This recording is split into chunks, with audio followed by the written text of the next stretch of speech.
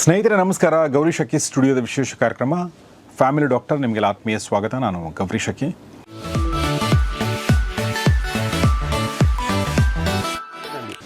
So ಇವತ್ತು ನಮ್ಮೊಂದಿಗೆ ವೃಕ್ಷ್ ಫರ್ಟಿಲಿಟಿಯ ಗೈನಕಾಲಜಿಸ್ಟ್ ಮತ್ತು ಚೀಫ್ ಫರ್ಟಿಲಿಟಿ ಸ್ಪೆಷಲಿಸ್ಟ್ ಆಗಿರುವಂಥ ಸ್ನೇಹ ಶೆಟ್ಟಿ ಅವರಿದ್ದಾರೆ. ಬನ್ನಿ ಅವ್ರನ್ನ ವೆಲ್ಕಮ್ ಮಾಡೋಣ. Madam, welcome to the show. ನಮಸ್ತೆ. ಸೊ ನಾನು ಫ್ಯಾಮಿಲಿ ಡಾಕ್ಟರ್ ಅಂದಾಗ ನಾವು ಫ್ಯಾಮಿಲಿ ಬಗ್ಗೆ ಮಾತಾಡ್ತಿರ್ತೀವಿ, ಅಂದರೆ ಆರೋಗ್ಯ ಸಮಸ್ಯೆಗಳ ಬಗ್ಗೆ ಮಾತಾಡೋಣ. ಬಟ್ ಫ್ಯಾಮಿಲಿ ಅಂದರೆ ಬೇಸಿಕಲಿ ಬರೋದೇ ಮಕ್ಕಳು ಅಲ್ವಾ? ಈಗ ಮದುವೆ ಆದವ್ರಿಗೆ ಕೇಳ್ತೀವಿ ಫ್ಯಾಮಿಲಿ ಯಾವಾಗ ಶುರು ಮಾಡ್ತಾ ಇದ್ದೀರಾ ಅಂಥೇಳಿ. ಸೊ ಅಂದರೆ ಮಕ್ಕಳು ಯಾವಾಗ ಮಾಡ್ಕೋತಾ ಇದ್ದೀರಾ ಅಂಥೇಳಿ.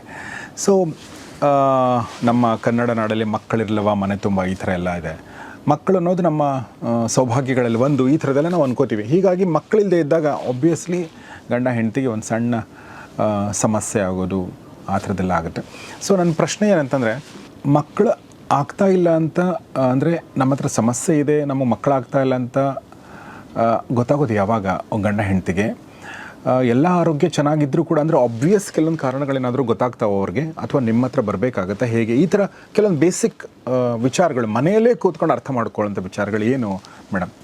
ಸೊ ನಾರ್ಮಲಿ ಒಂದು ದಾಂಪತ್ಯ, ಒಂದು ಕಪಲ್ ಮದುವೆ ಆಗಿ ಒಂದು ವರ್ಷ ಅವರು ಟ್ರೈ ಮಾಡ್ತಾ ಇದ್ದಾರೆ, ಯಾವುದೇ ರೀತಿ ಅವರು ಕಾಂಡಮ್ಸ್ ಇರಲಿ ಮಾತ್ರೆಗಳಿರಲಿ ಏನೂ ತಗೋತಾ ಇಲ್ಲ, ನಮಗೆ ಮಕ್ಕಳಾಗಬೇಕು ಅಂತ ಅವರು ನ್ಯಾಚುರಲ್ ಆಗಿ ಟ್ರೈ ಮಾಡ್ತಾ ಇದ್ದಾರೆ. ಒಂದು ವರ್ಷ ಆಗಿದೆ ಆದ್ರೂ ಅವ್ರಿಗೆ ಮಕ್ಕಳಾಗ್ತಾ ಇಲ್ಲ ಅಂದರೆ ಅವ್ರು ಬಂದು ಒಂದು ಫರ್ಟಿಲಿಟಿ ಡಾಕ್ಟರ್ನ ಕನ್ಸಲ್ಟ್ ಆಗಬೇಕು. ಇದು ಇಫ್ ಇನ್ ಕೇಸ್ ವೈಫ್ದು ಏಜ್ 30 ಇಯರ್ಸ್ಗಿಂತ ಕಡಿಮೆ ಇದ್ರೆ, ಆ 30 ವರ್ಷ ಅನ್ನೋದು ತುಂಬ ಇಂಪಾರ್ಟೆಂಟ್. 30 ವರ್ಷಕ್ಕಿಂತ ಜಾಸ್ತಿ ಆಗಿದೆ, ಈಗ 33 ಕ್ರಾಸ್ ಆಗಿದೆ ಅಂದರೆ ಅವ್ರಿಗೆ ಅವ್ರು ಬರೀ 6 ತಿಂಗಳು ಟ್ರೈ ಮಾಡಬೇಕು. ಯಾಕೆ? ನಮ್ಗೇನಾಗುತ್ತೆ, ಹುಡುಗಿಯವ್ರಿಗೆ ಹುಟ್ಟುವಾಗ ಇಷ್ಟೇ ಮೊಟ್ಟೆ ಅಂತ ಇರುತ್ತೆ, ಒಂದು ಫಿಕ್ಸ್ಡ್ ಅಮೌಂಟ್ ಆಫ್ ಎಗ್ಸ್ ಇರುತ್ತೆ. ಏಜ್ ಹೇಗೆ ಹೆಚ್ಚಾಗ್ತಾ ಇರುತ್ತೆ ಹಾಗಾಗಿ ಮೊಟ್ಟೆಗಳ ಸಂಖ್ಯೆ ಮತ್ತೆ ಕ್ವಾಲಿಟಿನೂ ಕಡಿಮೆ ಆಗುತ್ತೆ. ಸೊ ಅದಕ್ಕೆ ಏಜ್ ಅನ್ನೋದು ತುಂಬಾ ಇಂಪಾರ್ಟೆಂಟ್. ಈಗ ಇತ್ತೀಚಿನ ನಾವು ನೋಡಿದ್ರೆ ಎಲ್ಲರದು ಮದುವೆ ಲೇಟೇ ಆಗ್ತಾ ಇದೆ. ಅವ್ರದ್ದು ಮದುವೆ ಲೇಟ್ ಆಗಿದ್ದಾದ್ಮೇಲೆನೂ ಅವರು ಪ್ಲಾನ್ ಮಾಡೋಣ ಅಂದ್ರೂ ಸ್ವಲ್ಪ ಸೆಟಲ್ ಆಗಿದ್ದಾದ್ಮೇಲೆ ಪ್ಲಾನ್ ಮಾಡೋಣ ಅಂತ. ಸೊ ಬೈ ದ ಟೈಮ್ ಅವರು ಪ್ಲಾನ್ ಮಾಡಿದಷ್ಟು ತನಕ ತುಂಬಾ ಲೇಟ್ ಆಗ್ತಾ ಇದೆ. ಸೊ ಅದಕ್ಕೆ ಇದು ಏಜ್ ತುಂಬ ಇಂಪಾರ್ಟೆಂಟ್. ಆ್ಯಂಡ್ ಸೆಕೆಂಡ್, ನೀವು ಹೇಳಿದ ಪ್ರಕಾರ ಇಫ್ ಇನ್ ಕೇಸ್ ಅವ್ರಿಗೆ ಏನು ಆಬ್ವಿಯಸ್ ಹೆಲ್ತ್ ಪ್ರಾಬ್ಲಮ್ ಏನೂ ಇಲ್ಲ, ಅಂಥದ್ದವ್ರಿಗೆ ಇದು ಅಪ್ಲಿಕೇಬಲ್. ಎರಡನೇದು, ಆ ಋತುಚಕ್ರ ಪೀರಿಯಡ್ಸ್ ಅನ್ನೋದು ತಿಂಗಳು ಆಕೆಗೆ ಕರೆಕ್ಟಾಗಿ ಆಗ್ತಾ ಇದೆ ಅಂದರೆ ಇದು ಅಪ್ಲಿಕೇಬಲ್. ಈಗ ಅಕಸ್ಮಾತ್ ಸ್ವಲ್ಪ ಜನಗೆ ಏನಾಗುತ್ತೆ, ಆ ತಿಂಗಳು ಋತುಚಕ್ರ ಅನ್ನೋದೇ ಕರೆಕ್ಟಾಗಿ ಬರಲ್ಲ, 2 ತಿಂಗಳಿಗೊಮ್ಮೆ 3 ತಿಂಗಳಿಗೆ ಒಮ್ಮೆ ಆ ಥರ ಬರ್ತಾ ಇರುತ್ತೆ. ಅವ್ರಿಗೆ BP ಕಾಯಿಲೆ ಇಲ್ಲ, ಶುಗರ್, ಥೈರಾಯ್ಡ್ ಆ ಥರ ಎಲ್ಲ ಏನಾದ್ರು ಪ್ರಾಬ್ಲಮ್ ಇದೆ, ಫಿಟ್ಸ್ ಕಾಯಿಲೆಗಳು ಆ ಥರ ಏನಾದ್ರು ಇದೆ ಅಂದ್ರೂ ಅವರು ಇಮಿಡಿಯೇಟ್ ಆಗಿ ಡಾಕ್ಟರ್ ಹತ್ರ ಬರಬೇಕು. ನಮ್ಗೆ ಈ ಥರ ಪ್ರಾಬ್ಲಮ್ ಇದೆ, ನಾವು ಫ್ಯಾಮಿಲಿ ಪ್ಲ್ಯಾನ್ ಮಾಡಬೇಕಂತ ಅನ್ಕೊತಾ ಇದ್ದೀವಿ, ಒಂದು ಸ್ವಲ್ಪ ತೋರಿಸ್ಕೊಳ್ಳೋಣ ಅಂತ ದೇ ವಿಲ್ ಇಮಿಡಿಯೇಟ್ಲಿ ಒಂದ್ಸಲ ಬಂದು ಫರ್ಟಿಲಿಟಿ ಡಾಕ್ಟರ್ನ ಕನ್ಸಲ್ಟ್ ಮಾಡಬೇಕು. And from the husband side, ಗಂಡ ಸೈಡಿಂದ ನೋಡಿದರೆ ಅವ್ರ ಹಸ್ಬೆಂಡ್ ವೈಫ್ಗೆ ಸೇರ್ಲಿಕ್ಕೆ ಏನಾದರೂ ತೊಂದರೆ ಆಗ್ತಾ ಇದೆ, ಎರೆಕ್ಷನ್ ಪ್ರಾಬ್ಲಮ್, ಎಜಾಕ್ಯುಲೇಷನ್ ಪ್ರಾಬ್ಲಮ್, ಇಲ್ಲ ಅಂದರೆ ವೈಫ್ಗೆ ಸೇರುವಾಗ ತುಂಬ ನೋವು ಆಗ್ತಾ ಇದೆ, ಆ ಥರ ಏನಾದರೂ ಬೇಸಿಕ್ ಪ್ರಾಬ್ಲಮ್ಸ್ ಇದ್ರೂ ಒಂದ್ಸಲ ಬಂದು ನೀವು ತೋರಿಸ್ಕೊಂಡಿದ್ರೆ ಒಳ್ಳೆಯದು. ಭಾಳ ಸಿಂಪಲ್ ಆಗಿರುವಂಥ, ಭಾಳ ಕಾಮನ್ ಆಗಿರುವಂಥ ಪ್ರಾಬ್ಲಮ್ಗಳನ್ನ ನೀವು ಹೇಳಿದ್ರಿ. ಭಾಳಷ್ಟು ಜನರಿಗೆ ಈ ಸಮಸ್ಯೆಗಳು ಇರ್ತಾವಂತ ಅನ್ಸುತ್ತೆ. ಯಾಕೆಂದರೆ ಅವ್ರಿಗೆ ಏನು ಸಮಸ್ಯೆ ಅಂತಲೇ ಗೊತ್ತಾಗದೇ ಇರುವಂಥದ್ದು ಒಂದು ದೊಡ್ಡ ಸಮಸ್ಯೆನೇ ಅಲ್ವಾ? ಸೊ ಅವ್ರು ಯಾರ ಹತ್ರ ಆದರೂ ಮಾತಾಡಿದಾಗ ಅಥವಾ ಈ ಥರ ವೀಡಿಯೋಗಳು ನೋಡಿದಾಗ ನಮಗೂ ಈ ಸಮಸ್ಯೆ ಇದೆಯಲ್ವಾ ಅಂತ ಅನ್ನಿಸ್ಬೋದು ಅಂತ ನನಗನ್ಸುತ್ತೆ. ತುಂಬ ಚೆನ್ನಾಗಿ ಹೇಳಿದ್ರಿ. ಇನ್ನೂ 2 ಪ್ರಶ್ನೆ ನನ್ನ ಮನಸ್ಸಿಗೆ ಬಂದರು. ಒಂದೇನೆಂದರೆ, ಇದರಲ್ಲಿ 2 ನಾನು ಪಾಯಿಂಟನ್ನು ಅರ್ಥ ಮಾಡಿಕೊಂಡೆ. ನಿಮ್ಮ ವಯಸ್ಸು 30-33 ದಾಟಿದರೆ, ಅದಕ್ಕಿಂತ ಕಡಿಮೆ ಇದ್ದರೆ 1 ವರ್ಷ ತನಕ ನೀವು ಟ್ರೈ ಮಾಡಿ, ಆಮೇಲೆ ನೀವು ಬನ್ನಿ. ನಿಮ್ಮದು ವಯಸ್ಸೇನಾದರೂ ಎಸ್ಪೆಷಲಿ ಹುಡುಗಿ ವಯಸ್ಸು 33 ದಾಟಿದರೆ, ಮದುವೆಯಾಗಿ 6 ತಿಂಗಳಿಗೆ ನಿಮಗೇನೋ ರಿಸಲ್ಟ್ ಬರಲಿಲ್ಲ ಅಂದರೆ ದಯವಿಟ್ಟು ಬಂದು ಡಾಕ್ಟರ್ನ ಕನ್ಸಲ್ಟ್ ಮಾಡಿ. That is very very important. So ಆಮೇಲೆ ಆಬ್ವಿಯಸ್ ಹೆಲ್ತ್ ರೀಸನ್ ಇಲ್ಲದೆ ಸಮಸ್ಯೆಗಳಿಲ್ಲದೆ ಇದ್ದಾಗ, ಸಮಸ್ಯೆಗಳಿದ್ದರೂ ನೀವು ಬರಲೇಬೇಕಾಗತ್ತೆ. ಓಕೆ, ಈಗ ಒಂದು ಪ್ರಶ್ನೆ ನನ್ನ ಮನಸ್ಸಿಗೆ ಬಂದಿರುವಂಥದ್ದು ಏನಂತಂದರೆ, ಇಲ್ಲಿ ಗಂಡ ಹೆಂಡತಿ ನಾವು ಅನ್ಕೋತಾ ಇದ್ದೀವಿ, ಇವರು ಕೆಲವೊಂದು ಸಲ ರಿಲೇಟಿವ್ಸ್ ಆಗಿರ್ತಾರೆ. ಓಕೆ, ಅಂಥವ್ರಿಗೆ ಏನಾದರೂ ಜಾಸ್ತಿ ಈ ಥರ ಸಮಸ್ಯೆಗಳು ಬರ್ತಾವ? ಆ ಥರದ್ದು ಏನಾದರೂ ಇದೆಯಾ? ಇದು ತುಂಬ ಕಾಮನ್, ಎಸ್ಪೆಷಲಿ ನಮ್ಮ ಇಂಡಿಯಾನಲ್ಲಿ ರಿಲೇಷನ್ನಲ್ಲಿ ಮದುವೆ ಆಗೋದು, ಮಾಮನ ಮದುವೆ ಮಾಡೋದು ಆ ಥರ ಎಲ್ಲ ಆಗೋದು ತುಂಬ ಕಾಮನ್. ಸೊ ಅಂಥದ್ದವ್ರಿಗೆ ಏನಾಗುತ್ತೆ, ಜೆನೆಟಿಕ್ ಸಮಸ್ಯೆಗಳನ್ನೋದು ತುಂಬ ರಿಸ್ಕ್ ಜಾಸ್ತಿ ಇರುತ್ತೆ ಅವ್ರಿಗೆ. ಇಫ್ ಇನ್ ಕೇಸ್ ಮಗು ಆಗಿದ್ರೂ ಮಗುನಲ್ಲಿ ಸ್ವಲ್ಪ ಜೆನೆಟಿಕ್ ಪ್ರಾಬ್ಲಮ್ ಇರೋದು ತುಂಬ ಕಾಮನ್ ಆಗ್ಬೋದು. ಸೊ ಅಂಥದ್ದವರಿಗೆ ನಾವು ಒಂದ್ಸಲ ಬಂದುಬಿಟ್ಟು ಬೇಸಿಕ್ ಟೆಸ್ಟಿಂಗ್ ಮಾಡಿಸ್ತೀವಿ. ಅದ್ರ ಜೊತೆಗೆ ನಾವು ಕ್ಯಾರಿಯರ್ ಸ್ಕ್ರೀನಿಂಗ್ ಅಂತ ಸ್ವಲ್ಪ ಅಡ್ವಾನ್ಸ್ ಜೆನೆಟಿಕ್ ಟೆಸ್ಟಿಂಗನ್ನು ಮಾಡ್ಬೋದು. ಜೊತೆಗೆ ಅದರಲ್ಲೇ ಏನಾದ್ರು ರಿಸಲ್ಟ್ನಲ್ಲಿ ಪಾಸಿಟಿವ್ ಬಂದರೆ ಅವರು ಏನಾದ್ರು ಅಡ್ವಾನ್ಸ್ ಟ್ರೀಟ್ಮೆಂಟ್ ತಗೊಂಡು ಆ ಭ್ರೂಣ ಮೇಲೆ ಹಾಕೋಕ್ಕಿಂತ ಮುಂಚೆ ಭ್ರೂಣ ಮೇಲೇನೆ ಜೆನೆಟಿಕ್ ಟೆಸ್ಟ್ ಮಾಡಿಬಿಟ್ಟು ಪ್ರಾಬ್ಲಮ್ನ ಐಡೆಂಟಿಫೈ ಮಾಡಿ, ಈ ಸಮಸ್ಯೆಗಳು ಈ ಎಂಬ್ರಿಯೋ ಮೇಲ್ನಲ್ಲಿ ಇದೆ ಅಂದರೆ ಅದು ನಾವು ಹಾಕಲ್ಲ. ಯಾವುದು ಹೆಲ್ದಿ ಎಂಬ್ರಿಯೋ ಇದೆ ಅದನ್ನು ನಾವು ಟ್ರಾನ್ಸ್ಫರ್ ಮಾಡಿದರೆ ಜೆನೆಟಿಕ್ ಸಮಸ್ಯೆಗಳನ್ನೋದು ಟ್ರಾನ್ಸ್ಫರ್ ಆಗೋದು ತುಂಬ ಕಡಿಮೆ ಆಗಿಬಿಡುತ್ತೆ. ಓಕೆ. ಸೊ ತುಂಬ ನಾನು ಡೈರೆಕ್ಟ್ ಪ್ರಶ್ನೆ ಯಾಕೆ ಕೇಳಿದೆ ಅಂದರೆ ಇದು ತುಂಬ ಜನ ನಮ್ಮ ಕರ್ನಾಟಕದಲ್ಲಿ ತುಂಬ ಜನ ಭಾಳಷ್ಟು ಭಾರತದಲ್ಲಿ ಈ ಥರದ್ದಿದೆ ಅಂತ ಅನಿಸುತ್ತೆ. ಸೊ ಅದನ್ನು ತುಂಬ ಚೆನ್ನಾಗಿ ಹೇಳಿದ್ರು ಮೇಡಮ್. ಈಗ ನಾನು ನೆಕ್ಸ್ಟ್ ಪ್ರಶ್ನೆ ಕೇಳುವಂಥದ್ದು, ಈಗ ಎಂಬ್ರಿಯೋ ಅಂತ ನೀವು ಹೇಳಿದ್ರಿ, ಅದನ್ನು ಒಳಗಡೆ ಹಾಕೋದು ಈ ಥರ ಹೇಳಿದ್ರಿ, ಇದೆಲ್ಲ ಹೇಳಿದಾಗ ಸ್ವಲ್ಪ ಕಾಂಪ್ಲಿಕೇಶನ್ ಅನಿಸುತ್ತೆ. ಇದು ಕಷ್ಟನಾ ಇದು ತುಂಬ ಅನ್ನೋ ಒಂದು ಮನಸ್ಸಿಗೆ ಬರುತ್ತೆ. ಹೀಗಾಗಿ ನಾನು ಇನ್ನೊಂದು ಭಾಳ ಸಿಂಪಲ್ ಪ್ರಶ್ನೆ, ನೇರವಾದ ಪ್ರಶ್ನೆ ಕೇಳೋಕ್ಕೆ ಇಷ್ಟಪಡ್ತೀನಿ. ಅದೇನೆಂದರೆ, ಏನು ಮಾಡ್ತೀರಾ ನೀವು, ಅಂದರೆ ಏನು ಟೆಸ್ಟ್ ಮಾಡ್ತೀರಾ ಟು ಅಂಡರ್ಸ್ಟ್ಯಾಂಡ್ ದ ಪ್ರಾಬ್ಲಮ್, ಏನು ಟೆಸ್ಟ್ ಮಾಡ್ತೀರಾ? ಎರಡನೇದು, ಟು ಸಾಲ್ವ್ ದ ಪ್ರಾಬ್ಲಮ್ ಏನು ಟೆಸ್ಟ್ಗಳು, ಬೇಸಿಕ್ಕಾಗಿ ಏನು ಯಾವ ಮೆಥಡ್ಗಳಿದೆ ಅದ್ರ ಬಗ್ಗೆ ಏನಾದರೂ ಹೇಳ್ಬೋದಾ? ಓಕೆ, ಫಸ್ಟ್ ಟೆಸ್ಟ್ಗಳ ಬಗ್ಗೆ ಮಾತಾಡೋಣ. ಒಂದು ದಾಂಪತ್ಯ ಅವರು ಫರ್ಟಿಲಿಟಿ ಸೆಂಟರ್ ಹಾಸ್ಪಿಟಲ್ಗೆ ಬಂದರೆ ನಾವು ಫಸ್ಟ್ ಇಬ್ಬರದು ಬೇಸಿಕ್ ಟೆಸ್ಟ್ ಮಾಡ್ತೀವಿ. ನಂಬರ್ 1 ಅವ್ರದ್ದು ಹೆಲ್ತ್ ಹೇಗಿದೆ, ಹಿಮೋಗ್ಲೋಬಿನ್, ಥೈರಾಯ್ಡ್, ಶುಗರ್, ಪ್ರೋಲ್ಯಾಕ್ಟಿನ್ ಅಂತ ಬೇಸಿಕ್ ಟೆಸ್ಟ್ಗಳಿರುತ್ತೆ. ಆ ಟೆಸ್ಟ್ ಎಲ್ಲ ಚೆಕ್ ಮಾಡಿ ಏನು ಕಾಯಿಲೆಗಳಿಲ್ಲ ಅಂತ ಅದು ಚೆಕ್ ಮಾಡ್ತೀವಿ. ಎರಡನೇದು ಹಾರ್ಮೋನ್ ಟೆಸ್ಟ್ ಮಾಡ್ತೀವಿ. ಈಗ ಫಾರ್ ಮೆನ್ ಸೀಮೆನ್ ಅನಾಲಿಸಿಸ್, ಕಣ ಪರೀಕ್ಷೆಗಳಂತ ಇರುತ್ತೆ. ಅದನ್ನ ನಾವು ಸೀಮೆನ್ ಸ್ಯಾಂಪಲ್ನ ವೀರ್ಯ ಪರೀಕ್ಷೆನ ನಾವು ಮೈಕ್ರೋಸ್ಕೋಪ್ ಕೆಳಗಡೆ ನಾವು ನೋಡಿದರೆ ಆಂಡ್ರಾಲಜಿಸ್ಟ್, ಸ್ಪರ್ಮ್ ಡಾಕ್ಟರ್ ಅವ್ರು ಚೆಕ್ ಮಾಡ್ತಾರೆ. ಚೆಕ್ ಮಾಡಿ ಎಷ್ಟು ಕಣ ಇದೆ, ಅದರಲ್ಲಿ ಮೂವೀಸ್ನಲ್ಲಿ ತೋರಿಸ್ತಾರಲ್ಲ ಸ್ವಿಮ್ ಮಾಡ್ಕೊತ ಮುಂದಕ್ಕೆ ಹೋಗಬೇಕು, ಆ ಥರ ಚಲನೆ ಶಕ್ತಿ ಚೆನ್ನಾಗಿರಬೇಕು, 30% ಚಲನೆ ಶಕ್ತಿ ಚೆನ್ನಾಗಿರಬೇಕು, ಇನ್ಫೆಕ್ಷನ್ ಏನು ಇರಬಾರ್ದು. ಈ ಥರ ಎಲ್ಲ ನಾವು ವೀರ್ಯ ಪರೀಕ್ಷೆ ಮಾಡಿ ನಮಗೆ ಗೊತ್ತಾಗುತ್ತೆ. ಈಗ ವುಮೆನ್ಗೆ, ಹೆಂಡತಿಗೆ ಆ ಥರ ಏನೂ ಇಲ್ಲ. ಸೊ ನಾವು ಹಾರ್ಮೋನ್ ಟೆಸ್ಟ್ ಮಾಡಬೇಕು, ಪ್ಲಸ್ ಬೇಸಿಕ್ ಸ್ಕ್ಯಾನ್ ಮಾಡಬೇಕು. ಹಾರ್ಮೋನ್ ಟೆಸ್ಟ್ನಲ್ಲಿ ನಮಗೆ ಹಾರ್ಮೋನಲ್ ಇಂಬ್ಯಾಲೆನ್ಸ್ ಇದೆಯಾ, ಮೊಟ್ಟೆ ಕ್ವಾಲಿಟಿ ಹೇಗಿದೆ ಅಂತ AMH ಅಂತ ಒಂದು ಪರೀಕ್ಷೆಯಿಂದ ಗೊತ್ತಾಗುತ್ತೆ. ಎರಡನೇದು ಸ್ಕ್ಯಾನ್ ಮಾಡಿದರೆ ಗರ್ಭಕೋಶ ಹೇಗಿದೆ, ಅಂಡಾಶೀಲನಲ್ಲಿ ಫಾಲಿಕಲ್ಸ್ ಅಂತ ಹೇಳ್ತೀವಿ. ಆ ಫಾಲಿಕಲ್ ನಂಬರ್ ಅವ್ರ ಏಜ್ ಪ್ರಕಾರ ಇಷ್ಟಿರಬೇಕು ಅಂತ ಇರುತ್ತೆ. ಇಲ್ಲಿ 10, ಇಲ್ಲಿ 10, ಇಲ್ಲ ತುಂಬ ಕಡಿಮೆ ಇದೆಯಾ, ಇಲ್ಲ ತುಂಬ ಜಾಸ್ತಿ ಇದೆಯಾ ಏನು ಅಂತ ಅದು ನಾವು ಸ್ಕ್ಯಾನ್ನಲ್ಲಿ ಬೇಸಿಕ್ ಇವ್ಯಾಲ್ಯೂಯೇಷನ್ ಮಾಡ್ತೀವಿ. ಅಂಡಾಣುಗಳ ಸಂಖ್ಯೆ ಹೇಳ್ತಾರದ ನೀವು? ಹೌದು. ಸೊ ಪ್ರತಿ ಎಗ್ಸ್ ನಮಗೆ ಕಾಣಲ್ಲ. ಈಗ ನಮಗೆ ಬ್ಯಾಕ್ಟೀರಿಯಾ, ವೈರಸ್ ಹೇಗೆ ಕಾಣಲ್ಲ, ವೀರ್ಯ ಪರೀಕ್ಷೆ ಮಾಡಿದ್ರೇನೆ ಅದರಲ್ಲೇ ನಮಗೆ ಸ್ಪರ್ಮ್ಸ್ ಅನ್ನೋದು, ವೀರ್ಯ ಅನ್ನೋದು ಕಾಣಿಸುತ್ತೆ. ಇಲ್ಲಾಂದರೆ ಅದನ್ನು ನಮಗೆ ಕಾಣಲ್ಲ. ಹಾಗೆ ಸ್ಕ್ಯಾನ್ನಲ್ಲಿ ನಮಗೆ ಗರ್ಭಕೋಶ ಬಾಜು ಓವರೀಸ್ ಅಂತ ಇರುತ್ತೆ. ಅಂಡಾಶೀಲನಲ್ಲಿ ಬರೀ ಬ್ಲ್ಯಾಕ್ ರೌಂಡ್ ಫಾಲಿಕಲ್ ಇರುತ್ತೆ. ಆ ಫಾಲಿಕಲ್ ಒಳಗಡೆ ಎಗ್ ನಮಗೆ ಕಾಣಲ್ಲ, ಬರೀ ಫಾಲಿಕಲ್ಸ್ ಅಂತ ಕಾಣುತ್ತೆ. ಯಾಕಂದ್ರೆ ಎಗ್ ರಿಲೀಸ್ ಆಗೋ ತಿಂಗಳಿಗೆ ಒಂದ್ಸಲ ಮಾತ್ರ. ಹೌದು, ಅದು ಫಾಲಿಕಲ್ ಸ್ಲೋಲಿ ಒಂದು ಯಾವುದೋ ಕಡೆ right side or left side ಒಂದು ಫಾಲಿಕಲ್ ಗ್ರೋ ಆಗಿ ಒಂದು ಬೆಲೂನ್ ತರ ಒಂದು ದಪ್ಪ ಆಗಿ ಅದು ರಪ್ಚರ್ ಆಗುತ್ತೆ. ಸೊ ಅದ್ರ ಒಳಗಡೆ ಮೊಟ್ಟೆ ಇದ್ರೆ ಅದು ಹೊರಗೆ ಬಂದಿಡುತ್ತೆ. ಆ ಪ್ರಾಸೆಸ್ನ, ಈ ರಪ್ಚರ್ ಆಗೋ ಪ್ರಾಸೆಸ್ನ ಓವ್ಯುಲೇಷನ್ ಅಂತ ಹೇಳ್ತೀವಿ. ಸೊ ಅದನ್ನ ಎಗ್ ರಿಲೀಸ್ ಆಗೋ ಟೈಮ್ ಅಂತ ಹೇಳ್ತೀವಿ. ಸೊ ಇದು ನಾವು ಸ್ಕ್ಯಾನ್ ನಲ್ಲಿ ನೋಡಿದ್ರೆ ನಮ್ಗೆ ಗೊತ್ತಾಗ್ಬಿಡುತ್ತೆ, ಈಕಿಗೆ ಮೊಟ್ಟೆ ಫಾಲಿಕಲ್ ಗ್ರೋ ಆಗಿ ಮೊಟ್ಟೆ ರಿಲೀಸ್ ಆಗ್ತಾ ಇದೆಯಾ ಇಲ್ಲ ಅಂತ. So basic scan. ಸೊ ಇಬ್ರಿಗೆ ಫಸ್ಟ್ ಬೇಸಿಕ್ ಹೆಲ್ತ್, ಹಸ್ಬೆಂಡ್ಗೆ ವೀರ್ಯ ಪರೀಕ್ಷೆ, ವೈಫ್ಗೆ ಸ್ಕ್ಯಾನ್ ಮತ್ತೆ ಹಾರ್ಮೋನ್ ಟೆಸ್ಟ್. ಸೊ ಇದು ಸಿಂಪಲ್ ಇವ್ಯಾಲ್ಯೂಯೇಷನ್.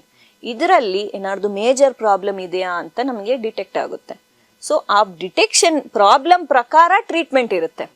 ಟ್ರೀಟ್ಮೆಂಟ್ ಅನ್ನೋದು 3. ಫಸ್ಟ್ ನ್ಯಾಚುರಲ್ ಕನ್ಸೆಪ್ಷನ್, ನ್ಯಾಚುರಲ್ಗೆ ಟ್ರೈ ಮಾಡೋದು. ಅವರು ಹಸ್ಬೆಂಡ್ ವೈಫ್ ಈ ಟೈಮ್ನಲ್ಲಿ ಸೇರಿದ್ರೆ ಕರೆಕ್ಟಾಗಿ ಅವ್ರಿಗೆ ಚಾನ್ಸಸ್ ಜಾಸ್ತಿ ಇದೆ. ಸೊ ನಾನು ಓವ್ಯುಲೇಷನ್ ಅಂತ ಹೇಳಿದ್ನಲ್ಲ, ಈ ಮೊಟ್ಟೆ ರಿಲೀಸ್ ಆಗೋ ಟೈಮ್ನಲ್ಲಿ ಅವರಿಬ್ರು ಗಂಡ ಹೆಂಡತಿ ಸೇರಿದ್ರೆ ಚಾನ್ಸಸ್ ಜಾಸ್ತಿ ಇರುತ್ತೆ. ಇದು ನನಗೆ ಹೇಳಿ, ಇದನ್ನ ಸ್ವಲ್ಪ ಎಲಾಬರೇಟ್ ಮಾಡಿ. ಅಂದರೆ ಓವಲೇಷನ್ ಟೈಮಲ್ಲೇ ಸೇರ್ಬೇಕಾ? ಓವಲೇಷನ್ ಎಷ್ಟು ದಿನ ಅದೊಂದು ಟೈಮ್ ಇರುತ್ತೆ, ಡ್ಯೂರೇಷನ್ ಏನಿರುತ್ತೆ? ಅದು ಅರೌಂಡ್ 5 to 7 ಡೇಸ್ ಇರುತ್ತೆ. ನ್ಯಾಚುರಲಿ ಎಲ್ಲರೂ ಬಂದ್ಬಿಟ್ಟು ಈ ಟೈಮ್ನಲ್ಲಿ ಸೇರ್ಬೇಕಂತ ಇರಲ್ಲ. ಫರ್ಟೈಲ್ ವಿಂಡೋ ಅಂತ ಹೇಳ್ತೀವಿ. ತಿಂಗಳ ಕರೆಕ್ಟಾಗಿ ಪೀರಿಯಡ್ ಆಗ್ತಾ ಇದೆ ಅಂದರೆ ಈ ಟೈಮ್ನಲ್ಲಿ ಅವರು ಸೇರಿದ್ರೆ ಅವ್ರದ್ದು ಚಾನ್ಸಸ್ ಜಾಸ್ತಿ ಇರುತ್ತೆ.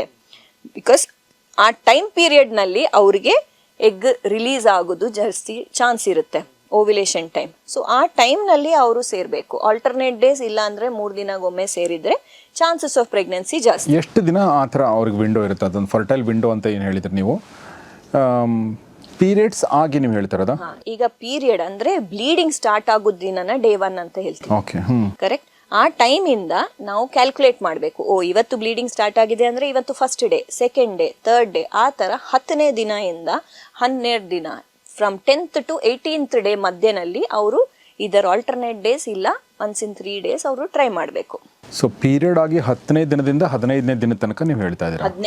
18ನೇ ದಿನ, ಸುಮಾರು 8-9 ದಿನಗಳ ಗ್ಯಾಪ್ ಇರುತ್ತೆ, ಟೈಮ್ ಇರುತ್ತೆ ಅವ್ರಿಗೆ. Okay okay okay. ಸೊ ಆ ಟೈಮ್ನಲ್ಲಿ ಅವರು ಇಬ್ಬರು ಟ್ರೈ ಮಾಡಿದರೆ ದೆನ್ ಚಾನ್ಸಸ್ ಆಫ್ ಪ್ರೆಗ್ನೆನ್ಸಿ ಜಾಸ್ತಿ. ಸೊ ಟ್ರೀಟ್ಮೆಂಟ್ ಅಂದರೆ ಏನು, ಅವರಿಗೆ ಸ್ವಲ್ಪ ಮಾತ್ರೆಗಳೆಲ್ಲ ಕೊಡ್ತೀವಿ. ಸ್ವಲ್ಪ ಜನಗೆ ಓವ್ಯುಲೇಷನೇ ಆಗಲ್ಲ, ಅಂಥದ್ದವ್ರಿಗೆ ನಾವು ಬರೀ ಸ್ವಲ್ಪ ಮಾತ್ರೆ ಕೊಟ್ಬಿಟ್ಟು ಬರೀ ಇದು ಫಾಲಿಕಲ್ನ ಟ್ರ್ಯಾಕ್ ಮಾಡಿದರೆ, ಆ ಟ್ರ್ಯಾಕ್ ಮಾಡಿ ಆ ಓವ್ಯುಲೇಷನ್ ಆಗೋ ಟೈಮ್ ಪೀರಿಯಡ್ ಅವ್ರಿಗೆ ಹೇಳ್ತೀವಿ, ಓಕೆ ಈಗ ನಿಮಗೆ ಓವ್ಯುಲೇಷನ್ ಆಗ್ತಾ ಇದೆ, ಈಗ ನೀವು ನ್ಯಾಚುರಲ್ ಟ್ರೈ ಮಾಡಿರಿ ಅಂತ. That is simple ovulation induction ಅನ್ನೋದು ಟ್ರೀಟ್ಮೆಂಟ್. ಎರಡನೇದು IUI ಅಂತ ಹೇಳ್ತೀವಿ. ಇಫ್ ಇನ್ ಕೇಸ್ ಅವ್ರು ನ್ಯಾಚುರಲ್ ಆಗಿ ಈ ಥರ ಟ್ರೈ ಮಾಡಿದ್ರೂ ಆಗ್ತಾ ಇಲ್ಲ, ಆರ್ ಹಸ್ಬೆಂಡ್ ವೀರ್ಯ ಪರೀಕ್ಷೆ ಮಾಡಿದರೆ ಸ್ಪರ್ಮ್ಸ್ ತುಂಬ ಕಡಿಮೆ ಇದೆ, ಚಲನೆ ಶಕ್ತಿ ತುಂಬ ಕಡಿಮೆ ಇದೆ, ಅಂಥದ್ದವರಿಗೆ ನಾವು ಓವ್ಯುಲೇಷನ್ ಟೈಮ್ನಲ್ಲಿ ಹಸ್ಬೆಂಡ್ನ ಸ್ಯಾಂಪಲ್ ಕೊಡಕ್ಕೆ ಹೇಳ್ತೀವಿ ಫರ್ಟಿಲಿಟಿ ಸೆಂಟರ್ನಲ್ಲಿ. ಅದನ್ನು ವಾಶ್ ಮಾಡಿ ಎಲ್ಲ ಸತ್ತೋಗೋ ಸ್ಪರ್ಮ್ಸ್, ಡೆಡ್ ಸ್ಪರ್ಮ್ಸ್, ಇನ್ಫೆಕ್ಷನ್ಸ್ ಎಲ್ಲ ತೆಗೆದುಬಿಟ್ಟು ಒಳ್ಳೆ ಮೊಟಿಲಿಟಿ ಇದ್ದು ಚಲನೆ ಶಕ್ತಿ ಇದ್ದು ಕಣನ ಗರ್ಭಾಶಯ ಒಳಗಡೆ ಇಡ್ತೀವಿ. ಸೊ ಅದನ್ನ IUI ಅಂತ ಹೇಳ್ತಾರೆ. ಇಂಟ್ರಾ ಯೂಟ್ರೈನ್ ಇನ್ಸೆಮಿನೇಷನ್ ಅಂದರೆ ಯೂಟ್ರಸ್ ಒಳಗಡೆ, ಗರ್ಭಕೋಶ ಒಳಗಡೆ ನಾವು ಒಳ್ಳೆ ಕಣಗಳನ್ನ ಇಡುದು. ಸೊ ಇದು ಸೆಕೆಂಡ್ ಬೇಸಿಕ್ ಫರ್ಟಿಲಿಟಿ ಟ್ರೀಟ್ಮೆಂಟ್. ನೀವು ನ್ಯಾಚುರಲ್ ಆಗಿನೂ ಟ್ರೈ ಮಾಡ್ಬೋದು, ಪ್ಲಸ್ ಜೊತೆಗೆ ನಾವು ಕರೆಕ್ಟ್ ಟೈಮ್ನಲ್ಲಿ ಒಳ್ಳೆ ಸ್ಪರ್ಮ್ಸ್ನ ಗರ್ಭಾಶಯನಲ್ಲಿ ಇಡ್ತಾ ಇದ್ದೀವಿ. Third is IVF for test tube baby. Okay okay. ಅದರಲ್ಲಿ ನಾವು ಪ್ರತಿ ತಿಂಗಳು ಒಂದೇ ಮೊಟ್ಟೆ ರಿಲೀಸ್ ಆಗೋದು, ಒಂದೇ ಫಾಲಿಕಲ್ ರಿಲೀಸ್ ಆಗ್ತಾ ಇದೆ. ಆ ಟೈಮ್ನಲ್ಲಿ ಟ್ರೈ ಮಾಡ್ತಾ ಇದ್ರಿ, ಇಲ್ಲ ಅಂದ್ರೆ ನಾವು ಗರ್ಭಕೋಶ ಒಳಗಡೆ ಇಡ್ತಾ ಇದ್ವಿ. ಬೇರೆ ಎಲ್ಲ ಫಾಲಿಕಲ್ಸ್ ಏನಾಗ್ತಾ ಇದೆ ಅದೆಲ್ಲ ಸತ್ತೋಗ್ತಾ ಇದೆ. ನೆಕ್ಸ್ಟ್ ಮಂತ್ ಪ್ರೆಗ್ನೆನ್ಸಿ ಆಗಿಲ್ಲ, ಪೀರಿಯಡ್ ಬಂದಿದೆ ಅಂದ್ರೆ ಹೊಸ ಬ್ಯಾಚ್ ಆಫ್ ಎಗ್ಸ್ ಬರುತ್ತೆ, ಹೊಸ ಬ್ಯಾಚ್ ಆಫ್ ಫಾಲಿಕಲ್ಸ್. IVF ನಲ್ಲಿ ನಾವು ಏನ್ ಮಾಡ್ತಾ ಇದೀವಿ, ವೈಫ್ಗೆ ಸ್ವಲ್ಪ ಇಂಜೆಕ್ಷನ್ಸ್ ಕೊಡ್ತೀವಿ. 8 ದಿನ 10 ದಿನ ಒಂದು ಇಂಜೆಕ್ಷನ್ ಇರುತ್ತೆ. ಆ ಇಂಜೆಕ್ಷನ್ ಮೂಲಕ ಈ ಫಾಲಿಕಲ್ಸ್ ಎಲ್ಲ 2 ಕಡೆ ಫಾಲಿಕಲ್ಸ್ ಎಲ್ಲ ಫಾಲಿಕಲ್ಸ್ನ ನಾವು ದೊಡ್ಡ ಮಾಡ್ತಾ ಇದೀವಿ. ಫಾಲಿಕಲ್ಸ್ನ ದೊಡ್ಡದು ಮಾಡ್ತಾ ಇದ್ದೀವಿ. All the follicles will grow. Normally ಒಂದೇ ಫಾಲಿಕಲ್ ಗ್ರೋ ಆಗುತ್ತೆ ನ್ಯಾಚುರಲ್ ಆಗಿ, ಬೇರೆದೆಲ್ಲ ಇಟ್ ವಿಲ್ ಡೈ. ನಾವು IVF ಮೂಲಕವಾಗಿ, ಇಂಜೆಕ್ಷನ್ಸ್ ಮೂಲಕವಾಗಿ ಎಲ್ಲ ಫಾಲಿಕಲ್ಸ್ನ ದೊಡ್ಡ ಮಾಡಿಬಿಟ್ಟು ರೆಡಿ ಮಾಡ್ತಾ ಇದ್ವಿ. ಒಂದ್ಸಲ ಅದೆಲ್ಲ ರೆಡಿ ಆಗಿದೆ, ಒಂದು ಸೈಜ್ ಬರಬೇಕು 19 to 20 mm ಅಂತ. ಆ ಸೈಜ್ ಬಂದಿದೆ ಅಂದರೆ ಎನಸ್ಥೀಶಿಯಾ ಅಂದರೆ ಪ್ರಜ್ಞೆ ತಪ್ಪಿಸೋದು ಮಾತ್ರೆ, IV ಸಲೈನ್ ಹೇಗೆ ಕೊಡ್ತೀವಿ ಆ ಥರ ಕೊಟ್ಬಿಟ್ಟು ಕೆಳಗಿಂದ ವೆಜೈನಾ ಮೂಲಕವಾಗಿ ನಾವು ಸ್ಕ್ಯಾನ್ನಲ್ಲಿ ನೋಡ್ತಾ ಈ ಫಾಲಿಕಲ್ದು ನೀರೆಲ್ಲ ತೆಗಿತಾ ಇದ್ದೀವಿ. ಆ ನೀರನ್ನ ಮೈಕ್ರೋಸ್ಕೋಪ್ನಲ್ಲಿ ನೋಡಿದರೆ ಮೊಟ್ಟೆ ಇದೆಯಾ ಇಲ್ಲ ಗೊತ್ತಾಗುತ್ತೆ. ಅದರಲ್ಲಿ ಯಾವುದು ಒಳ್ಳೆ ಮೊಟ್ಟೆಗಳಿದೆ, ಒಂದು ಬೆಸ್ಟ್ ಸ್ಪರ್ಮ್ ಕಣನ ಸೆಲೆಕ್ಟ್ ಮಾಡಿ ಅದರಲ್ಲಿ ಹಾಕಿ ನಾವು ಭ್ರೂಣನ ಕಲ್ಚರ್ ಮಾಡ್ತೀವಿ ಹೊರಗಡೆನೆ. ಹೌದು, ಲ್ಯಾಬ್ನಲ್ಲಿ. ಸೊ ಈ ಲ್ಯಾಬ್ ಅನ್ನೋದು ಇನ್ಕ್ಯುಬೇಟರ್ಸ್ ಲ್ಯಾಬ್ ಇದೆಲ್ಲ ಅನ್ನೋದು ಇಟ್ಸ್ ಸೇಮ್ ಲೈಕ್ ನಮ್ದು ಗರ್ಭಾಶಯ ಹೇಗಿದೆ, ಗರ್ಭಕೋಶ ಎನ್ವಿರಾನ್ಮೆಂಟ್ ಹೇಗಿರುತ್ತೆ ಹಾಗೇ ಇರುತ್ತೆ. ಸೊ ಅದು ಯಾವುದು ಡೆವಲಪ್ ಆಗಿ ಒಳ್ಳೆ ಭ್ರೂಣ ಇದೆ ಅದನ್ನ ನಾವು ಗರ್ಭಕೋಶನಲ್ಲಿ ಒಂದು ಹಾಕ್ತೀವಿ. ಸೊ ಏನು ಒಳ್ಳೆದಿಲ್ಲ, ಸೊ ಅಬ್ನಾರ್ಮಲ್ ಆಗಿ ಎಂಬ್ರಿಯೋಸ್ ಇರೋದು, ಅಬ್ನಾರ್ಮಲ್ ಎಗ್ಸ್ನ ಎಲ್ಲನ ತೆಗಿತಾ ಇದ್ವಿ. So we are even reducing chances of miscarriage, abortions ಆಗೋದು ಎಲ್ಲ ಅಬ್ನಾರ್ಮ್ಯಾಲಿಟೀಸ್ ಅದೆಲ್ಲ ಏನೂ ಆಗಲ್ಲ. ಯಾಕಂದರೆ ಒಳ್ಳೆದು ನಾವು ನೋಡಿ ಹಾಕ್ತಾ ಇದ್ವಿ. ನ್ಯಾಚುರಲ್ ಆಗಿ ಏನಾದ್ರು ನಿಮ್ಮಿಬ್ಬರು ಜೀನ್ಸ್ನಲ್ಲಿ ಏನಾದ್ರು ಪ್ರಾಬ್ಲಮ್ ಇದೆ ಅಂದರೆ ಅದನ್ನ ಬರುತ್ತೆ, ಬಿಕಾಸ್ ಅದು ನಿಮ್ಮದೇ ಮೊಟ್ಟೆ ನಿಮ್ಮದೇ ಕಣ. ಬಟ್ ಮೇಜರ್ ಇಶ್ಯೂಸ್ ಏನಾದ್ರು ಇದೆಯಾ ಅಂತ ನಾವು ನೋಡಿ ಗುಡ್ ಲುಕಿಂಗ್ ಚೆನ್ನಾಗಿ ಅದು ಕಾಣಿಸ್ತಾ ಇದೆ, ಅಬ್ನಾರ್ಮಲ್ ಆಗಿ ಇಲ್ಲ ಅನ್ನೋದು ಗುಡ್ ಒಳ್ಳೆ ಎಂಬ್ರಿಯೋನ ನಾವು ಹಾಕ್ತೀವಿ. ಯಾವಾಗ ಹಾಕ್ತಿರೋದನ್ನ ಮೀನ್ ನೀವು ಹೊರಗಡೆ ಕಲ್ಚರ್ ಮಾಡಿದ್ಮೇಲೆ ಮತ್ತೆ ಒಳಗಡೆ ಅದನ್ನ ಅದನ್ನ ಒಳಗಡೆ ಹಾಕ್ತಿರಲ್ವಾ, ಅದನ್ನ ಎಷ್ಟು ದಿನ ಆದ್ಮೇಲೆ ಹಾಕ್ತಿರ ಅದನ್ನ? ಸೊ ಅದನ್ನ ಎಂಬ್ರಿಯೋ ಟ್ರಾನ್ಸ್ಫರ್ ಅಂತ ಹೇಳ್ತೀವಿ. ಎಂಬ್ರಿಯೋ ಅಂದ್ರೆ ಆ ಭ್ರೂಣ. ಆ ಟ್ರಾನ್ಸ್ಫರ್ ಮಾಡೋದು 2 ಟೈಪ್ಸ್ ಇರುತ್ತೆ. ಒಂದು fresh embryo transfer, frozen embryo transfer. ಈಗ ಫ್ರೆಶ್ ಎಂಬ್ರಿಯೋ ಟ್ರಾನ್ಸ್ಫರ್ ಅಂದ್ರೆ ಈ ತಿಂಗಳು ನಾವು ಮೊಟ್ಟೆ ತೆಗೆದಿದ್ವಿ, 3 ದಿನ ನಾವು ಕಲ್ಚರ್ ಮಾಡಿದ್ವಿ, 3 ದಿನ ಇಲ್ಲ 5 ದಿನ ಮ್ಯಾಕ್ಸಿಮಮ್, ಅದಾದ್ಮೇಲೆ ನಾವು ಅದೇ ತಿಂಗಳಿನಲ್ಲಿ 5 ದಿನ ಆದ್ಮೇಲೆ ನಾವು ಹಾಕ್ಬೋದು. ಇಫ್ ಇನ್ ಕೇಸ್ ಗರ್ಭಕೋಶ ಲೈನಿಂಗ್ ಚೆನ್ನಾಗಿದೆ, ಬ್ಲಡ್ ಫ್ಲೋ ಚೆನ್ನಾಗಿದೆ, ಹಾರ್ಮೋನ್ ಪರೀಕ್ಷೆಗಳು ಚೆನ್ನಾಗಿದೆ ಅಂದರೆ ನಾವು ಅದೇ ತಿಂಗಳಿನಲ್ಲಿ 3-5 ದಿನ ಆದಮೇಲೆ ಹಾಕ್ಬೋದು. ಓಕೆ. ಸ್ವಲ್ಪ ಜನಗೆ ಗರ್ಭಕೋಶ ಲೈನಿಂಗ್ ಚೆನ್ನಾಗಿರಲ್ಲ, ಬ್ಲಡ್ ಫ್ಲೋ ಚೆನ್ನಾಗಿರಲ್ಲ, ಅವ್ರ ಹಾರ್ಮೋನ್ಸ್ ತುಂಬ ಪ್ರಾಬ್ಲಮ್ ಇರುತ್ತೆ, ವೆರಿ ಹೈ ಹಾರ್ಮೋನ್ ಲೆವೆಲ್ ಇದ್ದರೆ ಅವ್ರು ಅದು ಸಪೋರ್ಟ್ ಚೆನ್ನಾಗಿಲ್ಲ ಅಂದರೆ ನಾವು ಹಾಕಲ್ಲ. ಆ ಎಂಬ್ರಿಯೋಸ್ನ ಭ್ರೂಣಗಳನ್ನ ಫ್ರೀಸ್ ಮಾಡಿ ಇಟ್ಬಿಡ್ತೀವಿ. ಆಮೇಲೆ ನೆಕ್ಸ್ಟ್ ಮಂತ್ ಅವ್ರಿಗೆ ಯಾವಾಗ ಬೇಕು, ಸ್ವಲ್ಪ ಜನ ಆಮೇಲೆ ನಾವು 2-3 ತಿಂಗಳಾದ್ಮೇಲೆ ಇಲ್ಲ 6 ತಿಂಗಳಾದ್ಮೇಲೆ ಟ್ರಾನ್ಸ್ಫರ್ ಮಾಡ್ಕೊತೀವಿ, ಇಲ್ಲ ನಾವು ಬರೀ ಫ್ರೀಸ್ ಮಾಡಿ ಇಟ್ಬಿಡ್ತೀವಿ ಡಾಕ್ಟರ್, ಆಮೇಲೆ ನಾವು ಟ್ರಾನ್ಸ್ಫರ್ ಮಾಡ್ತೀವಿ ಅಂತ ಹೇಳ್ತಾರೆ. ಅಂಥದ್ದವ್ರಿಗೆ ಅವ್ರಿಗೆ ಯಾವಾಗ ಬೇಕಂದ್ರೆ ಆವಾಗ ಗರ್ಭಕೋಶ ಲೈನಿಂಗ್ ಚೆನ್ನಾಗಿದೆ, ಬ್ಲಡ್ ಫ್ಲೋ ಚೆನ್ನಾಗಿದೆ ಅಂದರೆ ಆವಾಗ ನಾವು ಟ್ರಾನ್ಸ್ಫರ್ ಮಾಡ್ಬೋದು. ಇದನ್ನ ಫ್ರೋಸನ್ ಎಂಬ್ರಿಯೋ ಟ್ರಾನ್ಸ್ಫರ್ ಅಂತ ಹೇಳ್ತೀವಿ. ಈ ಎಂಬ್ರಿಯೋಸ್ನ ನಾವು 10 ವರ್ಷ ತನಕ ಫ್ರೀಸ್ ಮಾಡಿ ಇಡ್ಬೋದು. ಹೌದಾ? That's amazing. ಹೇಗೆ ಅದನ್ನು ಸಾಧ್ಯ ಆಗುತ್ತದು? ನಾವು ಲಿಕ್ವಿಡ್ ನೈಟ್ರೋಜನ್ ಅಂತ ಇರುತ್ತೆ, ಅದರಲ್ಲಿ ನಾವು ಫ್ರೀಸ್ ಮಾಡಿ ಇಡ್ಬೋದು. ಸೊ ಏನು ಚೇಂಜಸ್ ಏನಾಗಲ್ಲ. ಇಷ್ಟು ವರ್ಷ ಅಂದರೆ ಅದೇನಾದ್ರು ಹಾಳಾಗುತ್ತಾ ಅಂದರೆ ಆದ್ರೂ ಏನಿಲ್ಲ. Quality will not get compromised are nothing. ಈಗ ಸೈನ್ಸ್ ಎಷ್ಟು ಅಡ್ವಾನ್ಸ್ ಆಗಿದೆ ಅಂದರೆ ಇದನ್ನ ವಿಟ್ರಿಫಿಕೇಶನ್ ಪ್ರೊಸೆಸ್ ಅಂತ ಹೇಳ್ತೀವಿ. ಸೊ ಈ ವಿಟ್ರಿಫಿಕೇಶನ್ ಪ್ರಾಸೆಸ್ ಮೂಲಕವಾಗಿ ಅವ್ರಿಗೆ ಏನೂ ಪ್ರಾಬ್ಲಮ್ ಏನೂ ಇರಲ್ಲ. ಅಮೇಝಿಂಗ್ ಅನ್ಸುತ್ತೆ, ಮಿರಾಕಲ್ ಅನ್ಸುತ್ತಲ್ವ ಇದೊಂಥರ ಕೇಳ್ತಾ ಇದ್ರೆ ಅಲ್ವಾ? ಯಾಕಂದ್ರೆ ನೇಚರ್ ಮಾಡುವಂಥ ಕೆಲಸವನ್ನ ಸೈನ್ಸ್ ಮಾಡ್ತಾ ಇದೆ ಈಗ ಅಲ್ವಾ? ಸಮ್ ಪ್ರಾಬ್ಲಮ್, ಏನೋ ಪ್ರಾಬ್ಲಮ್ ಇದೆ, ಅದು ನ್ಯಾಚುರಲ್ ಆಗಿ ಆಗ್ತಾ ಇಲ್ಲ, ಅದಕ್ಕೇನೆ IVF ಮಾಡ್ತೀವಿ. ಎಲ್ಲರಿಗೆ IVF, ಈಗ ಮಕ್ಕಳು ಬೇಕಂದ ತಕ್ಷಣ ಎಲ್ಲರಿಗೆ ಟೆಸ್ಟ್ ಟ್ಯೂಬ್ ಬೇಬಿ IVF ಮಾಡಲ್ಲ. ಸೊ ಅದು ಏನು ಪ್ರಾಬ್ಲಮ್ ಇದೆ ಅಂದರೆ ಅದು ನಾವು ಚೆಕ್ ಮಾಡಿಬಿಟ್ಟು ಅದರಲ್ಲಿ ಏನು ಯಾವುದೇ ರೀತಿ ಅದು ಆಗ್ತಾ ಇಲ್ಲ ಅದು ನಾವು ಚೆಕ್ ಮಾಡ್ತಾ ಇದ್ವಿ. ಒಳ್ಳೆ ಭ್ರೂಣ ಬಂದಿದೆ ಅಂದರೆ ಡೆಫಿನೆಟ್ಲಿ ಸಕ್ಸಸ್ನು ಚೆನ್ನಾಗಿರುತ್ತೆ. ಯಾಕೆ ಕೆಲವರು ನೀವು ಹೇಳಿದ್ರಲ್ಲ, ಕೆಲವರು 1 ವರ್ಷ 2 ವರ್ಷ ಆದಮೇಲೆ ಫ್ರೋಸನ್ ನಾವು ಆಮೇಲೆ ತಗೋತೀವಿ ಅಂತಾರೆ, ಯಾಕೆ ಹೇಳ್ತಾರೆ ಹಂಗೆ? ಎಂಬ್ರಿಯೋ ಫ್ರೀಸಿಂಗ್ ಈಗ ನಾವು ಡಿಸ್ಕಸ್ ಮಾಡಿರ್ತಾರ, ಸ್ವಲ್ಪ ಜನಗೆ ಹೀಗೆ ಮದುವೆ ಆಗಿದೆ ಡಾಕ್ಟರ್, ನಮ್ಗೆ ಹೀಗೆ ಮಕ್ಕಳು ಬೇಡ, ಬಟ್ ನಮ್ಮ ಏಜ್ ಈಗ ಆಲ್ರೆಡಿ 35 ಆಗಿದೆ, 35-40 ಆಗ್ತಾ ಇದೆ, ನಾವು ಎಂಬ್ರಿಯೋಸ್ ಫ್ರೀಸ್ ಮಾಡಿ ಇಟ್ಬಿಡ್ತೀವಿ ಅಂತ ಆ ಥರನೂ ಯೋಚನೆ ಮಾಡ್ತಾರೆ ಜನ. ಆ ಥರನೂ ಸುಮಾರು ಜನ ಇದ್ದಾರೆ. ಈಗ ನೀವು ಕೇಳಿರ್ಬೋದು ಎಷ್ಟು ಜನ ಆಕ್ಟ್ರೆಸಸ್, ಸೆಲೆಬ್ರಿಟೀಸ್, ಮತ್ತೆ ಕರಣ್ ಜೋಹರ್, ಸರೋಗೆಸಿ, ಪ್ರಿಯಾಂಕಾ ಚೋಪ್ರಾ, ಎಗ್ ಫ್ರೀಸಿಂಗ್, ಇದೆಲ್ಲ ಸುಮಾರು ಜನಗಳಿದ್ದಾರೆ. ಹಾಗೆ ಈಗ ಎಲ್ಲ egg freezing, embryo freezing option awareness ಅನ್ನೋದು ತುಂಬಾ ಜಾಸ್ತಿ ಆಗಿದೆ. ಎಗ್ ಕೂಡ ಫ್ರೀಸ್ ಮಾಡಿಡ್ಬೋದು ನಾವು. ಹೌದು, ಎಗ್ಸ್, ಸ್ಪರ್ಮ್ಸ್, ಎಂಬ್ರಿಯೋಸ್ ಈ ಥರ ಫ್ರೀಸ್ ಮಾಡಿ ನಾವು ಇಡ್ಬೋದು 10 ವರ್ಷ ತನಕ. ಸೊ ನಿಮಗೆ ಏನಾಗ್ತಾ ಇದೆ, ನಿಮ್ಮ ಕೆರಿಯರ್, ನಿಮ್ಮ ಲೈಫ್ ಇದೆಲ್ಲ ನಾರ್ಮಲ್ ಆಗಿ ನಡೀತಾ ಇದೆ, ನಿಮ್ಗೆ ಅದು ಭಯ ಇರಲ್ಲ. ಎಕ್ಸಾಕ್ಟ್ಲಿ, ಕ್ವಾಲಿಟಿ ಹೋಗ್ಬಿಡುತ್ತೆ ಅಂತ. ಓ ಮೈ ಗಾಡ್, ನನಗೆ ಈಗ ಯಾರನ್ನೋ ಮದುವೆ ಮಾಡ್ಕೊಂಡು ನಾನು ಏಜ್ ಆಗಿದೆ ಅಂತ ನಾನು ಮದುವೆ ಮಾಡ್ಕೋಬೇಕಾ? ಆ ಥರ ಏನು, you have to find right person ನಮಗೆ ಸಿಗಬೇಕು. ಇಲ್ಲ ಅಂದರೆ I mean the peak of my career, ಈಗ ನನಗೆ ಮಕ್ಕಳು ಅದೆಲ್ಲ ಅಂದರೆ ಕಷ್ಟ, ನಾನು ಆಮೇಲೆ ಪ್ಲ್ಯಾನ್ ಮಾಡ್ಕೊತೀನಿ ಅಂತಲೂ ಇರ್ತಾರೆ. ಎಕ್ಸಾಕ್ಟ್ಲಿ. ಸ್ವಲ್ಪ ಜನಗೆ ಏನು ಅವ್ರ ಏಜ್ ತುಂಬ ಕಡಿಮೆ ಇರುತ್ತೆ, ಬಟ್ ಅವ್ರಿಗೆ ಮೊಟ್ಟೆ ಸಂಖ್ಯೆ ತುಂಬ ಕಡಿಮೆ ಇರೋದು. ಆ್ಯಂಡ್ ಈಗ ಇತ್ತೀಚಿನ ನಾವು ನೋಡ್ತಾ ಇದ್ದರೆ ಆರ್ಮಿ ಪರ್ಸನ್ಸ್ ಇಲ್ಲ ಪೊಲೀಸ್ ಪೀಪಲ್ ಅವರೆಲ್ಲ ಏನಾದ್ರು ಪೋಸ್ಟಿಂಗ್ಸ್ಗೆ ಹೋಗ್ತಾ ಇದ್ದಾರೆ, ಅದೆಲ್ಲ ಅಂದ್ರೂ ಅವ್ರಿಗೆ ಒಂದು ಭಯ ಇರುತ್ತೆ. ಅಂಥದ್ದವ್ರನ್ನೂ ಬಂದುಬಿಟ್ಟು ಸ್ಪರ್ಮ್ಸ್ನ ಫ್ರೀಸ್ ಮಾಡಿ ಇಡ್ತಾ ಇದ್ದೀವಿ. ಸೊ ಆ ಥರ ಎಲ್ಲ ಇಟ್ ಡಿಪೆಂಡ್ಸ್. ತುಂಬ ಚೆನ್ನಾಗಿ ಹೇಳಿದ್ರಿ, ತುಂಬ ಜನರಿಗೆ ಅರ್ಥ ಆಗಿದೆ ಅಂತ ಅನ್ಕೋತೀನಿ, ತುಂಬ ಯೂಸ್ಫುಲ್ ಆಗಿದೆ ಅಂತ ಅನ್ಕೋತೀನಿ. ಫೈನಲ್ ಆಗಿ ನಾನು ಈ ಪ್ರೊಸೆಸ್ ಏನು ಇದೆ ಇದಕ್ಕೆ ಗಂಡ ಹೆಂಡತಿ ತಮ್ಮ ಏನು ಹೇಳಿ ತಮ್ಮ ದೇಹ ಮನಸ್ಸು ಎಲ್ಲವೂ ಕೂಡ ನಿಮಗೆ ಕೊಡಬೇಕಾಗುತ್ತೆ ಅಲ್ವಾ? ಸೊ ಇಟ್ಸ್ ಅಂದರೆ ನಾನು ಹೇಳೋದು ಕಾಂಪ್ಲಿಕೇಶನ್ ತುಂಬ ಇರ್ತಾ ಇದರಲ್ಲಿ, ಆ ಥರದ್ದು ಏನಾದರೂ ಇರುತ್ತೆ, ಅದು ಸಿಂಪಲ್ ಆಗಿ ಏನೋ ಆಗುತ್ತಾ ಇದು ಅನ್ನೋದು ಪ್ರಶ್ನೆ. ಸಿಂಪಲ್ ಆಗಿ ಅಂದರೆ ಕಾಂಪ್ಲಿಕೇಶನ್ ಅಂದರೆ ಈಗ ಇದು 50 ಇಯರ್ಸಿಂದ ನಡೀತಾ ಇದೆ. ಫಸ್ಟ್ IVF, ನಾನು IVF ಬಗ್ಗೆ ಮಾತಾಡ್ತಾ ಇದ್ದೀನಿ, I am not talking about simple treatments ಬಗ್ಗೆ, ಟೆಸ್ಟ್ ಟ್ಯೂಬ್ ಬೇಬಿ ಹೇಳ್ತಾರೆ, ಟೆಸ್ಟ್ ಟ್ಯೂಬ್ ಬೇಬಿ ಬಗ್ಗೆ ಮಾತಾಡ್ತಾ ಇದ್ದೀನಿ. ಇದು ಫಸ್ಟ್ ಬೇಬಿ ಬಾರ್ನ್ ಆಗಿ 50 ಇಯರ್ಸ್ ಪ್ಲಸ್ ಆಗಿದೆ, ಅವ್ರಿಗೂ ನ್ಯಾಚುರಲ್ ಆಗಿ ಈಗ ಮಗು ಆಗಿದೆ. ಅಷ್ಟು ಪ್ರಾಬ್ಲಮ್ಸ್ ಇದ್ರೆ ಇಷ್ಟು ಫರ್ಟಿಲಿಟಿ ಸೆಂಟರ್ಸ್ ಇರ್ತಾ, ಇಷ್ಟು ನಾವು ಡಿಸ್ಕಸ್ ಮಾಡ್ತೀವ. ಅದನ್ನು ನಾವು as Indians we are very emotional. ನಮಗೆ ಇದು ಮಕ್ಕಳ ಬಗ್ಗೆ ಇದೆಲ್ಲ ಅಂದರೆ ನಾವು ರಿಸ್ಕ್ ಯಾವಾಗಲೂ ತೊಗೊಳಲ್ಲ. ಸೊ ನಾನು ಹೇಳಿದ ಥರ ಇಫ್ ಅಟ್ ಆಲ್ ಏನಾದ್ರು ನಿಮಗೆ ಸಮಸ್ಯೆಗಳಿದೆ ಅಂದರೆ ಅದು ಡೆಫಿನೆಟ್ಲಿ ಮಗುಗೂ ಬರುತ್ತೆ. ಈ ಪ್ರೊಸೀಜರ್ ಮೂಲಕವಾಗಿ ನಾವು ಏನಾದ್ರು ಮಾಡ್ತಾ ಇದ್ದೀವಿ, ಏನೋ ಇಂಡ್ಯೂಸ್ ಮಾಡ್ತಾ ಇದ್ದೀವಿ ಅನ್ನೋದು ಏನೂ ಇರಲ್ಲ. ಸೆಕೆಂಡ್ ಕಾಂಪ್ಲಿಕೇಶನ್ ಅಂದರೆ ಅಕಾರ್ಡಿಂಗ್ ಟು ಮೀ, ನಾವು ಹಲ್ಲು ತೆಗಿಲಿಕ್ಕೆ ಹೋಗಿದ್ರು ಎನೆಸ್ಥೀಷಿಯಾ ಕೊಟ್ಟು ಅದರಲ್ಲಿನೂ ಕಾಂಪ್ಲಿಕೇಶನ್ ಪ್ರಾಬ್ಲಮ್ ಆಗ್ಬೋದು. ಅದು ಎನೆಸ್ಥೀಷಿಯಾ ರಿಲೇಟೆಡ್ ಇರಲಿ, ಎನಿ ಪ್ರೊಸೀಜರ್ ರಿಲೇಟೆಡ್ ಇರಲಿ, ಕಾಂಪ್ಲಿಕೇಶನ್ ಆಗ್ಬೋದು. But 99.99% correct doctor, correct fertility centre select ಮಾಡಿಕೊಂಡು ಎಕ್ಸ್ಪೀರಿಯನ್ಸ್ ಇದ್ದವ್ರ ಕಡೆ ಹೋಗಿ ನೀವು ಕರೆಕ್ಟಾಗಿ ಮಾಡಿಸ್ಕೊಂಡಿದ್ರೆ, ಪ್ರೋಟೋಕಾಲ್ಸ್ ಎಲ್ಲ ಕರೆಕ್ಟ್ ಫಾಲೋ ಮಾಡಿದರೆ ಏನು ಪ್ರಾಬ್ಲಮ್ಗಳು ಇರಲ್ಲ. That's wonderful. ಸೊ ದಯವಿಟ್ಟು ಈ ವಿಡಿಯೋ ನಿಮ್ಮೆಲ್ಲ ಸ್ನೇಹಿತರೊಂದಿಗೆ ಶೇರ್ ಮಾಡಿ. ಯಾಕೆ ಅಂತಂದರೆ ನಾವು ಕನ್ನಡಿಗರು ಬೇಸಿಕಲಿ ಕರ್ನಾಟಕದವರು ಅದು ನಮ್ಮ ಭಾರತೀಯರ ಎಮೋಷ್ನಲ್ ಬೀಯಿಂಗ್ಸ್. ಮಕ್ಕಳ ಬಗ್ಗೆ ನಮಗೊಂದು ಪ್ರೀತಿ ಜಾಸ್ತಿನೇ ಇರುತ್ತೆ. ನಾವು ಮುದ್ದು ಮಾಡಿ ಹಾಳು ಮಾಡ್ತೀವಿ ಕೆಲವೊಂದು ಸಲ ಮಕ್ಕಳನ್ನ, ಅಷ್ಟು ನಾವು ಪ್ರೀತಿ ಮಾಡ್ತೀವಿ. ಬಟ್ ಮಕ್ಕಳಿಲ್ಲದೆ ಇದ್ದಾಗ ಒಂದು ವ್ಯಾಕ್ಯೂಮ್ ಕ್ರಿಯೇಟ್ ಆಗಿಬಿಡುತ್ತೆ ಗಂಡ ಹೆಂಡತಿ ಮಧ್ಯೆ.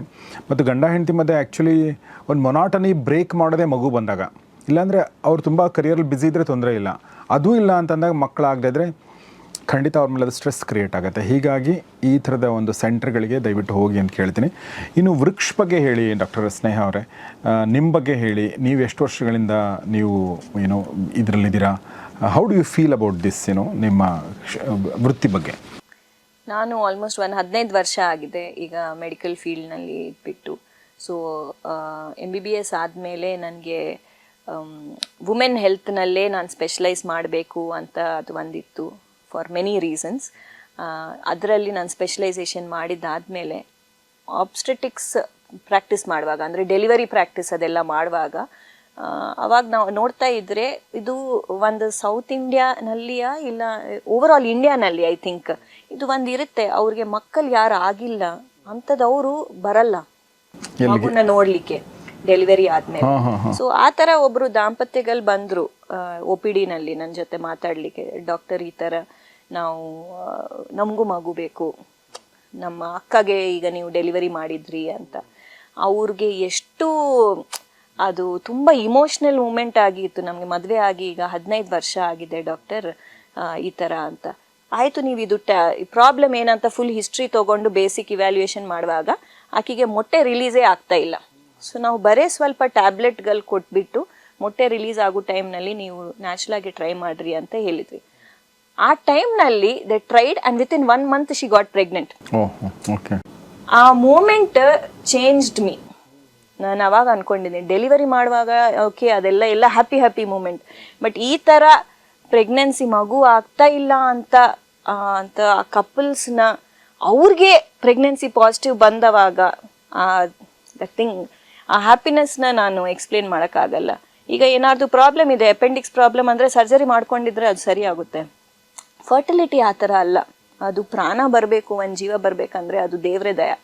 ಸೊ ಅದು ವೆರಿ ಡಿವೈನ್ ಫೀಲ್ಡ್ ಫರ್ಟಿಲಿಟಿ ಅನ್ನೋದು. ಸೊ ದಟ್ ಈಸ್ ಹೌ ನಾನು ಫರ್ಟಿಲಿಟಿನಲ್ಲಿ ಸ್ಪೆಷಲೈಸೇಷನ್ ಮಾಡಿಬಿಟ್ಟು ಲ್ಯಾಪ್ರೋಸ್ಕೋಪಿ ಅದೆಲ್ಲನೂ ಜೊತೆಗೆ ಏನೇನೋ ಅದ್ರ ಜೊತೆಗೆ ಏನೇನೋ ಇರಬೇಕು ಕ್ವಾಲಿಫಿಕೇಷನ್ಸ್ ಅದೆಲ್ಲ ಸ್ಪೆಷಲೈಸ್ಡ್ ಇಟ್. ದೆನ್ ಈ 15 ವರ್ಷ ಎಲ್ಲ ಕೆಲಸ ಮಾಡಿಬಿಟ್ಟು finally 2.5 years back decided that we will start a fertility centre in Bangalore. And ಅದು it has to be very ethical, ಕರೆಕ್ಟಾಗಿ ನಿಮಗೆ ಇದು ಇದೆ ಈ ಥರ ಇರಬೇಕು ಇಂಟರ್ನ್ಯಾಷನಲ್ ಸ್ಟ್ಯಾಂಡರ್ಡ್ಸ್ ಪ್ರಕಾರ. ಪ್ರತಿ ಕಡೆ ಏನಾಗುತ್ತೆ, ಮೋಸ್ಟ್ ಆಫ್ ದ ಸೆಂಟರ್ಸ್ನಲ್ಲಿ ದಾಂಪತ್ಯಗಳು ಅವರು ಹೋಗ್ತಾರೆ, ಟ್ರೀಟ್ಮೆಂಟ್ ತೊಗೋತಾರೆ. ಅವ್ರಿಗೆ ನಾವು ಕೇಳ್ತೀವಿ, ಓಕೆ ನೀವು IVF ಮಾಡಿಸಿದ್ರೆ, ಟೆಸ್ಟ್ ಟ್ಯೂಬ್ ಬೇಬಿ ಮಾಡಿಸಿದ್ರೆ ಎಷ್ಟು ಮೊಟ್ಟೆಗಳು ಬಂದಿದೆ ಗೊತ್ತಿಲ್ಲ. ಓಕೆ ಸಮ್ಮರಿ ಏನಾದ್ರು ಕೊಟ್ರಾ, ಭ್ರೂಣ ಎಷ್ಟು ಬಂದಿದೆ, ಹೇಗಿತ್ತು ಗೊತ್ತಿಲ್ಲ, ಅವ್ರೇನು ಕೊಟ್ಟಿಲ್ಲ. ಇಲ್ಲ ಅಂದರೆ ಅವ್ರ ಕಡೆನೇ ಇದೆ. ಇಲ್ಲ, you have to have everything. ಅದು ನಮಗೂ ಒಂದು ಐಡಿಯಾ ಬರುತ್ತೆ ಆ್ಯಸ್ ಡಾಕ್ಟರ್ಸ್, ನಿಮಗೂ ಒಂದು ಐಡಿಯಾ ಬರುತ್ತೆ. ಇಲ್ಲ ಅಂದರೆ ನಾವು ಒಪಿನಿಯನ್ ಹೇಗೆ ಕೊಡೋದು, ಏನಾಗಿದೆ ಯಾಕೆ ಆಗಿಲ್ಲ ಅಂತ ಅದನ್ನು ನಮ್ಗೆ ಗೊತ್ತಾಗಬೇಕು. So it is a very ethical transparent centre, no nonsense centre, fully 100% transparent and international ಸ್ಟ್ಯಾಂಡರ್ಡ್ಸ್ನಲ್ಲಿ ಸೆಟ್ ಮಾಡಿಬಿಟ್ಟು ಕಪಲ್ಸ್ನ ಹೆಲ್ಪ್ ಮಾಡೋಣ ಅಂತ ಆ ಉದ್ದೇಶದಿಂದ ವೃಕ್ಷ ಫರ್ಟಿಲಿಟಿ ಅಂತು ನಾವು 2.5 years ಬ್ಯಾಕ್ ಸ್ಟಾರ್ಟ್ ಮಾಡಿದ್ವಿ. ಈಗ we have started 1 more centre in Whitefield. Just 1 month back start ಮಾಡಿದ್ವಿ. ಕಳೆದ 15-16 ವರ್ಷಗಳಿಂದ I think you been a doctor. ಹೌದು. ಓಕೆ, ಕಳೆದ 2.5 ವರ್ಷಗಳಿಂದ ಅವರು ತಮ್ಮದೇ ಸ್ವಂತ ಒಂದು ಕ್ಲಿನಿಕಲ್ ಅಂದರೆ ಈ ಒಂದು ಫರ್ಟಿಲಿಟಿ ಸೆಂಟರ್ನ ಶುರು ಮಾಡಿದರೆ. ಅದರ ಹೆಸರು ವೃಕ್ಷ ಅಂತ, ಅಂದರೆ ಕನ್ನಡದಲ್ಲಿ ವೃಕ್ಷ ಅಂತೀವಿ. ಸೊ ಒಂದು ವೃಕ್ಷ ಅಂದರೆ ಏನು ಹೇಳಿ, ಒಂದು ವೃಕ್ಷ ಅಂದರೆ ಅದು ನಾವು ಅದನ್ನು ನಿರೀಕ್ಷೆ ಮಾಡೋದು, ಅದು ಹೂ ಬಿಡುತ್ತೆ, ಹಣ್ಣಾಗುತ್ತೆ, ಮತ್ತೊಂದಷ್ಟು ಗಿಡಗಳು ಅದರಿಂದ ಹುಡ್ತವೆ. ವೃಕ್ಷ ಅನ್ನೋದೊಂದು ಸಮೃದ್ಧತೆಯ ಸಂಕೇತ, ಅದೇ ಹೆಸರು, ಅದರ ಸಲುವಾಗಿ ಇಟ್ಟಿದ್ದ ಹೆಸರು. ಓಕೆ, ಬಟ್ ಒಬ್ಬ ಡಾಕ್ಟ್ರಿಗೆ ನೀವೇನೇನು ಓದಿದ್ರಿ ಬೇಸಿಕಲಿ, ಚಿಕ್ಕದಾಗಿ ಹೇಳ್ಬೋದು ಅಂದರೆ? ನಾವು MBBS ಆದಮೇಲೆ PG post graduation obstetrics and ಗೈನಕಾಲಜಿನಲ್ಲಿ ಮಾಡಿದ್ವಿ. ಅದಾದಮೇಲೆ ನಾನು ಲ್ಯಾಪ್ರೋಸ್ಕೋಪಿ ಫೆಲೋಶಿಪ್ ಮಾಡಿ ಇನ್ಫರ್ಟಿಲಿಟಿನಲ್ಲಿ ಜಾಸ್ತಿ ಇಂಟ್ರೆಸ್ಟ್ ಇದೆ ಅಂತ ಇನ್ಫರ್ಟಿಲಿಟಿ ಸ್ಪೆಷಲೈಸೇಷನ್ಸ್ ಎಲ್ಲ ಮಾಡಿದ್ವಿ, ಫೆಲೋಶಿಪ್ ಮಾಡಿದ್ವಿ. Okay okay okay. ಈ ಒಬ್ಬ ಡಾಕ್ಟರ್ ಬೇರೆ ಬೇರೆ ಹಾಸ್ಪಿಟಲ್ಗಳಲ್ಲಿ ನೀವು ಕೆಲಸ ಮಾಡ್ತಿದ್ರಿ, ಆಮೇಲೆ 2.5 ವರ್ಷದಿಂದ ನೀವು ನಿಮ್ಮದೇ ಆದ ವೃಕ್ಷ ಶುರು ಮಾಡಿದ್ರಿ. ಯಾಕೆ ಅನ್ನಿಸ್ತು ಹಾಗೆ ಡಾಕ್ಟ್ರೇ ನಿಮಗೆ? ಸೊ ಎಲ್ಲ ಕಡೆ ಪ್ರಾಕ್ಟೀಸ್ ಮಾಡ್ತಾ ಇದ್ದವಾಗ ಪ್ರತಿಯೊಬ್ಬರು ಕಂಪನಿದು ಪ್ರತಿಯೊಬ್ಬರು ಹಾಸ್ಪಿಟಲ್ ಅವ್ರದ್ದು ಈ ಪ್ರಕಾರ ಮಾಡಬೇಕು ಅಂತ ಒಂದಿರುತ್ತೆ. ಫರ್ಟಿಲಿಟಿ ಅನ್ನೋದು is a very divine field.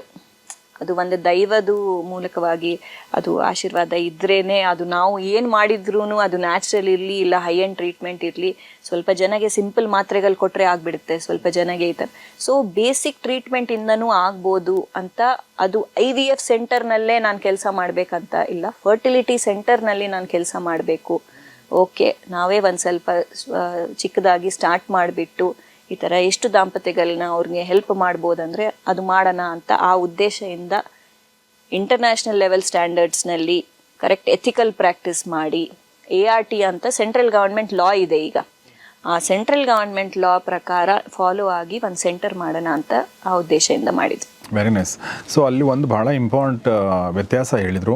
IVF centre ಅಲ್ಲ, ಫರ್ಟಿಲಿಟಿ ಸೆಂಟರ್ ಅನ್ನೋದು. IVF ಅನ್ನೋದು ನಿಮ್ಮ ಗರ್ಭಧಾರಣೆಯ ಕೊನೆಯ ಹಂತ, ಅಂದರೆ ಎಲ್ಲ ದಾರಿಗಳು ಮುಗಿದ ಮೇಲೆ IVF ಮಾಡ್ತೀರಾ.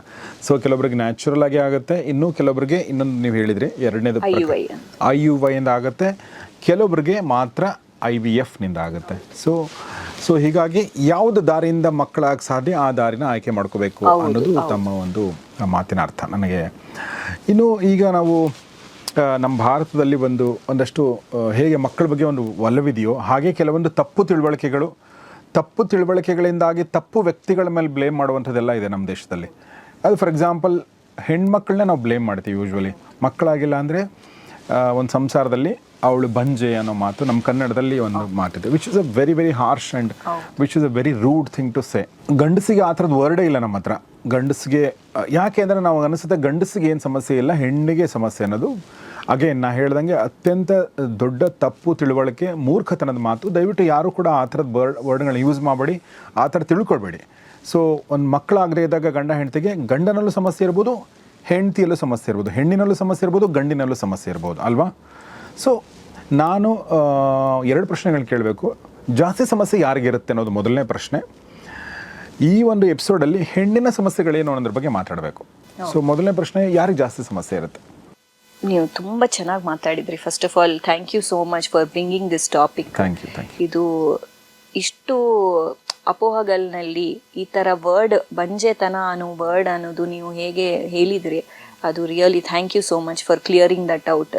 ಆ್ಯಂಡ್ ಎಲ್ಲರಿಗೆ ಈ ಥರ ಯೂಸ್ ಮಾಡಬಾರ್ದು ಅಂತ ಹೇಳಿದರೆ, ಯಾಕಂದರೆ ಅದು ತುಂಬ ಕಾಮನ್ ಆಗಿ ಯೂಸ್ ಮಾಡ್ತಾ ಇರ್ತಾರೆ ನಾರ್ಮಲ್ ಲ್ಯಾಂಗ್ವೇಜ್ನಲ್ಲೇ. ಈಗ ಯಾರಿನಲ್ಲಿ ಜಾಸ್ತಿ ಸಮಸ್ಯೆಗಳಂದರೆ, I want to clear this, 40% female problem ಇರುತ್ತೆ, 40% ಮೇಲ್ ಪ್ರಾಬ್ಲಮ್ ಇರುತ್ತೆ, 10%, 10-20% ಇಬ್ರುನಲ್ಲಿ ಪ್ರಾಬ್ಲಮ್ ಇರುತ್ತೆ. ಸೊ ಒಂದು ಮುಂಚೆ ಈ ಕಾಲನಲ್ಲಿ ಈ ಥರ ಇತ್ತು, ಬರೇ ಪ್ರಾಬ್ಲಮ್ ಅಂದ ತಕ್ಷಣ ಅತ್ತೆ ಅವರು ಇಲ್ಲ ಮದರ್ ಸೈಡ್ ಅವರೆಲ್ಲರೂ ಬರೇ ವೈಫ್ನ ಕರ್ಕೊಂಡು ಬರ್ತಿತ್ತು ಚೆಕಪ್ಗೆ. ಒಂದ್ಸಲ ಈ ಥರ ಮಕ್ಕಳು ಆಗ್ತಾ ಇಲ್ಲ ಡಾಕ್ಟರ್, ಒಂದ್ಸಲ ಚೆಕ್ ಮಾಡ್ರಿ ಅಂತ. ಇತ್ತೀಚಿನ ದಿನದಲ್ಲಿ ನಾವು ನೋಡ್ತಾ ಇದೀವಿ, ಕಪಲ್ ಥರನೇ ಬರ್ತಾ ಇದ್ದಾರೆ ಸುಮಾರು ಜನ. ಅವ್ರಿಗೆ ಗೊತ್ತಾಗಿದೆ ಈ ಥರ ಮೀಡಿಯಾ ಅವೇರ್ನೆಸ್ ಅನ್ನೋದು ಜಾಸ್ತಿ ಆಗಿದೆ, ಸೆಲೆಬ್ರಿಟೀಸ್ನು ಅವೇರ್ನೆಸ್ ಎಲ್ಲ ಜಾಸ್ತಿ ಆಗಿದೆ. ಸೊ ಡೆಫಿನೆಟ್ಲಿ ಜನಗೆ ಗೊತ್ತಾಗ್ತಾ ಇದೆ. ಆ್ಯಂಡ್ ಇಲ್ಲ ಅಂದ್ರೂ ನಾವು ಹೇಳ್ತೀವಿ, ಇಲ್ಲ ಅಮ್ಮ ಪ್ರಾಬ್ಲಮ್ ಇಬ್ರುನಲ್ಲಿ ಇರ್ಬೋದು. ಸೊ ಈಗ ನಾವು ವೈಫ್ನ ಚೆಕ್ ಮಾಡಿದರೆ ಹಸ್ಬೆಂಡ್ನು ಅಷ್ಟೇ ಇಂಪಾರ್ಟೆಂಟ್, ಅವ್ರಿಗೂ ಚೆಕ್ ಮಾಡಬೇಕು. ಸೊ ಬೇಸಿಕ್ ಟೆಸ್ಟ್ ಫಸ್ಟ್ ಮಾಡ್ತೀವಿ, ಎಲ್ಲರಿಗೆ ಎಲ್ಲ ಪರೀಕ್ಷೆಗಳೇನು ಮಾಡಲ್ಲ. ಸೊ ಒಂದು ಸಿಂಪಲ್ ಟೆಸ್ಟ್, ಅದು ವೀರ್ಯ ಪರೀಕ್ಷೆಗಳು.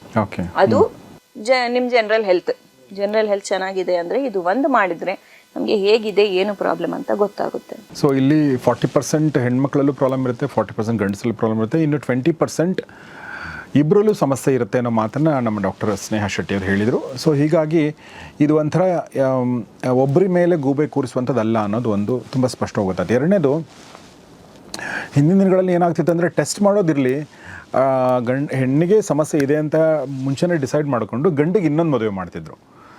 ಅವಳಲ್ಲೂ ಮದುವೆ ಆಗಲಿ ಅಂದರೆ ಇನ್ನೊಂದು ಮದುವೆ ಮಾಡಿ, ಈ ಥರದ್ದು ನಾವು ಹಳ್ಳಿಗಳಲ್ಲಿ ನೋಡಿದ್ದೀವಿ. ಓಕೆ, ಆಗಿನ ಕಾಲ ಹಾಗಿತ್ತು, ಅಜ್ಞಾನ ಇತ್ತು, ತಿಳುವಳಿಕೆ ಇರಲಿಲ್ಲ, ಸೊ ಅದನ್ನು ಬಿಟ್ಬೋಣ. ಬಟ್ ಈಗ ನಮಗೆ ಎಲ್ಲ ತಿಳುವಳಿಕೆ ಇರೋದ್ರಿಂದ ಆ ಥರ ತಪ್ಪುಗಳನ್ನ ನಾವು ಮಾಡ್ತಾ ಇಲ್ಲ, ತುಂಬ ಜನ ಅದರಿಂದ ಹೊರಗಡೆ ಬಂದಿದ್ದಾರೆ. ಸೊ ಈಗ ನಾವು ಹೆಣ್ಣಿನ ಅಂದರೆ ಹೆಂಗಸಿನ ಬಗ್ಗೆ ನಾವು ಮಾತಾಡಿದ್ರೆ, ಹೆಣ್ಣಿನ ದೇಹ more complex okay compare to male ಅಂತ ನನಗನ್ಸುತ್ತೆ. ಬಿಕಾಸ್ ಅವಳು ಗರ್ಭಧರಿಸಿ ಮಗುನ ಇಟ್ಕೊಳ್ಬೇಕಾದ ಒಂದು ಶಕ್ತಿ ಸಾಮರ್ಥ್ಯ ಹೊಂದಬೇಕು ಅಂತಂದರೆ ಅದು ಸಿಂಪಲ್ ಆಗಿರೋಕ್ಕೆ ಸಾಧ್ಯ ಇಲ್ಲ. ಹೀಗಾಗಿ ಬಹುಶಃ ಸಮಸ್ಯೆಗಳು ಕೂಡ ಅಲ್ಲಿ ಬರ್ಬೋದೇನೋ ಕೆಲವೊಂದು. ಸೊ ಹೀಗಾಗಿ ನನ್ನ ಪ್ರಶ್ನೆ ಏನಂದರೆ, ಹೆಣ್ಣಿನಲ್ಲಿ ಏನು ಸಮಸ್ಯೆಗಳು ಬರ್ತವೆ ಅಥವಾ ಇರ್ತವೆ? ಓಕೆ, ಮತ್ತು ಮನೆಯಲ್ಲಿರುವಂಥ ಹೆಣ್ಮಕ್ಳು, ಮದುವೆ ಆಗಿರುವಂಥ ಹೆಣ್ಮಕ್ಳು ಸೆಲ್ಫ್ ಡಯಾಗ್ನೋಸ್ ಅರ್ಥ ಮಾಡ್ಕೊಳ್ಳುವಂಥದ್ದು ಏನಿದೆ? ನನಗೆ ಈ ಸಮಸ್ಯೆ ಇರಬಹುದಾ ಅನ್ನೋದು ಹೇಗೆ ಗೊತ್ತಾಗುತ್ತೆ? ಓಕೆ, ಫಸ್ಟ್ಲಿ ಏನಂದರೆ ಮನೆಯಲ್ಲಿ ಕೂತ್ಕೊಂಡು ಅವ್ರಿಗೆ ಗೊತ್ತಾಗಬೇಕಂದ್ರೆ ಫಸ್ಟ್ ಥಿಂಗ್ ನೀವು ನೋಡಬೇಕು ನಿಮ್ಮ ಏಜ್. ವಯಸ್ಸು 30 ವರ್ಷಕ್ಕಿಂತ ಜಾಸ್ತಿ ಇದೆ ಅಂದರೆ ನೀವು ಮಕ್ಕಳಿಗೆ 1 ವರ್ಷ ಟ್ರೈ ಮಾಡ್ತಾ ಇದ್ದೀರಿ, ಆದರೂ ಆಗ್ತಾ ಇಲ್ಲ ಅಂದರೆ ನೀವು ಇಮಿಡಿಯೇಟ್ಲಿ ಡಾಕ್ಟರ್ನ ಭೇಟಿ ಆಗಬೇಕು. ಎರಡನೇದು, ನಾವು ಇದಕ್ಕೆ ಮುಂಚೆ ಎಪಿಸೋಡ್ನಲ್ಲಿ ಮಾತಾಡಿದ ಥರ ಋತುಚಕ್ರ ಪೀರಿಯಡ್ಸ್ ಅನ್ನೋದು ಅವ್ರಿಗೆ ತಿಂಗಳ ಕರೆಕ್ಟ್ ಬರ್ತಾ ಇಲ್ಲ ಅಂದರೆ ನೀವು ಡಾಕ್ಟರ್ನ ಭೇಟಿ ಆಗಬೇಕು. ಅಂದರೆ ನಿಮಗೆ ಮೊಟ್ಟೆ ಕರೆಕ್ಟಾಗಿ ರಿಲೀಸ್ ಆಗ್ತಾ ಇದೆಯಾ ಇಲ್ಲ ಅಂತ ಚೆಕ್ ಮಾಡ್ಕೋಬೇಕು. ಮೂರನೇದು, ರಿಪೀಟೆಡ್ ಇನ್ಫೆಕ್ಷನ್ಸ್ ಬರ್ತಾ ಇದೆ ಅಂದ್ರೂ ಚೆಕ್ ಮಾಡ್ಕೋಬೇಕು. ನಾಲ್ಕನೇದು, ತೂಕ ಸಡನ್ ಆಗಿ ತುಂಬ ಜಾಸ್ತಿ ಆಗಿಬಿಡುತ್ತೆ ಮದುವೆ ಆದಮೇಲೆ ಅವ್ರಿಗೆ, ಆ್ಯಂಡ್ ದೆನ್ ಅವ್ರು ನ್ಯಾಚುರಲ್ ಆಗಿ ಟ್ರೈ ಮಾಡ್ತಾ ಇರ್ತಾರೆ. ಸೊ ಅವರು ಶುಗರ್, ಥೈರಾಯ್ಡ್ ಇದೆಲ್ಲ ಬೇಸಿಕ್ ಟೆಸ್ಟ್, ಅದೆಲ್ಲ ಒಂದು ಸ್ವಲ್ಪ ಚೆಕ್ ಮಾಡಿಕೊಂಡು ಏನಾದರೂ ಪ್ರಾಬ್ಲಮ್ ಇದೆ ಅಂದ್ರೂ ಡಾಕ್ಟರ್ನ ಭೇಟಿ ಆಗಬೇಕು. ಇದು ಅಕಸ್ಮಾತ್ ಅವರಿಗೆ ಏನೂ ಗೊತ್ತಿಲ್ಲ, ಅವ್ರು ಈಗೀಗೆ ಪ್ಲ್ಯಾನ್ ಮಾಡೋಣ ಅನ್ಕೊತಾ ಇದ್ದಾರೆ ಅಂದರೆ ಈ ಪಾಯಿಂಟ್ಸ್ ಅವರು ಚೆಕ್ ಮಾಡ್ಕೋಬೇಕು. ಕರೆಕ್ಟಾಗಿ ಪೀರಿಯಡ್ಸ್ ಬರ್ತಾ ಇದೆಯಾ ಇಲ್ಲ, ಅವ್ರ age, then repeated infections, basic blood ಟೆಸ್ಟ್ಗಳು ಇದೆಲ್ಲ ಅವರು ಚೆಕ್ ಮಾಡಿಕೊಂಡು ಡಾಕ್ಟರ್ನ ಭೇಟಿ ಆಗಬೇಕು. ಈಗ ಏನೇನು ಸಮಸ್ಯೆಗಳು ಇರ್ಬೋದು ಅಂದರೆ, ಫಸ್ಟ್ ಬೇಸಿಕ್ ಥಿಂಗ್, ನೀವು ನಾರ್ಮಲ್ ಆಗಿ ಒಂದು ಫಸ್ಟ್ ಟೈಮ್ ಪೀರಿಯಡ್ ಬಂದವಾಗ ಎಲ್ಲರಿಗೆ ಹುಟ್ಟುವಾಗಿಂದನೇ ಹೆಂಗಸರಿಗೆ ಪೀರಿಯಡ್ಸ್ ಇರಲ್ಲ. ಅವರು 13-14 ವರ್ಷ ಆದಮೇಲೆ ಅವ್ರಿಗೆ ಫಸ್ಟ್ ಟೈಮ್ ಪೀರಿಯಡ್ ಬರೋದು ಸ್ಟಾರ್ಟ್ ಆಗುತ್ತೆ. ಇದು ಪೀರಿಯಡ್ ಬರೋದು ಅಂದರೆ ಏನು? ನಮ್ಮ ಬಾಡಿನಲ್ಲಿ ಗರ್ಭಕೋಶ ಅಂತ ಯೂಟ್ರಸ್ ಅನ್ನೋದು ಇರುತ್ತೆ. ಈಗ ನಾವು ಆರಾಮಾಗಿ ಚೇರ್ ಮೇಲೆ ಕೂತ್ಕೊಂಡಿದ್ವಿ, ಹೀಗೆ ನಮ್ಮ ಬಾಡಿ ಗರ್ಭಕೋಶನಲ್ಲಿ ಒಂದು ಚೆನ್ನಾಗಿ ಕುಷನ್ ಫಾರ್ಮ್ ಆಗುತ್ತೆ ಮಗು ಬಂದು ಕೂತ್ಕೊಳ್ಳಿಕ್ಕೆ. ಪ್ರೆಗ್ನೆನ್ಸಿ ಇಲ್ಲ ಅಂದರೆ ಆ ಕುಷನ್ ಎಲ್ಲ ಬಂದ್ಬಿಡುತ್ತೆ, ಅದನ್ನ ಪೀರಿಯಡ್ಸ್ ಅಂತ, ಋತುಚಕ್ರ ಅಂತ ಕರಿತೀವಿ. 1 ತಿಂಗಳು ಬಾಡಿ ವೇಟ್ ಮಾಡುತ್ತೆ, ಏನಾದರೂ ಅಲ್ಲಿ ಮಗು ಬರುತ್ತಾ ಅಂದರೆ ಝೈಗೋಟ್ ಬರುತ್ತಾ ಅಂತೇಳಿ, ಎಂಬ್ರಿಯೋ ಬರುತ್ತಾ ಅಂತ, ಬರಲಿಲ್ಲ ಅಂದ್ರೆ ಅದು ಆ ಕುಷನ್ ಎಲ್ಲ ಬಂದ್ಬಿಡುತ್ತೆ. ಆ ಕುಷನ್ನ ಎಂಡೋಮೆಟ್ರಿಯಂ ಅಂತ ಹೇಳ್ತೀವಿ. ಆ ಎಂಡೋಮೆಟ್ರಿಯಂ ಶೆಡಿಂಗ್ ಆಗ್ತಾ ಇದ್ರೆ, ಹೊರಗೆ ಬರ್ತಾ ಇದ್ರೆ ಅದನ್ನ ನಾವು ಪೀರಿಯಡ್ಸ್ ಅಂತ ಹೇಳ್ತೀವಿ. ಸೊ ಈಗ ಇದು ಗರ್ಭಕೋಶ ಬಗ್ಗೆ. ಗರ್ಭಕೋಶ ಬಾಜು 2 ಕೈ ಥರ 2 ಫೆಲೋಪಿಯನ್ ಟ್ಯೂಬ್ಸ್ ಅಂತ ಇರುತ್ತೆ, ಟ್ಯೂಬ್ಸ್. ಅದರ ಬಾಜು ಮೊಟ್ಟೆ ಶೀಲ ಇರುತ್ತೆ. ಆ ಮೊಟ್ಟೆ ಶೀಲನಲ್ಲಿ ನಮಗೆ ರೌಂಡ್ ಬ್ಲ್ಯಾಕ್ ಫಾಲಿಕಲ್ಸ್, ಆ ಫಾಲಿಕಲ್ ಒಳಗಡೆ ಮೊಟ್ಟೆ ಇರುತ್ತೆ. ಸೊ ಇದನ್ನ ಮೊಟ್ಟೆ ಶೀಲ ಅಂತ ಅದಕ್ಕೆ ಕರಿತೀವಿ. ಸೊ ಈಗ ಫಾರ್ ಎಕ್ಸಾಂಪಲ್, ಈಗ 40 ವರ್ಷ ಅವ್ರಿಗೆ ಹುಡುಗಿಗೆ ಅಷ್ಟು ಜಾಸ್ತಿ ಮೊಟ್ಟೆಗಳಿರಲ್ಲ, 20 ವರ್ಷ ಹುಡುಗಿಗೆ ಜಾಸ್ತಿ ಇರುತ್ತೆ. ಈಗ ನಮಗೇನೂ ಗೊತ್ತಿಲ್ಲ, ಒಬ್ಬರು ಹುಡುಗಿ ಬಂದುಬಿಟ್ಟು, ಅಕ್ಕ ನನಗೆ ಹೀಗೆ ಮದುವೆ ಆಯಿತು, ನನ್ನ ಏಜ್ 20 ಇಯರ್ಸೇ, ನನಗೆ ಮಕ್ಕಳಾಗ್ತಾರ ಅಂದರೆ ನೀವೇನು ಹೇಳ್ತೀರಿ? ಯಾಕಾಗಲ್ಲಮ್ಮ, ಇಷ್ಟು ಚಿಕ್ಕ ಏಜ್ ನಿಮಗೆ ಡೆಫಿನೆಟ್ಲಿ ಮಕ್ಕಳಾಗ್ತಾರೆ. ಅದೇ 40ಗೆ 35, 40ಗೆ ನೀವೇನು ಹೇಳ್ತೀರಿ? ಸ್ವಲ್ಪ ಕಷ್ಟ ಆಗ್ಬೋದು, ನೀವು ಡಾಕ್ಟರ್ಗೆ ಹೋಗಿ ಒಂದ್ಸಲ ಭೇಟಿ ಆಗ್ರಿ ಅಂತ. ಏಜ್ ರಿಲೇಟೆಡ್ ಮೊಟ್ಟೆಗಳ ಕ್ವಾಂಟಿಟಿ ಕಡಿಮೆ ಆಗುತ್ತೆ. ಸೊ ಈ ಅಂಡಾಶೀಲನಲ್ಲಿ ಎಷ್ಟು ಫಾಲಿಕಲ್ಸ್, ಅವ್ರ ಏಜ್ ಪ್ರಕಾರ ಎಷ್ಟಿರ್ಬೇಕು ಅಷ್ಟಿದೆಯಾ ಇಲ್ಲ ಅಂತ ಚೆಕ್ ಮಾಡಬೇಕು. ಜನರಲ್ ಹೆಲ್ತ್ ಜೊತೆ ಹಾರ್ಮೋನ್ ಟೆಸ್ಟ್ ಆ್ಯಂಡ್ ಇದು ಟೆಸ್ಟ್ ಮಾಡಬೇಕು. ಆ ಮೊಟ್ಟೆ ಶೀಲನಲ್ಲಿ ಪ್ರತಿ 1 ತಿಂಗಳು 1 ಫಾಲಿಕಲ್ ದೊಡ್ಡದಾಗಿ ರಪ್ಚರ್ ಆಗುತ್ತೆ, ರಿಲೀಸ್ ಆಗುತ್ತೆ. ಅದನ್ನ ಎಗ್ ರಿಲೀಸ್, ಓವ್ಯುಲೇಷನ್ ಅಂತ ಹೇಳ್ತೀವಿ. ಆ ಟೈಮ್ನಲ್ಲಿ ಆ ಮೊಟ್ಟೆ ರಿಲೀಸ್ ಆಗಿದ್ದಾದ್ಮೇಲೆ ಅದು ಬರೀ 1 ದಿನ 24 ಅವರ್ಸೇ ಇರುತ್ತೆ. ಅದಾದಮೇಲೆ ಆ ಮೊಟ್ಟೆ ಸತ್ತು ಹೋಗುತ್ತೆ. ಆ ಟೈಮ್, ಆ 24 ಅವರ್ಸ್ನಲ್ಲಿ ಹಸ್ಬೆಂಡ್ ವೈಫ್ ಸೇರಿದ್ರೆ, ನ್ಯಾಚುರಲ್ ಆಗಿ ಟ್ರೈ ಮಾಡಿದರೆ, ಈ ವೀರ್ಯನಗಲ್ ಸ್ಪರ್ಮ್ಸ್ ಅನ್ನೋದು ಸ್ವಿಮ್ ಮಾಡ್ಕೊತಾ ಹೋಗಿ ಈ ಮೊಟ್ಟೆನ ಭೇಟಿಯಾಗುತ್ತೆ. ಎಲ್ಲಿ ಭೇಟಿಯಾಗುತ್ತೆ? ಟ್ಯೂಬ್ಸ್ನಲ್ಲಿ. ಈ ಟ್ಯೂಬಿಂದ ಕೆಲಸ ಏನು? ಆ ಮೊಟ್ಟೆನ ಇಟ್ಕೊಳ್ಳೋದು. ಸೊ ಟ್ಯೂಬ್ನಲ್ಲಿ ಭೇಟಿಯಾಗಿ ಅಲ್ಲಿ ಭ್ರೂಣ ಅನ್ನೋದು ಫಾರ್ಮ್ ಆಗುತ್ತೆ ಟ್ಯೂಬ್ನಲ್ಲಿ, ಆ್ಯಂಡ್ ದೆನ್ ಅದು ಗರ್ಭಕೋಶ ಒಳಗಡೆ ಬಂದ್ಬಿಟ್ಟು ಗರ್ಭಕೋಶನಲ್ಲಿ ಕೂತ್ಕೊಳ್ಳುತ್ತೆ. ಸೊ ಇಫ್ ಇದು ಆಗಿಲ್ಲ, ಈದರ್ ಎಗ್ ರಿಲೀಸ್ ಆಗಿಲ್ಲ ಆರ್ ಎಗ್ ರಿಲೀಸ್ ಆಗಿದೆ, ಟ್ಯೂಬ್ನು ಇಟ್ಕೊಂಡಿದೆ, ಬಟ್ ಆ ಟೈಮ್ನಲ್ಲಿ ಅವ್ರ ಹಸ್ಬೆಂಡ್ ವೈಫ್ ಸೇರಿಲ್ಲ, ಆರ್ ಈ ಭ್ರೂಣ ಅನ್ನೋದು ಚೆನ್ನಾಗಿಲ್ಲ, ಅದು ಬಂದು ಗರ್ಭಕೋಶನಲ್ಲಿ ಕೂತ್ಕೊಂಡಿಲ್ಲ, ಗರ್ಭಕೋಶನಲ್ಲಿ ಪ್ರಾಬ್ಲಮ್ ಇದೆ ಏನಾರ್ದು ಅಂದ್ರೂ ಪ್ರೆಗ್ನೆನ್ಸಿ ಆಗಲ್ಲ. ಸೊ ಪ್ರಾಬ್ಲಮ್ಸ್ 3 ಕಡೆ ಇರ್ಬೋದು. 1 ಎಗ್, ಮೊಟ್ಟೆ ಶೀಲನಲ್ಲಿ ಏನಾರ್ದು ತುಂಬ ಹಾರ್ಮೋನಲ್ ಪ್ರಾಬ್ಲಮ್ಸ್, PCOD ಅಂತ ಆ ಥರ ಪ್ರಾಬ್ಲಮ್ ಇದೆ, ಇಲ್ಲ ಮೊಟ್ಟೆನೇ ತುಂಬ ಕಡಿಮೆ ಇದೆ, ಅವ್ರ ಏಜ್ಗೆ ಎಷ್ಟಿರಬೇಕು ಅಷ್ಟಿಲ್ಲ, ತುಂಬ ಕಡಿಮೆ ಮೊಟ್ಟೆಗಳಿದೆ, ಇಲ್ಲ ಏನಾದ್ರು ಬೇರೆ ಕಂಡೀಷನ್ಸ್ ಎಂಡೋಮೆಟ್ರಿಯೋಸಿಸ್ ಅಂತ ಆ ಥರ ಪ್ರಾಬ್ಲಮ್ಸ್ ಇದ್ರೂ ಎಗ್ ಕ್ವಾಲಿಟಿ ಕಡಿಮೆ ಇರುತ್ತೆ. ಎರಡನೇದು ಟ್ಯೂಬ್ಸ್. ಎಸ್, ಈಗ ರೋಡೇ ಬ್ಲಾಕ್ ಇದೆ ಅಂದರೆ ನಾವು ಹೇಗೆ ಹೋಗೋದು? Correct. So egg and sperm ಭೇಟಿ ಆಗಲಿಕ್ಕೆ ಅಲ್ಲಿ ದಾರಿನೇ ಬ್ಲಾಕ್ ಇದೆ. ಸೊ ಆ ಟ್ಯೂಬ್ಸ್ನಲ್ಲಿ because of whatever reason, infection ಮೂಲಕವಾಗಿ ಇದು ಆಗ್ಬೋದು, ಇಲ್ಲ ಎದೆಷನ್ ಸರ್ಜರಿ ಏನಾದ್ರು ಆಗಿದೆ, ಆ ಸರ್ಜರಿ ಮೂಲಕವಾಗಿ ಅದು ಏನಾದ್ರು ಪ್ರಾಬ್ಲಮ್ ಆಗಿದೆ ಅಂದ್ರೂ ಟ್ಯೂಬ್ ಬ್ಲಾಕ್ ಇರುತ್ತೆ. ಮೂರನೇದು ಯೂಟ್ರಸ್. ಈ ಗರ್ಭಕೋಶನಲ್ಲಿ ಏನಾದ್ರು ಗಡ್ಡೆ ಥರ ಫೈಬ್ರಾಯ್ಡ್ಸ್ ಅಂತ ಹೇಳ್ತಾರೆ. ಇಲ್ಲ ಸ್ವಲ್ಪ ಜನಗೆ ಏನಾಗುತ್ತೆ, ಅವ್ರು ಹುಟ್ಟುವಾಗಿಂದನೇ ಜೆನೆಟಿಕ್ ಆಗಿ 2 ಯೂಟ್ರಸ್ ಇರುತ್ತೆ. ಹೌದಾ? ಇಲ್ಲ ನಮಗೆ ಮೂಗು ಮಧ್ಯದಲ್ಲಿ ಹೇಗೆ ಸೆಪ್ಟಮ್ ಇದೆ ಆ ಥರ ಒಂದು ಸೆಪ್ಟಮ್ ಒಂದು ವಾಲ್ ಇರುತ್ತೆ. ಓಕೆ. ಆ ಥರ ಏನಾದ್ರು ಗರ್ಭಕೋಶನಲ್ಲಿ ಪ್ರಾಬ್ಲಮ್ ಇದ್ರೂ ಪ್ರೆಗ್ನೆನ್ಸಿ ಆಗಲ್ಲ. ಆಗಿದ್ರೂ ಮಿಸ್ಕ್ಯಾರೇಜ್ ರಿಸ್ಕ್, ಅಬಾರ್ಷನ್ ರಿಸ್ಕ್ ಅದೆಲ್ಲ ಜಾಸ್ತಿ ಇರುತ್ತೆ. ಯಾಕೆ ಆ ಥರ 2 ಇರುತ್ತೆ? ಅದು ಹುಟ್ಟುವಾಗಿಂದನೇ ಅವ್ರಿಗೆ ಆ ಥರ. ಅವ್ರಿಗೇನು ಸೊಲ್ಯೂಷನ್ ಹಾಗಾದ್ರೆ? ಸೊ ಡಿಫ್ರೆಂಟ್ ಟೈಪ್ಸ್ ಇರುತ್ತೆ. ಸ್ವಲ್ಪ ಜನಗೆ ಈಗ ನಮಗೆ ಈ ಥರ ಗರ್ಭಕೋಶ ಇರುತ್ತೆ, ಸ್ವಲ್ಪ ಜನಗೆ ಒಂದು ಸೈಡ್ಗೆ ಬೆಂಡ್ ಆಗಿ ಇರುತ್ತೆ, ಸ್ವಲ್ಪ ಜನಗೆ 2 ಯೂಟ್ರಸಸ್ ಸೆಪ್ರೇಟ್ ಆಗಿ ಇರುತ್ತೆ, ಸ್ವಲ್ಪ ಜನಗೆ 2 ಇರುತ್ತೆ, ಒಂದು ಚೆನ್ನಾಗಿರುತ್ತೆ, ಒಂದು ಚಿಕ್ಕದಾಗಿ ಇರುತ್ತೆ. ಸೊ ಅವ್ರಿಗೆ ತಿಂಗಳು ಋತುಚಕ್ರನ ಆಗುವಾಗ ಅದು ಬ್ಲೀಡಿಂಗ್ ಆಗಲಿಕ್ಕೆ ಜಾಸ್ತಿ ದಾರಿ ಇಲ್ಲ, ಸೊ ತುಂಬ ನೋವಿರೋದು, ಆ ಥರ ಅಬ್ನಾರ್ಮಲ್ ಯೂಟ್ರಸ್ ಜೆನೆಟಿಕ್ ಪ್ರಾಬ್ಲಮ್ಸ್ ಅನ್ನೋದು ಕಂಜನೈಟಲ್ ಇಶ್ಯೂಸ್ ಅಂತ ಹೇಳ್ತೀವಿ. ಆ ಥರ ಪ್ರಾಬ್ಲಮ್ಸ್ನೂ ಆಗ್ಬೋದು. ಓಕೆ. ನೀವು ಮಾತಾಡ್ತಿರ್ಬೇಕಾದ್ರೆ ಒಂದು ವರ್ಡನ್ನು ಯೂಸ್ ಮಾಡಿದ್ರಿ, PCOD ಇರುತ್ತೆ ಅಂತ ಹೇಳಿದ್ರಿ ನೀವು. ಅಂದರೆ cystic ovarian disease. Yes, polycystic ovarian disease. ಇದ್ರ ಬಗ್ಗೆ ನಾವು ಇತ್ತೀಚಿನ ದಿನ ತುಂಬ ಕೇಳ್ತಾ ಇದ್ದೀವಿ. ಇದು ಏನು ಆ್ಯಕ್ಚುಲಿ ಅನ್ನೋದೊಂದು ಪ್ರಶ್ನೆ. ಎರಡನೇದು ಆಬ್ವಿಯಸ್ ಪ್ರಶ್ನೆ, ಇದು ಸಂತಾನೋತ್ಪತ್ತಿ ಮಾಡೋಕ್ಕೆ ಇದರಿಂದ ಏನು ಸಮಸ್ಯೆ ಆಗುತ್ತೆ? ಸೊ PCOD ಅನ್ನೋದು ಈಗ ತುಂಬ ಜಾಸ್ತಿ ನಾವು ಕೇಳ್ತಾ ಇದ್ದೀವಿ. ಹಿಂದಿನ ಕಾಲ ನಾವು ಇಷ್ಟೆಲ್ಲ ಏನೂ ಕೇಳಿಸ್ತಾ ಇಲ್ಲ. PCOD ಅಂದರೆ ಈಗ ನಮ್ಮದು ಓವರೀಸ್ನಲ್ಲಿ ನಾನು ಹೇಳಿದ್ನಿ, ಮೊಟ್ಟೆಶೀಲನಲ್ಲಿ ಫಾಲಿಕಲ್ಸ್ ಅಂತ ಇರುತ್ತೆ. ಅದು ಫಾಲಿಕಲ್ಸ್ ಅವ್ರ ಏಜ್ಗೆ ಇರಬೇಕು ಅಂತ ಇರುತ್ತೆ, 10 ಇರಬೇಕು, ಅವ್ರು 15 ಇರಬೇಕು. ಅವ್ರ ಏಜ್ಗೆ ಎಷ್ಟಿರಬೇಕು ಅದಕ್ಕಿಂತ ತುಂಬ ಜಾಸ್ತಿ ಇದ್ದರೆ ತುಂಬ ಜಾಸ್ತಿ ಫಾಲಿಕಲ್ಸ್. ಆ ಫಾಲಿಕಲ್ ಅನ್ನೋದು ರೌಂಡ್ ಬಲೂನ್ ಥರ ಇರುತ್ತೆ. ಫಾಲಿಕಲ್ ಒಳಗಡೆ ಎಗ್ಸ್ ಇರುತ್ತೆ. ಸೊ ಈ ಫಾಲಿಕಲ್ ಅನ್ನೋದು ಒಂದು ಸಿಸ್ಟ್ ಥರ ಕಾಣಿಸುತ್ತೆ ಸ್ಕ್ಯಾನ್ನಲ್ಲಿ ನೋಡಿದರೆ. ಫ್ಲೂಯಿಡ್ ಫಿಲ್ಡ್, ಸಿಸ್ಟ್ ಅಂದರೆ ಫ್ಲೂಯಿಡ್ ಫಿಲ್ಡ್, ಯಾವುದೇ ಅದರಲ್ಲಿ ಫ್ಲೂಯಿಡ್ ಫಿಲ್ ಆಗಿದೆ, ನೀರೇನಾದ್ರು ತುಂಬಿದೆ ಅಂದರೆ ಸಿಸ್ಟ್ ಅಂತ ಹೇಳ್ತೀವಿ. ಸೊ ಸ್ಕ್ಯಾನ್ನಲ್ಲಿ ನಾವು ನೋಡುವಾಗ ತುಂಬ ಜಾಸ್ತಿ ಈ ಥರ ಫಾಲಿಕಲ್ಸ್ ಇದ್ದರೆ, ಪಾಲಿ ಅಂದರೆ ತುಂಬ, ಸಿಸ್ಟ್ ಅಂದರೆ ಇದು ಸಿಸ್ಟಿಕ್ ಥರ ಕಾಣಿಸ್ತಾ ಇದೆ. ಪಾಲಿಸಿಸ್ಟಿಕ್ ಇನ್ ದ ಓವರಿ ಅಂದರೆ ಅಂಡಶೀಲ. ಸೊ ಈ ಥರ ತುಂಬ ಜಾಸ್ತಿ ಕಾಣಿಸ್ತಾ ಇದೆ ಅಂದರೆ ಪಾಲಿಸಿಸ್ಟಿಕ್ ಅಪಿಯರೆನ್ಸ್ ಇದೆ ನಿಮ್ಮದು ಮೊಟ್ಟೆಶೀಲದು ಅಂತ ಹೇಳ್ತಾರೆ. ಇದು ಇಫ್ ಇನ್ ಕೇಸ್ ಹಾರ್ಮೋನಲ್ ಇಂಬ್ಯಾಲೆನ್ಸ್ನೂ ಇದೆ ಆಕೆಗೆ ಅಂದರೆ ದೆನ್ ನಾವು PCOD ಪ್ರಾಬ್ಲಮ್ ಇರ್ಬೋದು ನಿಮಗೆ ಅಂತ ನಾವು ಕನ್ಫರ್ಮ್ ಡಯಾಗ್ನೋಸಿಸ್ ಮಾಡ್ತೀವಿ. ಹಾರ್ಮೋನಲ್ ಇಂಬ್ಯಾಲೆನ್ಸ್ ಅಂದರೆ? ಹಾರ್ಮೋನ್ಸ್ ಅಂದರೆ ನಮಗೆ ದೇಹದಲ್ಲಿ ನಮ್ಮ ಪ್ರತಿಯೊಂದು, ಈಗ ನಾನು ಕೈನೂ ಈ ಥರ ಮಾಡ್ತಾ ಇದ್ದೀನಿ ಅಂದರೆ ನನ್ನ ಬ್ರೈನ್ ಸಿಗ್ನಲ್ ಮಾಡ್ತಾ ಇದೆ, ಅದು ಹಾರ್ಮೋನ್ ರಿಲೀಸ್ ಆಗುತ್ತೆ. ಆ ಹಾರ್ಮೋನೇ ಇನ್ಸ್ಟ್ರಕ್ಷನ್ಸ್ನ ಕ್ಯಾರಿ ಫಾರ್ವರ್ಡ್ ಮಾಡಿಬಿಟ್ಟು ಆ ಕೆಲಸ ಆಗುತ್ತೆ. ಹಾಗೆ ಈಗ ನಮ್ಮ ಬಾಡಿನಲ್ಲಿ ಏನಾದ್ರು ಮಾಡಬೇಕಂದ್ರೂ ಆಗಬೇಕು, ಫಂಕ್ಷನ್ ಆಗಬೇಕಂದ್ರೂ ಹಾರ್ಮೋನ್ ರಿಲೀಸ್ ಆಗಿ ಅದು ಹೋಗಿ ಅದರದ್ದು ಕೆಲಸ ಆಗುತ್ತೆ. ಸೊ ರೀಪ್ರೊಡಕ್ಷನ್ ಅನ್ನೋದು, ರೀಪ್ರೊಡಕ್ಟಿವ್ ಸಿಸ್ಟಮ್ನ ಕೆಲಸ ಮಾಡಲಿಕ್ಕೆ ಸ್ವಲ್ಪ ಹಾರ್ಮೋನ್ಸ್ ಇದೆ. ಆ messengers, hormones R messengers of our body. So ಈ ಹಾರ್ಮೋನ್ಸ್ ಅನ್ನೋದು ಈಗ ಫಾರ್ ಮೆನ್ ಫೀಮೇಲ್ ಹಾರ್ಮೋನ್ಸ್ನೂ ಇರುತ್ತೆ, ಈಗ ಫೀಮೇಲ್ಸ್ಗೆ ಮೇಲ್ ಹಾರ್ಮೋನ್ಸ್ನೂ ಇರುತ್ತೆ. ಇದು ಬ್ಯಾಲೆನ್ಸ್ನಲ್ಲಿ ಇರಬೇಕು. ಈ ಹಾರ್ಮೋನಲ್ ಇಂಬ್ಯಾಲೆನ್ಸ್ ಏನಾದ್ರು ಆಗಿದೆ ಅಂದರೆ ಈ ಥರ ಸಮಸ್ಯೆಗಳಾಗ್ಬೋದು. ಸೊ ಎಷ್ಟು ಇಂಬ್ಯಾಲೆನ್ಸ್ ಇದೆ ಅದರ ಪ್ರಕಾರ ಸಿವಿಯಾರಿಟಿ ಆಫ್ PCOD ಇರುತ್ತೆ. ಸ್ವಲ್ಪ ಜನಕ್ಕೆ ಸ್ವಲ್ಪ ಮೈಲ್ಡ್ PCOD, ಸ್ವಲ್ಪ ಜನಕ್ಕೆ ಸಿವಿಯರ್ PCOD, ಸ್ವಲ್ಪ ಜನಕ್ಕೆ ಮಾಡ್ರೇಟ್ PCOD, ಅಷ್ಟು ಜಾಸ್ತಿ ಇಲ್ಲ ಅಷ್ಟು ಕಡಿಮೆ ಇಲ್ಲ ನಿಮಗೆ ಇದೆ. So depending on the problem ನಾವು ಮೆಡಿಕೇಶನ್ ಕೊಡಬೇಕಾ ಇಲ್ಲ ಬರೀ ಲೈಫ್ ಸ್ಟೈಲ್ ಚೇಂಜ್ ಮಾಡಬೇಕಾ ಅಂತ ಹೇಳ್ತೀವಿ. ಇದು ಯಾಕೆ ಆಗ್ತಾ ಇದೆ ಡಾಕ್ಟರ್ ಅಂದರೆ 2 ಸಮಸ್ಯೆಗಳು. ಒಂದು ಲೈಫ್ ಸ್ಟೈಲ್. ಈಗ ಇತ್ತೀಚಿನದಲ್ಲಿ ನೀವು ನೋಡಿದರೆ ನಮ್ಮದು ಆಹಾರ, ನಮ್ಮದು ಪೊಲ್ಯೂಷನ್, ನಮ್ಮದು ಎಲ್ಲ ಎಷ್ಟು ಮೊಬೈಲ್ ಫೋನ್ ಯೂಸೇಜ್, ಎಕ್ಸಸೈಸ್ ಏನು ಮಾಡಲ್ಲ, ಇಲ್ಲ ಅಂದರೆ ತುಂಬ ಜಾಸ್ತಿ ಜಿಮ್ಗೆ ಹೋಗ್ಬಿಟ್ಟು ಎಲ್ಲ ಓವರ್ ಎಕ್ಸಸೈಸಸ್ ಅದೆಲ್ಲ ಇರುತ್ತೆ. Everything is contaminated. ಹೌದಾ? ಈಗ ಅನ್ನ ತಿನ್ನೋದು ಅನ್ನೋದು 10 ವರ್ಷ ಹಿಂದ್ಗಡೆ ಅನ್ನಗೆ ಈಗ ನಮಗೆ ಸಿಗೋದು ಅನ್ನಗೆ ಎಷ್ಟು ಡಿಫ್ರೆನ್ಸಸ್ ಇದೆ. ಆ್ಯಂಡ್ ಪ್ಲಸ್ ನಾವು ಅಷ್ಟು ಕೆಲಸ ಮಾಡಲ್ಲ. ನಮ್ಮ ಅಮ್ಮ ಅವರಮ್ಮ ಅವ್ರು ಎಷ್ಟು ಕೆಲಸ ಮಾಡ್ತಾಯಿದ್ರು.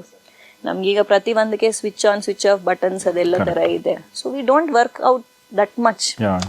So all these things are causing lifestyle related problems. ಅದರಿಂದ ಹಾರ್ಮೋನಲ್ ಇಂಬ್ಯಾಲೆನ್ಸ್ ಆಗಿ ಇದು PCOD ಅನ್ನೋದು ಜಾಸ್ತಿ ಆಗ್ತಾ ಇದೆ.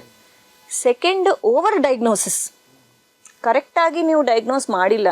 ಈಗ ನೀವು ಏಜ್ ಕಡಿಮೆ ಇದೆ, ಜಾಸ್ತಿ ಫಾಲಿಕಲ್ಸೇ ಕಾಣುತ್ತೆ. ಅದು ನೋಡಿದ ತಕ್ಷಣ PCOD ಪ್ರಾಬ್ಲಮ್ ಇದೆ ಅಂತ ಹೇಳಕ್ಕಾಗಲ್ಲ. ಸೆಕೆಂಡ್, ಇರ್ರೆಗ್ಯುಲರ್ ಪೀರಿಯಡ್ ತಿಂಗಳು ಋತುಚಕ್ರ ಕರೆಕ್ಟ್ ಆಗ್ತಾ ಇಲ್ಲ ಅಂದ್ರೂ PCOD ಪ್ರಾಬ್ಲಮ್. ಅದಕ್ಕೆ ಸುಮಾರು ಕಾರಣಗಳಿರುತ್ತೆ. ಸೊ ಈ ಥರ ಓವರ್ ಡಯಾಗ್ನೋಸಿಸ್ ಆಗೋದೂ ಪ್ರಾಬ್ಲಮ್ ಆಗಿದೆ. ಈಗ ಇದು lifestyle. Second cause is genetic.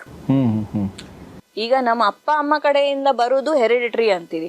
Genetic ಅಂದರೆ ನೀವು ನಿಮ್ಮ ಅಮ್ಮ ಗರ್ಭಾಶಯನಲ್ಲಿ ಇದ್ದವಾಗ ಕಣ್ಣು ಮೂಗು ಎಲ್ಲ ಹೇಗೆ ಫಾರ್ಮ್ ಆಗುತ್ತೋ ಹಾಗೆ ಇದೆಲ್ಲ ಸ್ಟ್ರಕ್ಚರ್ಸ್ನು ಫಾರ್ಮ್ ಆಗುತ್ತೆ. ಬ್ರೇನ್ ಓವರಿ ಕನೆಕ್ಷನ್ನು ಫಾರ್ಮ್ ಆಗುತ್ತೆ. ಆ ಫಾರ್ಮೇಷನ್ ಟೈಮ್ನಲ್ಲಿ ಏನಾದರೂ ಮ್ಯೂಟೇಷನ್ ಆಗಿದ್ದರೆ ಈ ಥರ PCOD ಸಮಸ್ಯೆಗಳು ಬರ್ಬೋದು. ಸೊ ಅದನ್ನು ನೀವು ನಿಮ್ಮ ಜೀನ್ಸ್ನ ತೆಗೆದು ನಾವು ಬಿಸಾಕ್ಲಿಕ್ಕಾಗಲ್ಲ. ಕರೆಕ್ಟ್. ಸೊ ನಾವೇನು ಮಾಡಬೇಕು, ಆ ಪ್ರಾಬ್ಲಮ್ನ ನಿಮಗೆ ನಾವು ಮೆಡಿಸಿನ್ಸ್ ಇಲ್ಲ ಟ್ರೀಟ್ಮೆಂಟ್ ಆ ಪ್ರಕಾರ ಸಮಸ್ಯೆಗಳ ಪ್ರಕಾರ ನಾವು ಕೊಡ್ತೀವಿ. ಅದಾದಮೇಲೆ ನಿಮಗೆ ಮಗು ಆಗುತ್ತೆ, ಹೆಲ್ದಿಯಾಗಿ ಇರುತ್ತೆ. ಆಮೇಲೆ maybe you may again get back to having symptoms. So based on the problem, life ಸ್ಟೈಲಾ ಇಲ್ಲ ಇದು ಅಂತ ನಮಗೆ ಟೆಸ್ಟ್ ಮಾಡಿ ನೋಡ್ಲಿಕ್ಕಾಗಲ್ಲ. ಬಟ್ ನಿಮಗೆ ಸಿವಿಯಾರಿಟಿ ಪ್ರಕಾರ ಇರುತ್ತೆ. ಮೋಸ್ಟ್ ಕಾಮನ್ಲಿ ಇದು 2 ರೀಸನ್.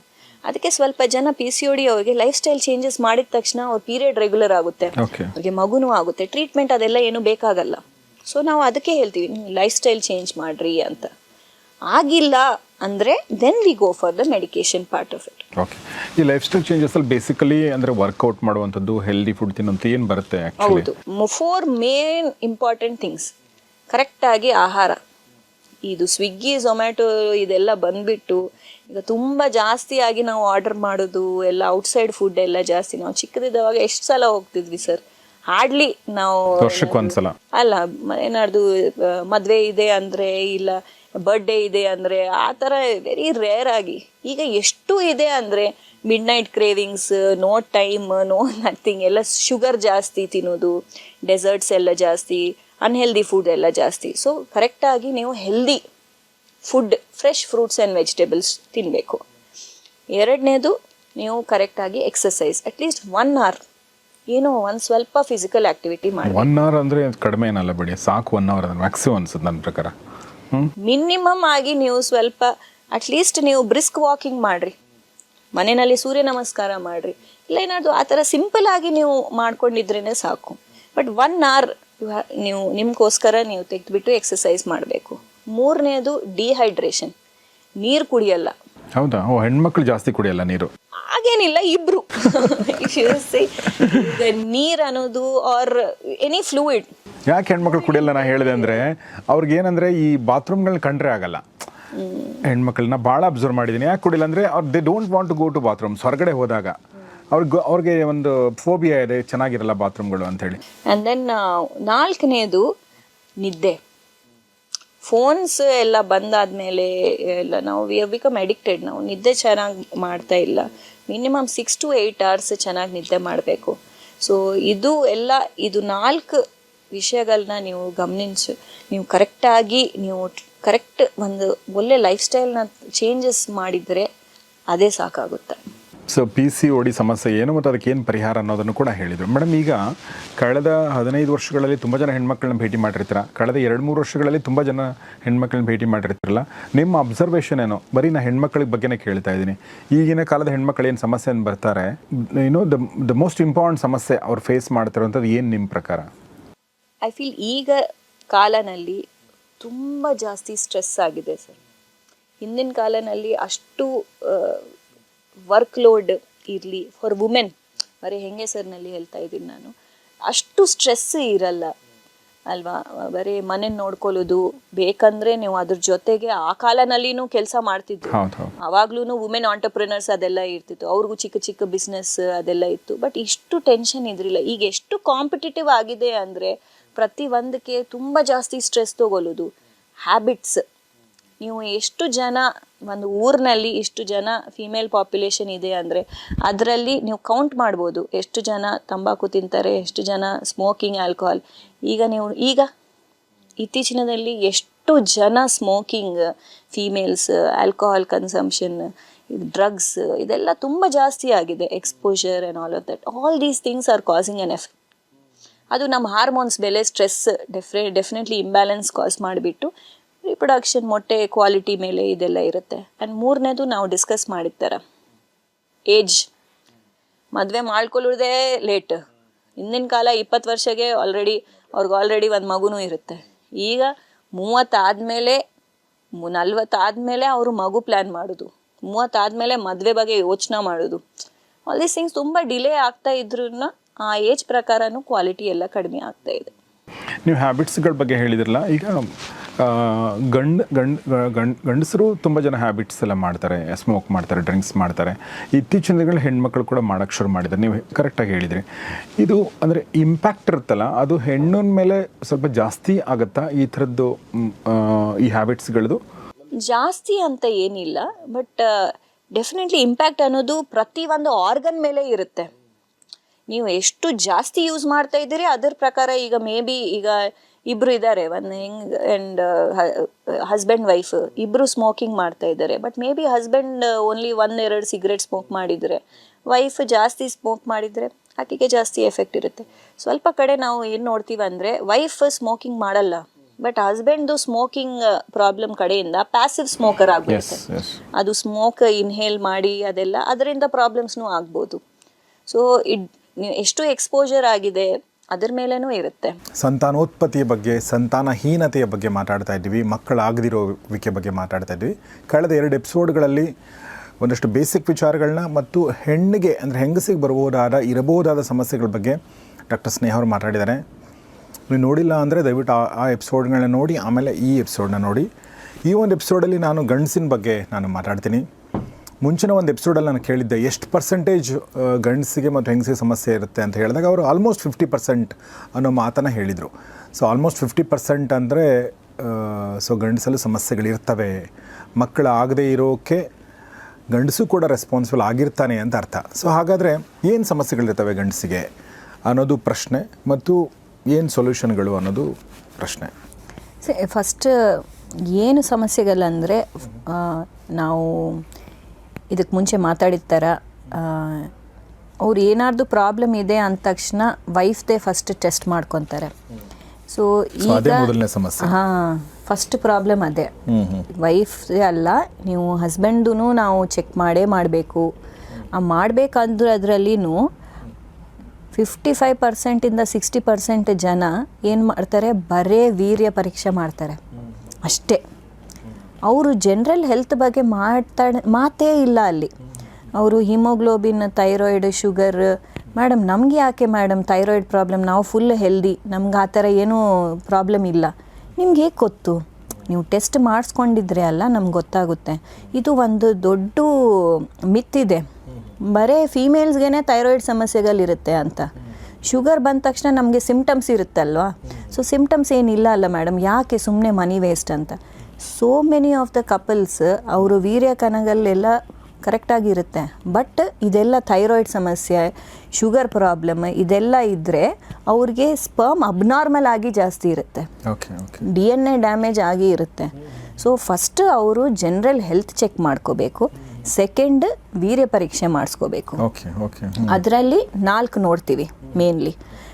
ಕೌಂಟ್ ಎಷ್ಟಿದೆ, ಚಲನೆ ಶಕ್ತಿ ಎಷ್ಟಿದೆ, ಆಕಾರ ನಾರ್ಮಲ್, ಅದಕ್ಕೂ ಹೆಡ್, ಬಾಡಿ, ಟೇಲ್ ಅಂತ ಇರುತ್ತೆ. ಅದೆಲ್ಲ ಆಕಾರ ನಾರ್ಮಲ್ ಆಕಾರ, ಅದು ಮಿನಿಮಮ್ 4% ಚೆನ್ನಾಗಿರಬೇಕು, 4%. ಆ್ಯಂಡ್ 4ನೇ ಪಾಯಿಂಟ್, ಇನ್ಫೆಕ್ಷನ್ ಏನೂ ಇರಬಾರ್ದು, ಸೀಮೆನ್ ಇನ್ಫೆಕ್ಷನ್. ಸೊ ಇದೆಲ್ಲ ನಾವು ಚೆಕ್ ಮಾಡ್ತೀವಿ. ಎಲ್ಲಿ ಮಾಡಿಸ್ಬೇಕು ಅಂದರೆ ಫರ್ಟಿಲಿಟಿ ಸೆಂಟರ್ನಲ್ಲೇ ಮಾಡಬೇಕು. ವೀರ್ಯ ಪರೀಕ್ಷೆ ಅಂದ ತಕ್ಷಣ ನಿಮ್ಮ ಡಯಾಗ್ನೋಸ್ಟಿಕ್ ಸೆಂಟರ್ಸ್ನಲ್ಲಿ ಆ ಥರ ಎಲ್ಲ ಲೋಕಲ್ ಹಾಸ್ಪಿಟಲ್ಸ್, ನರ್ಸಿಂಗ್ ಹೋಮ್ಸ್ನಲ್ಲಿ ಅಲ್ಲ. You have to do it in a fertility centre. Andrologist ಅಂದರೆ ಟ್ರೇನ್ಡ್ ಪರ್ಸನ್ಸ್ ಇರ್ತಾರೆ. ಅವ್ರು ಎಷ್ಟೋ ವರ್ಷ, 3 ವರ್ಷ 5 ವರ್ಷ ಓದಿರ್ತಾರೆ, ಅವ್ರಿಗೆಲ್ಲ ನಾಲೆಜ್ ಇರುತ್ತೆ. ಅವ್ರು ಕರೆಕ್ಟಾಗಿ ಅವ್ರ ಕಡೆಯಿಂದ ಚೆಕ್ ಮಾಡ್ಕೋಬೇಕು. ಈ ಟೆಕ್ನಿಷಿಯನ್ಸ್, ಪ್ಯಾಥಾಲಜಿಸ್ಟ್ ಅವರೆಲ್ಲನೂ, ಬ್ಲಡ್ ಡಾಕ್ಟರ್ ಅವರೆಲ್ಲ ನೋಡೋದು ಡಯಾಗ್ನೋಸ್ಟಿಕ್ ಸೆಂಟರ್ನಲ್ಲಿ ಅಲ್ಲ. ಸೊ ಕರೆಕ್ಟ್ ಸೆಂಟರ್ನಲ್ಲಿ ಚೆಕ್ ಮಾಡಬೇಕು. ಒಂದು ಪರೀಕ್ಷೆ ಇಫ್ ಇನ್ ಕೇಸ್ ಅಬ್ನಾರ್ಮಲ್ ಬಂದರೆ ಪ್ಲೀಸ್ ಇನ್ನೊಮ್ಮೆ ರಿಪೀಟ್ ಮಾಡಿಸ್ರಿ. ಯಾವಾಗ ರಿಪೀಟ್ ಮಾಡಿಸ್ಬೇಕು? ಮಿನಿಮಮ್ 1-3 ವಾರ ಗ್ಯಾಪ್ ತೊಗೊಂಡ್ಬಿಟ್ಟು ನೀವು ಇನ್ನೊಮ್ಮೆ ಒಳ್ಳೆ ಸೆಂಟರ್ನಲ್ಲಿ ರಿಪೀಟ್ ಮಾಡಿಸ್ರಿ. 2 ಅಬ್ನಾರ್ಮಲ್ ರಿಪೋರ್ಟ್ ಇದೆ ಅಂದರೆ you have to meet doctor. So ಏನು ಪ್ರಾಬ್ಲಮ್ ಇದೆ ಅದರ ಪ್ರಕಾರ ನಾವು ಟ್ರೀಟ್ಮೆಂಟ್ಗಳನ್ನ ಹೇಳ್ಬೋದು. ಸೊ ಇದು main basic things, general health and ವೀರ್ಯ ಪರೀಕ್ಷೆ. Okay okay. ಈಗ ಜನರಲ್ ಹೆಲ್ತ್ ನೀವು ವೀರ್ಯ ಪರೀಕ್ಷೆನೇ ಮಾಡಿಸ್ಕೋತಾರೆ, ಜನರಲ್ ಹೆಲ್ತ್ ಚೆಕಪ್ ಮಾಡಿಸ್ಕೊಳ್ಳಲ್ಲ ಅಂತ ಹೇಳಿದ್ರಲ್ಲ. ಜನರಲ್ ಹೆಲ್ತಲ್ಲಿ ಏನು ಸಮಸ್ಯೆಗಳಂದರೆ ಏನು ಸಮಸ್ಯೆಗಳಿಂದ ಈ ಒಂದು ಮಕ್ಕಳಾಗದೇ ಇರೋದು ಕಾರಣ ಆಗುತ್ತೆ? ನಾವು ಹೇಳಿದ್ರೆ ತುಂಬ ಕಾಮನ್ ಶುಗರ್, ಡಯಾಬಿಟಿಸ್. ಓಕೆ. ಇಂಡಿಯಾನಲ್ಲಿ ಈಗ ನಮಗೆ ಇದು ಆಹಾರದಿಂದ ಎಲ್ಲ ಇದರೆಲ್ಲ ಪ್ರಾಬ್ಲಮ್ಸಿಂದ ನಮಗೆ ಡಯಾಬಿಟಿಸ್ ಅನ್ನೋದು ಈಗ India is becoming one of the capital in the world of diabetes. ಇಷ್ಟು ಕಾಮನ್ ಆಗಿದೆ. ಸೊ ಡಯಾಬಿಟಿಸ್ ಚೆಕ್ ಮಾಡ್ಕೋಬೇಕು, ಥೈರಾಯ್ಡ್ ಪ್ರಾಬ್ಲಮ್ ಚೆಕ್ ಮಾಡ್ಕೋಬೇಕು, ಅವರು ಬ್ಲಡ್ ಏನಾದ್ರು ಎಲ್ಲ ಸರಿ ಇದೆಯಾ ಅಂತ ಹಿಮೋಗ್ಲೋಬಿನ್ ಅದು ಚೆಕ್ ಮಾಡ್ತೀವಿ ಅಷ್ಟೇ. ಇದು ಮೋಸ್ಟ್ ಕಾಮನ್ ಥಿಂಗ್ಸ್ ನೀವು ಚೆಕ್ ಮಾಡೋದು. ಇದರಲ್ಲಿ ಏನಾದ್ರು ಸಮಸ್ಯೆಗಳಿದ್ದರೆ ಅದನ್ನು ನಾವು ಕಂಟ್ರೋಲ್ ಮಾಡಿ ದೆನ್ ನೀವು ವೀರ್ಯ ಪರೀಕ್ಷೆಗಳು ಮಾಡಿಸ್ರಿ. ಇಲ್ಲ ಅಂದರೆ ಡೆಫಿನೆಟ್ಲಿ ಅಬ್ನಾರ್ಮಲೇ ಬರುತ್ತೆ. Okay okay okay. ಸೊ ಇದು ವೀರ್ಯ ಪರೀಕ್ಷೆನಲ್ಲಿ ಪ್ರಾಬ್ಲಮ್ ಇದ್ದರೆ ಆ ಪ್ರಾಬ್ಲಮ್ ಪ್ರಕಾರ ನಾವು ನೆಕ್ಸ್ಟ್ ಲೆವೆಲ್ ಆಫ್ ಟೆಸ್ಟಿಂಗ್ಗೆ ಹೇಳ್ತೀವಿ. ಹಾರ್ಮೋನ್ ಪರೀಕ್ಷೆಗಳೇನಾದ್ರು ಮಾಡಬೇಕಾ, ಇಲ್ಲ ಬೀಜ ಎಲ್ಲಿಂದ ಸ್ಪರ್ಮ್ ಉತ್ಪತ್ತಿ ಆಗುತ್ತೋ, ಟೆಸ್ಟಿಸ್ ಅನ್ನೋದು, ಸ್ಕ್ರೋಟಮ್ ಅನ್ನೋದು ಔಟ್ಸೈಡ್ ದ ಬಾಡಿ ಇರುತ್ತೆ. ಈಗ ಸ್ವಲ್ಪ ಜನ ಆಕ್ಯುಪೇಷನಲ್ ಅಂದರೆ ಈಗ ಡ್ರೈವರ್ ಕೆಲಸ ಮಾಡೋರು, ಫ್ಯಾಕ್ಟ್ರೀಸ್ನಲ್ಲಿ ಕೆಲಸ ಮಾಡೋರು, ಅವ್ರಿಗೆಲ್ಲ ಹೀಟ್ ಎಕ್ಸ್ಪೋಜರ್ ಜಾಸ್ತಿ. ಕರೆಕ್ಟ್. ಈಗ ಪೇಂಟರ್ಸ್, ಅವ್ರಿಗೆ ಈ ಪೇಂಟ್ನಲ್ಲಿ ಕೆಮಿಕಲ್ಸ್ ಎಕ್ಸ್ಪೋಜರ್ ಎಲ್ಲ ಜಾಸ್ತಿ. ವಾಸನೆ. ಸೊ ಅದೆಲ್ಲ all this occupational related problems ಏನಾದ್ರು ಇದ್ರೂ ಅವ್ರಿಗೆ ಡೆಫಿನೆಟ್ಲಿ ಅಬ್ನಾರ್ಮಲ್ ಆಗಿ ಬರುತ್ತೆ. ಸೊ ಅವ್ರದ್ದು ಹಿಸ್ಟ್ರಿ ತೊಗೊಳ್ಳೋದು ತುಂಬ ಇಂಪಾರ್ಟೆಂಟ್. ಫಾರ್ಮರ್ಸ್ ಪೆಸ್ಟಿಸೈಡ್ಸ್ ಎಕ್ಸ್ಪೋಜರ್ ಎಲ್ಲ ಜಾಸ್ತಿ ಇರುತ್ತೆ. ಸೊ ಆಕ್ಯುಪೇಷನಲ್ ಹಿಸ್ಟ್ರಿ ಕಡೆಯಿಂದ ಅವ್ರ ಹ್ಯಾಬಿಟ್ಸ್, ಅವ್ರ ಮೆಡಿಸಿನ್ಸ್, ಸ್ವಲ್ಪ ಜನ ಆಂಗ್ಸೈಟಿ ಡಿಪ್ರೆಷನ್ಗೆ ಎಲ್ಲ ಮಾತ್ರೆಗಳು ತಗೋತಾರೆ. ಸೊ ಅದರಿಂದನೂ ಅವ್ರದ್ದು ವೀರ್ಯ ಮೇಲೆ ಎಫೆಕ್ಟ್ ಇರ್ಬೋದು. ಸೊ ಇದೆಲ್ಲ ಡೀಟೇಲ್ ಆಗಿ ನಾವು ಹಿಸ್ಟ್ರಿ ಎಲ್ಲ ತೊಗೊಂಡಿದ್ದಾದಮೇಲೆ ಅವ್ರ ಬೇಸಿಕ್ ಹೆಲ್ತ್ ನೋಡಿ ದೆನ್ ವೀರ್ಯ ಪರೀಕ್ಷೆ ನೋಡಿ ಅದರ ಪ್ರಕಾರ ನಾವು ನೆಕ್ಸ್ಟ್ ಸ್ಟೆಪ್ಸ್ ಇನ್ನೇನಾದ್ರು ಫರ್ದರ್ ಇವ್ಯಾಲ್ಯೂಯೇಷನ್ ಮಾಡಬೇಕಾ ಇಲ್ಲ ಅಂತ ಹೇಳ್ಬೋದು. ಓಕೆ. ಈಗ ನೀವು ನಾಲ್ಕು ವಿಚಾರಗಳನ್ನ ಹೇಳಿದ್ರಿ. ಅಂದರೆ ವೀರ್ಯ ಪರೀಕ್ಷೆ ಮಾಡಿದ ಮೇಲೆ ಏನು ಸಮಸ್ಯೆಗಳು ಬರ್ತಾವೆ ಅನ್ನೋದು ಹೇಳಿದ್ರಿ. ಅದು ಇನ್ಫೆಕ್ಷನ್ ಏನಾದರೂ ಇದೆಯಾ, ಅದಕ್ಕೆ ಮೊಟಾಲಿಟಿ ಅಂತ ಹೇಳಿದ್ರೆ ಅಂದರೆ ಚಲನೆ ಮಾಡುವಂಥದ್ದು ಇರ್ಬೋದು, ಅದು ನೋಡೋಕ್ಕೆ ಹೇಗಿದೆ ಅನ್ನೋದ್ರ ಬಗ್ಗೆ ಹೇಳಿದ್ರಿ. ಈ ಥರ ನೀವು ಒಂದಷ್ಟು ವಿಚಾರಗಳನ್ನ ಹೇಳಿದ್ರಿ. ಸೊ ಇವೆಲ್ಲವೂ ಸರಿ ಮಾಡಬಹುದಾದ ಸಮಸ್ಯೆಗಳ, ಇದನ್ನೆಲ್ಲ we can rectify these things. Depends on the problem. ಈಗ ಯಾಕೆ ಇದು ಕಡಿಮೆ ಇದೆ ಅದು ನಮ್ಗೆ ಹೇಗೆ ಗೊತ್ತಾಗುತ್ತೆ? ಈಗ ನಾವು ಡಿಸ್ಕಸ್ ಮಾಡಿದ ಪ್ರಕಾರ ಬೀಜನಲ್ಲಿ ಅದು ಉತ್ಪತ್ತಿ ಆಗುತ್ತೆ, ಸ್ಪರ್ಮ್ಸ್. ಸೊ ಫಾರ್ ವುಮೆನ್ ಅದು ಹೆಂಗಸರಿಗೆ ಅದು ಬೇರೆ. ನಾವು ಹುಟ್ಟುವಾಗಲೇ ಇಷ್ಟು ಮೊಟ್ಟೆ ಅಂತ ಫಿಕ್ಸ್ಡ್ ಡೆಪಾಸಿಟ್ ಅಮೌಂಟಿಂದ ಬ್ಯಾಂಕ್ ಥರ ಇಷ್ಟೇ ಮೊಟ್ಟೆ ಅಂತ ಇರುತ್ತೆ. ಏಜ್ ಹೆಚ್ಚಾಕೊಂತ ಹೋಗಿದ್ರೆ ಅದು ಕ್ವಾಲಿಟಿ ಆ್ಯಂಡ್ ಕ್ವಾಂಟಿಟಿ ಕಡಿಮೆ ಆಗುತ್ತೆ. For men it is not like that. ಅವ್ರಿಗೆ ಏನಂದರೆ 3 ತಿಂಗಳಿಗೊಮ್ಮೆ ಹೊಸ ಸ್ಪರ್ಮ್ ಪ್ರೊಡಕ್ಷನ್ ಆಗ್ತಾ ಇರುತ್ತೆ. ಆ ಬೀಜನಲ್ಲಿ ಟೆಸ್ಟಿಸ್ನಲ್ಲಿ ಒಂದು ಫ್ಯಾಕ್ಟ್ರಿ ಥರ ಅದು.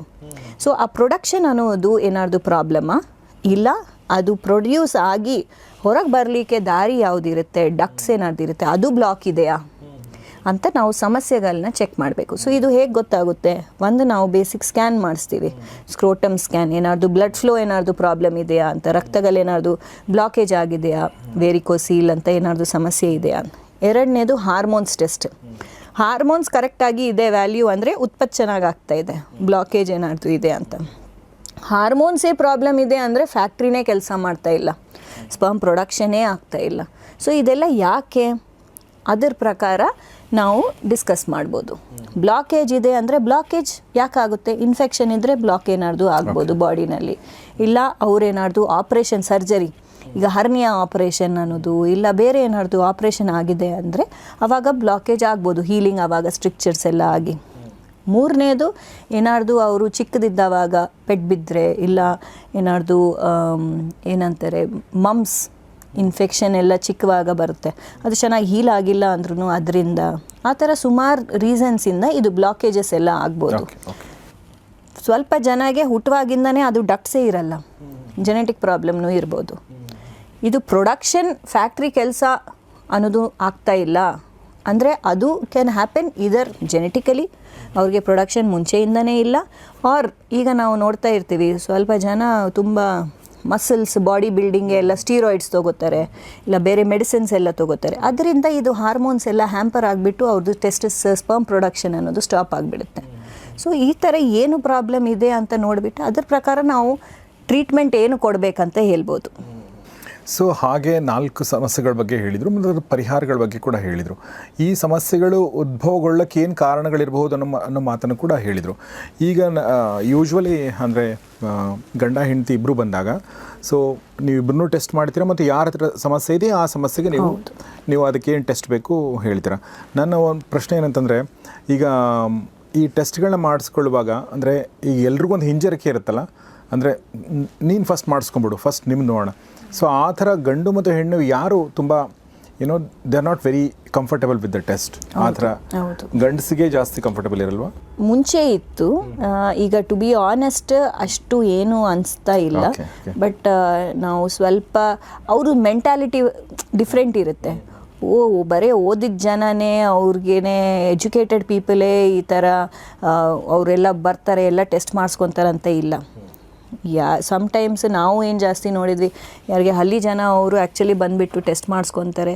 ಓವರ್ ಎಜುಕೇಟೆಡ್ ಪೀಪಲ್ ಸ್ವಲ್ಪ ಹೆಸಿಟೇಟ್ ಮಾಡ್ತಾರೆ. So it is a mixed thing, it depends on your thinking ಅಲ್ವಾ. ಸೊ ಈಗ ಇತ್ತೀಚಿನದಲ್ಲಿ most of them are comfortable, they are understanding ಇಬ್ರದ್ದು ಟೆಸ್ಟ್ ಮಾಡಿಸ್ಕೋಬೇಕು ಅಂತ. ಸ್ವಲ್ಪ ಜನನಲ್ಲಿ ಈಗಲೂ ಇದೆ, ಫಸ್ಟ್ ವೈಫ್ದು ಚೆಕ್ ಮಾಡಿರಿ ಡಾಕ್ಟರ್, ಆಮೇಲೆ ನಾವು ನೋಡಿ. ನಿನ್ನೆನೂ ಒಬ್ಬರು ಕಪಲ್ ಬಂದರು, ಅವ್ರಿಗೆ ಈಗ ಮದುವೆ ಆಗಿ 4 years ಆಗಿದೆ. ಅವ್ರು 3 ವರ್ಷದಿಂದ ಟ್ರೈ ಮಾಡ್ತಾ ಇದ್ದಾರೆ, ಮಕ್ಕಳಾಗಿಲ್ಲ. ಪಾಪ ವೈಫಿಗೆ ಎಲ್ಲ ಟೆಸ್ಟ್ ಮಾಡಿದರು, ಟ್ಯೂಬ್ಸ್ ಓಪನ್ ಇದೆಯಾ ಇಲ್ಲ ಅಂತ ಟೆಸ್ಟ್ ಮಾಡಿದರು. ಓವ್ಯುಲೇಷನ್ಗೆ ಮಾತ್ರೆಗಳೆಲ್ಲ ತೊಗೊಂಡ್ಬಿಟ್ಟು ಫ್ರಮ್ 2 ವರ್ಷದಿಂದ ಶಿ ಈಸ್ ಟೇಕಿಂಗ್ ಮೆಡಿಸಿನ್ಸ್, ಮಾತ್ರೆ ತೊಗೋತಾನೇ ಇಂಜೆಕ್ಷನ್ಸ್ ಅದು ಇದು ಎಲ್ಲ ಮಾಡಿಸಿದ್ರು. ನನ್ನ ಕಡೆ ನಿನ್ನೆ ಬಂದವಾಗ ನಾನು ಹಸ್ಬೆಂಡ್ ರಿಪೋರ್ಟ್ ಎಲ್ಲಿ ಅಂತ ಹೇಳಿದರೆ, ಹಸ್ಬೆಂಡ್ರು ಇನ್ನೂ ಮಾಡಿಸಿಲ್ಲ ಅಂತ. ಯಾಕೆ ಮಾಡಿಸಿಲ್ಲ ಅಂತ ಹೇಳಿದರೆ, ಅಂದರೆ ಏನು ಪ್ರಾಬ್ಲಮ್ ಏನು ಅನಿಸಿಲ್ಲ ಅಂತೇಳಿ. ನಿಮ್ಗೆ ಹೇಗೆ ಗೊತ್ತು ಪ್ರಾಬ್ಲಮ್ ಏನಿಲ್ಲ ಅಂದರೆ, ಇಲ್ಲ ಸೀಮೆನ್ ಸ್ಯಾಂಪಲ್ ಚೆನ್ನಾಗಿದೆ, ಕ್ವಾಲಿಟಿ ಕಲರ್ ಅದೆಲ್ಲ ಚೆನ್ನಾಗಿದೆ, ನಮ್ಗೆ ಇದರಲ್ಲಿನೂ ಏನೂ ಪ್ರಾಬ್ಲಮ್ ಇಲ್ಲ ಅಂತ. ಇಲ್ಲ, ಈ ಥರ ನೀವು ಮಾಡಬೇಕು, ಅದರಲ್ಲಿ ಕಣ ಇದೆಯಾ ಇಲ್ಲ ಅನ್ನೋದು ನಮಗೆ ಕಾಣಲ್ಲ ಅಲ್ಲ, ನಾವು ಟೆಸ್ಟ್ ಮಾಡಬೇಕು. ಅದು ಮಾಡಿಸಿದ್ರೆ ನಮ್ಗೆ ಗೊತ್ತಾಗಿದೆ ಅಲ್ಲಿ ಸ್ಪರ್ಮ್ಸೇ ಇಲ್ಲ. ಸ್ಪರ್ಮ್ಸೇ ಇಲ್ಲ, ಪೂರ್ತಿ 0 ಆಗಿ ಇದೆ. ಕೌಂಟ್ ಕಡಿಮೆ ಅಂತಿಲ್ಲ, ಇಲ್ವೇ ಇಲ್ಲ, ಏನೂ ಇಲ್ಲ, ಸ್ಪರ್ಮ್ಸೇ ಇಲ್ಲ. ಸೊ ಇಂಥದ್ದು ಕೇಸಸ್ನೂ ಇರುತ್ತೆ. ನಿಮ್ಗೆ ಸ್ವಲ್ಪ ಅವ್ರಿಗೆ ಏನು ಅನಿಸುತ್ತೆ ಅಂದರೆ, ನಮಗೆ ಸೇರ್ಲಿಕ್ಕೆ ಏನೂ ತೊಂದರೆ ಇಲ್ಲ, ಸೀಮೆನ್ ಕ್ವಾಂಟಿಟಿನೂ ಚೆನ್ನಾಗಿ ಬರ್ತಾ ಇದೆ, ಕ್ವಾಲಿಟಿನೂ ಕಲರ್ನೂ ಚೆನ್ನಾಗಿದೆ, ನಮಗೇನು ಪ್ರಾಬ್ಲಮ್ ಇಲ್ಲ ಡಾಕ್ಟರ್, ಮತ್ತು ನಮ್ಗೆ ಯಾಕೆ ನಾವು ಟೆಸ್ಟ್ ಮಾಡಬೇಕು ಅಂತ. ಸೀಮೆನ್ ಕ್ವಾಲಿಟಿ ಕ್ವಾಂಟಿಟಿ ಏನು ಮೇಲ್ನೋಟಕ್ಕೆ ಕಾಣುತ್ತೆ, ಅದಕ್ಕೆ ಮತ್ತು ಅದ್ರ ಒಳಗಡೆಯಿಂದ ಸ್ಪರ್ಮ್ಸ್ಗೇನು ಸಂಬಂಧ ಇಲ್ಲ. ಎಲ್ಲ ಮೇಲೆ ಚೆನ್ನಾಗಿದ್ರು ಕೂಡ ಒಳಗಡೆ ಸ್ಪರ್ಮ್ಸ್ ಅನ್ನೋದು ವೀರ್ಯ ಅನ್ನೋದು ಇರ್ಬೋದು, ಆರ್ ಕಡಿಮೆ ಇರ್ಬೋದು, ಆರ್ ಮೇ ಬಿ 0. ಯಾಕೆ 0 ಥರದ್ದಾಗುತ್ತೆ? ಸ್ವಲ್ಪ ಜನಕ್ಕೆ ಅದು ಪ್ರೊಡಕ್ಷನ್ನೇ ಆಗ್ತಾ ಇಲ್ಲ, ಸ್ಪರ್ಮ್ಸೇ ಇಲ್ಲ ಅಂದ್ರೂ ನಾವು ಡಿಸ್ಕಸ್ ಮಾಡಿರ್ತಾರೆ, ಅವರು ಸ್ಪರ್ಮ್ಸ್ ಉತ್ಪತ್ತಿ ಆಗ್ತಾ ಇದೆ, ಬಟ್ ಅದು ಪ್ರೊಡಕ್ಷನ್ ಆಗಿ ಹೊರಗೆ ಬರಲಿಕ್ಕೆ ದಾರಿ ಬ್ಲಾಕ್ ಇದೆ. ಸೊ ಈ ಥರ ರೀಸನ್ಸ್ನೂ ಇರ್ಬೋದು. ಓಕೆ, ಈಗ 0 ಸ್ಪರ್ಮ್ಸ್ ಇದ್ದರೆ ಈಗ ತುಂಬ ಜನ ಅಂದರೆ ಕೆಲವ್ರಿಗೆ ಇರ್ಬೋದು ಆ ಥರ, ಅಂಥವ್ರಿಗೆ ಏನು what is solution doctor? If in case ಅವ್ರಿಗೆ ಪ್ರೊಡಕ್ಷನ್ ಆಗ್ತಾ ಇದೆ ಅಂದರೆ, ನಾವು ಅಂಡರ್ ಎನಸ್ಥೀಷಿಯಾ ಪ್ರಜ್ಞೆ ತಪ್ಪಿಸಿದ ಮಾತ್ರೆ ಕೊಟ್ಬಿಟ್ಟು ಒಂದು ಚಿಕ್ಕ ಸೂಜಿ ಹಾಕಿ ಬೀಜದಿಂದ ನಾವು ಟೆಸ್ಟ್ ಸ್ಪರ್ಮ್ಸ್ನ ತೆಗಿಬೋದು. ತೆಗೆದುಬಿಟ್ಟು ಅದು ಮೊಟ್ಟೆನಲ್ಲಿ ಹಾಕಿ ಭ್ರೂಣ ಫಾರ್ಮ್ ಮಾಡಿ ಫ್ರೀಸ್ ಮಾಡ್ಬೋದು, ಇಲ್ಲಾಂದರೆ ಅವ್ರಿಗೆ ಪ್ರೆಗ್ನೆನ್ಸಿ ಪ್ಲ್ಯಾನ್ ಇಮಿಡಿಯೇಟ್ಲಿ ಮಾಡ್ಬೋದು IVF ಮೂಲಕವಾಗಿ. ಈ ಒಂದು ಸೂಜಿ ಹಾಕಿ ತೆಗಿಲಿಕ್ಕೆ ಪೆಸ್ಸಾ ಅಂತ ಕರಿತೀವಿ. It's simple PESA procedure. Surgically ಸ್ಪರ್ಮ್ಸ್ನ ನಾವು ರಿಟ್ರೀವ್ ಮಾಡಿ ಪ್ಲ್ಯಾನ್ ಮಾಡ್ತಾಯಿದ್ದೀವಿ. ಉತ್ಪತ್ತಿನೇ ಇಲ್ಲ ಅಂದ್ರೂ ನಾವು ಸ್ವಲ್ಪ ಮಾತ್ರೆ ಕೊಟ್ಬಿಟ್ಟು ಆ ಇಂಜಿನ್ನ ಸ್ಟಾರ್ಟ್ ಮಾಡೋಕ್ಕೆ ಟ್ರೈ ಮಾಡ್ಬೋದು. ಆರ್ ಇಲ್ಲ ಪೂರ್ತಿಯಾಗಿ ಅದು ಫ್ಯಾಕ್ಟ್ರಿ ಫುಲ್ ಎಟ್ರೋಫೀಡ್ ಆಗಿದೆ, ಟೆಸ್ಟಿಸೇ ತುಂಬ ಚಿಕ್ಕದಾಗಿಬಿಟ್ಟಿದೆ, ಇಲ್ಲ ಜೆನೆಟಿಕ್ ಪ್ರಾಬ್ಲಮ್ ಇದೆ ಏನಾರ್ದು, ಅದರಿಂದ ಈ ಥರ ಆಗಿದೆ ಅಂದರೆ ಅವರು ಥರ್ಡ್ ಪಾರ್ಟಿ ರಿಪ್ರೊಡಕ್ಷನ್ ಡೋನಾರ್ ಸ್ಪರ್ಮ್ಸ್ಗೆ ಆ ಥರ ಹೋಗ್ಬೋದು ಅವರು. ಈಗ ಬ್ಲಡ್ ಬೇಕಂದರೆ ನಾವು ಬ್ಲಡ್ ಬ್ಯಾಂಕ್ಗೆ ಹೋಗ್ತೀವಿ, ಕಿಡ್ನಿ ಬೇಕಂದರೆ ನಾವು ಡೋನಾರ್ ಕಿಡ್ನಿ ತೊಗೋತೀವಿ. ಹಾಗೆ ಸ್ಪರ್ಮ್ಸ್ ಇಲ್ಲ ಅಂದರೆ ನಾವು ಡೋನಾರ್ ಸ್ಪರ್ಮಿಂದ ವೈಫ್ ಗರ್ಭಾಶಯನಲ್ಲಿ ಇಡ್ಬೋದು, ಇಫ್ ಹರ್ ಸೈಡಿಂದ ಎಲ್ಲ ಚೆನ್ನಾಗಿದೆ ಅಂದರೆ. ಇಲ್ಲ ಅಂದರೆ ನಾವು ಒಂದು ಸ್ಪರ್ಮ್ನ ಮೊಟ್ಟೆನಲ್ಲಿ ಹಾಕಿ ಆ ಭ್ರೂಣ ಫಾರ್ಮ್ ಮಾಡಿ ಗರ್ಭಾಶಯನಲ್ಲಿ ಹಾಕಿ ಪ್ರೆಗ್ನೆನ್ಸಿ ಪ್ಲ್ಯಾನ್ ಮಾಡ್ಬೋದು. ಓಕೆ, ಅಲ್ಲಿಗೆ ಒಂದು ತುಂಬ ಇಂಪಾರ್ಟೆಂಟ್ ವಿಚಾರಕ್ಕೆ ನಾವು ಬರ್ತಾ ಇದ್ದೀವಿ ಈಗ. ಇನ್ ದ ಸೆನ್ಸ್ ನಾವು ಈಗ ನೀವು ಹೇಳಿದ್ರಲ್ಲ ಅಂದರೆ ಡೋನರಿಂದ ತೊಗೊಳ್ಳೋದು ಅಂತ ಹೇಳಿದ್ರಲ್ಲ ನೀವು, ಈಗ ತುಂಬ ಜನರಿಗೆ ಮೆಂಟಲಿ ಬ್ಲಾಕ್ ಇರುತ್ತೆ ಅನ್ಸುತ್ತಲ್ವಾ ಡೋನರಿಂದ ತೊಗೊಳ್ಳೋದ್ರ ಬಗ್ಗೆ. ಈಗ ಕಿಡ್ನಿ ತೊಗೊಳ್ಳೋದು ಅಥವಾ ಬ್ಲಡ್ ತೊಗೊಳ್ಳೋದು ಬೇರೆ, ಬಟ್ ಸ್ಪರ್ಮ್ ತೊಗೊಳ್ಳೋದು ಅಂತಂದರೆ ಗೊತ್ತಿಲ್ಲ ನನಗೆ, ಜಸ್ಟ್ ಥಿಂಕಿಂಗ್. ಸೊ ಅದು ಮಗು ನಂದಲ್ಲ ಅಂತ ಅನ್ಸೋಕೆ ಶುರು ಆಗುತ್ತಾ? ಅದು ಹೇಗೆ, how do you handle that? It all depends on. ಈಗ ಸ್ವಲ್ಪ ಜನ ನಮ್ಮ ಕಡೆ ಬರ್ತಾರೆ, ಡಾಕ್ಟರ್ ಮೊಟ್ಟೆನೇ ಇಲ್ಲ, ಸ್ಪರ್ಮ್ಸ್ನೂ ಇಲ್ಲ, ಇಲ್ಲ ಅಂದರೆ ಸ್ವಲ್ಪ ಜನ ಬರ್ತಾರೆ, ನಾವು ಎಷ್ಟೋ ಟ್ರೀಟ್ಮೆಂಟ್ಸ್ ಎಲ್ಲ ಟ್ರೈ ಮಾಡಿದ್ವಿ ಡಾಕ್ಟರ್, ಈಗ ನಾವು ಅಡಾಪ್ಷನ್ಗೆ ಹೋಗಿಬಿಡ್ತೀವಿ ಅಂತ. ನಾನೇನು ಹೇಳ್ತೀನಿ ಅಂದರೆ, ನೀವು ಅಡಾಪ್ಷನ್ಗೆ ಹೋಗೋಕ್ಕಿಂತ ಅಟ್ಲೀಸ್ಟ್ ಹಾಫ್ ಜೀನ್ಸ್ ಇದು ನಿಮ್ದಲ್ವಾ. ವೈಫ್ ಗರ್ಭಾಶಯನಲ್ಲಿ ಹಾಕ್ತಾ ಇದ್ದೀವಿ, wife is carrying the pregnancy. 9 months ಅನ್ನೋದು ವೈಫ್ಗೆ ಪ್ರೆಗ್ನೆನ್ಸಿ ಎಲ್ಲ ನಡೀತಾ ಇದೆ, ಡೆಲಿವರಿ ವೈಫ್ಗೆ ಆಗ್ತಾ ಇದೆ. ನೀವು ಅಡಾಪ್ಷನ್ ಅಂದರೆ ಪೂರ್ತಿಯಾಗಿ ಬೇರೆ. ಅದಕ್ಕಿಂತ ಇದನ್ನು ಕಂಪೇರ್ ಮಾಡಿದರೆ ನೀವು ಅಟ್ಲೀಸ್ಟ್ ಹಾಫ್ ಜೀನ್ಸ್ ಇರುತ್ತೆ, ನಿಮ್ಮ ಜೆನೆಟಿಕ್ಸೇ ಹೋಗುತ್ತೆ, ಹಾಫ್ ಬಯೋಲಾಜಿಕಲಿ ಚೈಲ್ಡ್ ಮಗು ನಿಮ್ಮದೇ ಇರುತ್ತೆ. ಸೊ ಆ ಥರ ನೀವು ಯೋಚನೆ ಮಾಡಿರಿ ಅಂತ ನಾವು ಆಪ್ಷನ್ ಕೊಡ್ತೀವಿ. But that is the last. ನಾವು ಫಸ್ಟ್ ಅನ್ನೋದು we try with all latest technology ಎಲ್ಲ ಯೂಸ್ ಮಾಡಿ ಬೀಜದಿಂದ ತೆಗೆದುಬಿಟ್ಟು ಯಾಕೆ ಉತ್ಪತ್ತಿ ಇಲ್ಲ, ಮಾತ್ರೆ ಏನಾದರೂ ಕೊಟ್ಟರೆ ಏನಾದರೂ ಆಗುತ್ತಾ, ಇಲ್ಲ ಅಡ್ವಾನ್ಸ್ ಟ್ರೀಟ್ಮೆಂಟ್ಸ್ ಇರುತ್ತೆ, PRP ಅಂತ, ಟೆಸ್ಟಿಕ್ಯುಲರ್ PRP ಇದೆಲ್ಲ ಈಗ ನಡೀತಾ ಇದೆ, ಆ ಥರ ಎಲ್ಲ ಟ್ರೈ ಮಾಡ್ಬೋದಾ ಏನು ಅಂತ ನಾವು ಚೆಕ್ ಮಾಡಿಬಿಟ್ಟೆ then the option will be either to go for donor sperm. So ಈ 0 sperm ಅನ್ನೋದು ಪರ್ಸೆಂಟೇಜ್ ತುಂಬ ಕಡಿಮೆ ಅಂತ ಹೇಳ್ತೀರಾ? ಪೂರ್ತಿ 0. ಓಕೆ. 0 sperm ಅಂದರೆ ಸ್ಪರ್ಮ್ಸೇ ಇಲ್ಲ. ಇದು ಆಲ್ಮೋಸ್ಟ್ ಅಂದರೆ ಟೋಟಲ್ 5% ಆಫ್ ದ ಪಾಪ್ಯುಲೇಷನ್, ಮೇಲ್ ಪಾಪ್ಯುಲೇಷನ್ನಲ್ಲಿ ಇದು ಇರುತ್ತೆ. ಓಕೆ. ಇನ್ನು ಈಗ ನೀವು ಹೆಣ್ಮಕ್ಳ ಬಗ್ಗೆ ಮಾತಾಡ್ತಾ ಕೌಂಟ್ ಕಡಿಮೆ ಆಗ್ತಾ ಹೋಗುತ್ತೆ ಅಂತ ಹೇಳಿದ್ರಲ್ಲ, ಗಂಡಸಿಗೂ ಆ ಥರ ಆಗುತ್ತಾ? ಅಂದರೆ ನಾರ್ಮಲ್ ಹ್ಯೂಮನ್ ಬೀಯಿಂಗ್, ನಾರ್ಮಲ್ ಗಂಡಸಿಗೂ ಕೂಡ ವಯಸ್ಸಾದಂಗೆ ಆತನ ಕ್ವಾಲಿಟಿ ಮತ್ತು ಕ್ವಾಂಟಿಟಿ ಎರಡೂ ಡೌನ್ ಆಗ್ತಾ ಹೋಗುತ್ತಾ, ಹೇಗೆ ಡಾಕ್ಟ್ರೆ? ಸೊ ಈಗ ನಾವು ಹೇಳಿದ ಪ್ರಕಾರ ಅದು ಪ್ರತಿ 3 ತಿಂಗಳಿಗೊಮ್ಮೆ ಹೊಸ ಸ್ಪರ್ಮ್ ಜನರೇಷನ್ ಆಗ್ತಾ ಇರುತ್ತೆ. ನೀವು ಸ್ವಲ್ಪ ಸ್ಟೋರೀಸ್ನು, ನ್ಯೂಸ್ ಆರ್ಟಿಕಲ್ಸ್ ಅದೆಲ್ಲನೂ ಕೇಳಿರ್ಬೋದು. 50 years old ಮ್ಯಾನ್, ಅವರು ಒಂದು 15 ವರ್ಷ 20 ವರ್ಷ ಹುಡುಗಿಗೆ ಮದುವೆ ಮಾಡ್ಕೊಂಡಿದ್ದಾರೆ ಅರಬ್ನಲ್ಲಿ, ಇಲ್ಲ ಅದು ಇದು ಅಂತ, ಅವ್ರಿಗೆ ಮಕ್ಕಳಾಗಿದ್ದಾರೆ ಅಂತ. ಸೊ ಏಜ್ ಹೆಚ್ಚಾಕೊಂತ ಹೋಗಿದ್ರೆ ಸ್ಪರ್ಮ್ಸ್ ಇರುತ್ತೆ, ಬಟ್ ಅದರದ್ದು ಕ್ವಾಲಿಟಿ ಕಡಿಮೆ ಆಗುತ್ತೆ. ಸೊ DNA ಡ್ಯಾಮೇಜ್ ಆಗ್ತಾ ಇರುತ್ತೆ ಸ್ಪರ್ಮ್ಸ್ನಲ್ಲಿ. ಸೊ ಮಿಸ್ಕ್ಯಾರೇಜಸ್ ರಿಸ್ಕ್ ತುಂಬ ಜಾಸ್ತಿ ಇರುತ್ತೆ, ಅಬ್ನಾರ್ಮಲ್ ಬೇಬೀಸ್ ರಿಸ್ಕ್ ತುಂಬ ಜಾಸ್ತಿ ಇರುತ್ತೆ. So count may be better ಇರುತ್ತೇನೋ, ಹಾಗೇ ಇರುತ್ತೇನೋ, ಬಟ್ ಕ್ವಾಲಿಟಿ ಅನ್ನೋದು ಖಂಡಿತವಾಗಿ ಅದು ಕಡಿಮೆ ಆಗ್ತಾ ಇರುತ್ತೆ. ಸೊ ಒಂದು ಹುಡುಗಿಗೆ 30 ವರ್ಷದ ಒಳಗಡೆ ನೀವು ಹೇಳ್ದಂಗೆ ಮಕ್ಕಳು ಮಾಡ್ಕೊಳ್ಳೋದು ಬೆಸ್ಟ್ ಅಂತ ನೀವು ಹೇಳಿದ್ರಿ, ಅಂದರೆ ನಿಮ್ಮ ಮಾತುಗಳ ಅರ್ಥ ಗೊತ್ತಾಯ್ತು. ಸೊ ಒಬ್ಬ ಗಂಡಸಿಗೆ ಅದು ರಿಲೇಟಿವ್ಲಿ ಹೇಗೆ, what do you think? Before 40 better. Before 40 okay. ಅಂದರೆ ಆತನ ಮಕ್ಕಳು ಮಾಡುವಂಥದ್ದೆಲ್ಲ ಮುಗಿಸಿಡ್ಬೇಕು, 1-2 ಬಿಫೋರ್ 40. 40 ಆದಮೇಲೆ ಡೆಫಿನೆಟ್ಲಿ ಏಜ್ ರಿಲೇಟೆಡ್ ಚೇಂಜಸ್ ಎಲ್ಲ ಬಾಡಿನಲ್ಲಿ ಸ್ಟಾರ್ಟ್ ಆಗುತ್ತೆ. ಪ್ಲಸ್ ನಮ್ಮದು ಲೈಫ್ ಸ್ಟೈಲ್ ರಿಲೇಟೆಡ್ ಅದೆಲ್ಲ ಎಫೆಕ್ಟ್ಸ್ ಮೇಲೆ ಅದ್ರ ಮೂಲಕವಾಗಿ ಡೆಫಿನೆಟ್ಲಿ DNA ಡ್ಯಾಮೇಜ್ ಪ್ರೊಡಕ್ಷನ್ ಅನ್ನೋದು ಜಾಸ್ತಿ ಆಗುತ್ತೆ. ಸೊ 40+ ಇಲ್ಲ ಅಂದರೆ ಅವ್ರಿಗೇನಾರ್ದು ಯಂಗ್ ಇದ್ದಾರೆ, ಲೆಸ್ ದ್ಯಾನ್ 40 ಇದ್ರೂ ಅವ್ರಿಗೇನಾರ್ದು ಹ್ಯಾಬಿಟ್ಸ್ ಇದೆ, ಸ್ಮೋಕಿಂಗ್, ಆಲ್ಕೋಹಾಲ್ ಏನಾದರೂ ಬೇರೆ ಹ್ಯಾಬಿಟ್ಸ್ ಇದೆ, ಇಲ್ಲ ಅಂದರೆ ಅವ್ರಿಗೇನಾರ್ದು ಕಾಯಿಲೆಗಳಿದೆ, ಡಯಾಬಿಟಿಸ್ ಆ ಥರ ಏನಾರ್ದಿದೆ ಅಂದರೆ ವೀರ್ಯ ಪರೀಕ್ಷೆ ಜೊತೆ ನಾವು ವೀರ್ಯ ಪರೀಕ್ಷೆದು ಅಡ್ವಾನ್ಸ್ ಟೆಸ್ಟಿಂಗ್ DFI ಟೆಸ್ಟ್ ಅಂತ ಮಾಡಿಸ್ತೀವಿ. ಸೊ ದಟ್ ನಮಗೆ ಇದ್ದು ಕಣನಲ್ಲಿ ಎಷ್ಟು DNA ಡ್ಯಾಮೇಜ್ ಕಣ ಇದೆ, ಎಷ್ಟು ಶಾತ ಇದೆ ಅಂತ ನಮ್ಗೆ ಗೊತ್ತಾಗುತ್ತೆ. ಈಗ ತುಂಬ ಜನರಿಗೆ ಪ್ರೀ ಮ್ಯಾರಿಟಲ್ ಕೌನ್ಸಲಿಂಗ್ ಆಗಿರಲ್ಲ, ಸೊ ಹೀಗಾಗಿ ಅವರು ಮದುವೆ ಆದ ನಂತರ ಹೇಗೆ ಮಕ್ಕಳು ಮಾಡ್ಕೋಬೇಕು ಅನ್ನೋದ್ರ ಬಗ್ಗೆ ನಾಲೆಜು ಕಡಿಮೆ ಇರಬಹುದು ಅಲ್ವಾ? ಆ ಥರದ್ದು ಅಂದರೆ ಪ್ರೊಸೀಜರಲ್ ಹಜಾರ್ಡ್ಸ್ಗಳು ಅಥವಾ ನೀವು ಹೇಳಿದ್ರಲ್ಲ, ಸೊ ಆ ಥರದ್ದಿದ್ದಾಗ ನೀವು ಅದನ್ನು ಹ್ಯಾಂಡಲ್ ಮಾಡ್ತೀರಾ ಅಥವಾ ಅದನ್ನು ಬೇರೆ ಡಾಕ್ಟರ್ಗಳು ಹ್ಯಾಂಡಲ್ ಮಾಡ್ತಾರಾ? So normally preconceptional counselling ಅಂತ ಸುಮಾರು ಜನಗಳು ಬರ್ತಾರೆ, ಕಪಲ್ಸ್, ದಟ್ ಡಾಕ್ಟರ್ ನಾವು ಈಗ ಪ್ಲ್ಯಾನ್ ಮಾಡಬೇಕಂತ ಅನ್ಕೊತಾ ಇದ್ದೀವಿ, ಒಂದು ಸ್ವಲ್ಪ ನಾವು ಮಾತಾಡೋಣ ಅಂತ ಅವ್ರು ಬರ್ತಾರೆ. ಅವ್ರಿಗೆ ನಾವು ನಾರ್ಮಲಿ ಹೇಗೆ ಟ್ರೈ ಮಾಡಬೇಕು ಏನು ಅಂತ ಎಲ್ಲ ಎಕ್ಸ್ಪ್ಲೇನ್ ಮಾಡ್ತೀವಿ. ಯಾವ ಡೇಸ್ನಲ್ಲಿ ಟ್ರೈ ಮಾಡಿದರೆ ಚಾನ್ಸಸ್ ಜಾಸ್ತಿ ಇರುತ್ತೆ ಅಂತಲೂ ಎಕ್ಸ್ಪ್ಲೇನ್ ಮಾಡ್ತೀವಿ. ಸೆಕೆಂಡ್, ಅವ್ರಿಗೆ ತುಂಬ ಮಿತ್ಸ್ ಇರುತ್ತೆ, ಡೌಟ್ಸ್ ಇರುತ್ತೆ, ಡಾಕ್ಟರ್ ನಾವೇನಾರ್ದು ಸ್ಪೆಷಲ್ ಪೊಸಿಷನ್ನಲ್ಲಿ ಟ್ರೈ ಮಾಡಿದ್ರೇ ನಮಗೆ ಚಾನ್ಸಸ್ ಜಾಸ್ತಿ ಇರುತ್ತಾ ಅಂತ. ಇಲ್ಲ, ಆ ಥರನೂ ಏನೂ ಇಲ್ಲ. Then another very common question ಏನಂದರೆ, ನಮಗೆ ಸೇರಿದಾದಮೇಲೆ ವೀರ್ಯ ಯಾವುದು ಸ್ಯಾಂಪಲ್ ಇರುತ್ತೆ ಎಲ್ಲ ಹೊರಗೆ ಬಂದುಬಿಡ್ತಾ ಇದೆ. ಸೊ ಅದರಿಂದ ಏನಾದರೂ ನಮಗೆ ಏನು ಹೋಗ್ತಾನೇ ಇಲ್ಲ ಡಾಕ್ಟರ್, ಅದು ಮೇ ಬಿ ಅದಕ್ಕೆ ನಾವು ಪ್ರೆಗ್ನೆನ್ಸಿ ಆಗ್ತಾ ಇಲ್ಲನಾ ಅಂತ. ಆ ಥರನೂ ಏನೂ ಇಲ್ಲ. ಬಾಡಿ ಒಳಗಡೆ ಏನು ಸಕ್ಷನ್ ಪಂಪ್ ಥರ ಏನೂ ಇರಲ್ಲ, ವೆಜೈನಲ್ಲಿ ಡಿಪಾಸಿಟ್ ಆಗುತ್ತೆ ವೀರ್ಯ ಸ್ಯಾಂಪಲ್, ಅದರಲ್ಲಿ ಸ್ಪರ್ಮ್ಸ್ ಅನ್ನೋದು ಸ್ವಿಮ್ ಮಾಡ್ಕೊತ ಹೋಗಿಬಿಡುತ್ತೆ. ಬರ್ತಾ ಇರೋದು ಸೀಮೆನ್ ಸ್ಯಾಂಪಲ್ ಲಿಕ್ವಿಫೈ ಆಗಿದ್ದಾದಮೇಲೆ, ಅದು ಮೆಲ್ಟ್ ಆಗಿದ್ದಾದಮೇಲೆ ಬಂದುಬಿಡುತ್ತೆ. ಅದು ಬೇರೆ ಇದು ಬೇರೆ, ಅದು ಹೊರಗೆ ಬರೋದು ಅದು ನಾರ್ಮಲ್. ಸೊ ಈ ಥರ ಸ್ವಲ್ಪ ಡೌಟ್ಸ್ ಇರುತ್ತೆ, ಅದೆಲ್ಲನ ನಾವು ಕ್ಲಿಯರ್ ಮಾಡ್ತೀವಿ. ಅವರು ಹೆಲ್ತ್ ಪ್ರಕಾರ ಅವ್ರಿಗೇನಾರ್ದು ಮಾತ್ರೆಗಳು ಕೊಡಬೇಕಾ ಅಂತಲೂ ಹೇಳ್ತೀವಿ. ಸೊ ಇದೆಲ್ಲ ಡೌಟ್ಸ್ ಏನಾರ್ದು ಇದೆ ಅಂದರೆ ದೇ ಕ್ಯಾನ್ ಡೈರೆಕ್ಟ್ಲಿ ಅವರು ಬಂದುಬಿಟ್ಟು ಡಾಕ್ಟರ್ನ ಜೊತೆ ಮಾತಾಡ್ಬೋದು.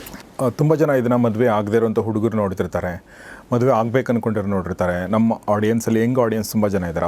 ಅವ್ರ ಪರವಾಗಿ ಈ ಪ್ರಶ್ನೆ ಕೇಳ್ತಿರೋದು, ಈಗ ಒಬ್ಬ ಮೇಲ್ ಮದುವೆ ಆಗ್ಬೇಕು ಅಂದ್ಕೊಂಡಿದ್ದಾನೆ ಅಥವಾ ಮುಂದೆ ಮದುವೆ ಆಗ್ತಾನೆ 2-3 ವರ್ಷ 4-5 ವರ್ಷ. ಸೊ ಆತ ಅಂದರೆ ಹೇಗೆ ರೆಡಿ ಆಗಬೇಕು ಮದುವೆಗೆ, ಮಕ್ಕಳು ಮಾಡ್ಕೊಳ್ಳೋದಕ್ಕೆ ಹೇಗೆ ರೆಡಿ ಆಗಬೇಕು, ಏನನ್ನು ಅಳವಡಿಸ್ಕೊಳ್ಬೇಕಂತ ಜೀವನದಲ್ಲಿ, ಅದ್ರ ಬಗ್ಗೆ ಏನಾದರೂ anything specific? Over all healthy life style ಇಟ್ಕೋಬೇಕು.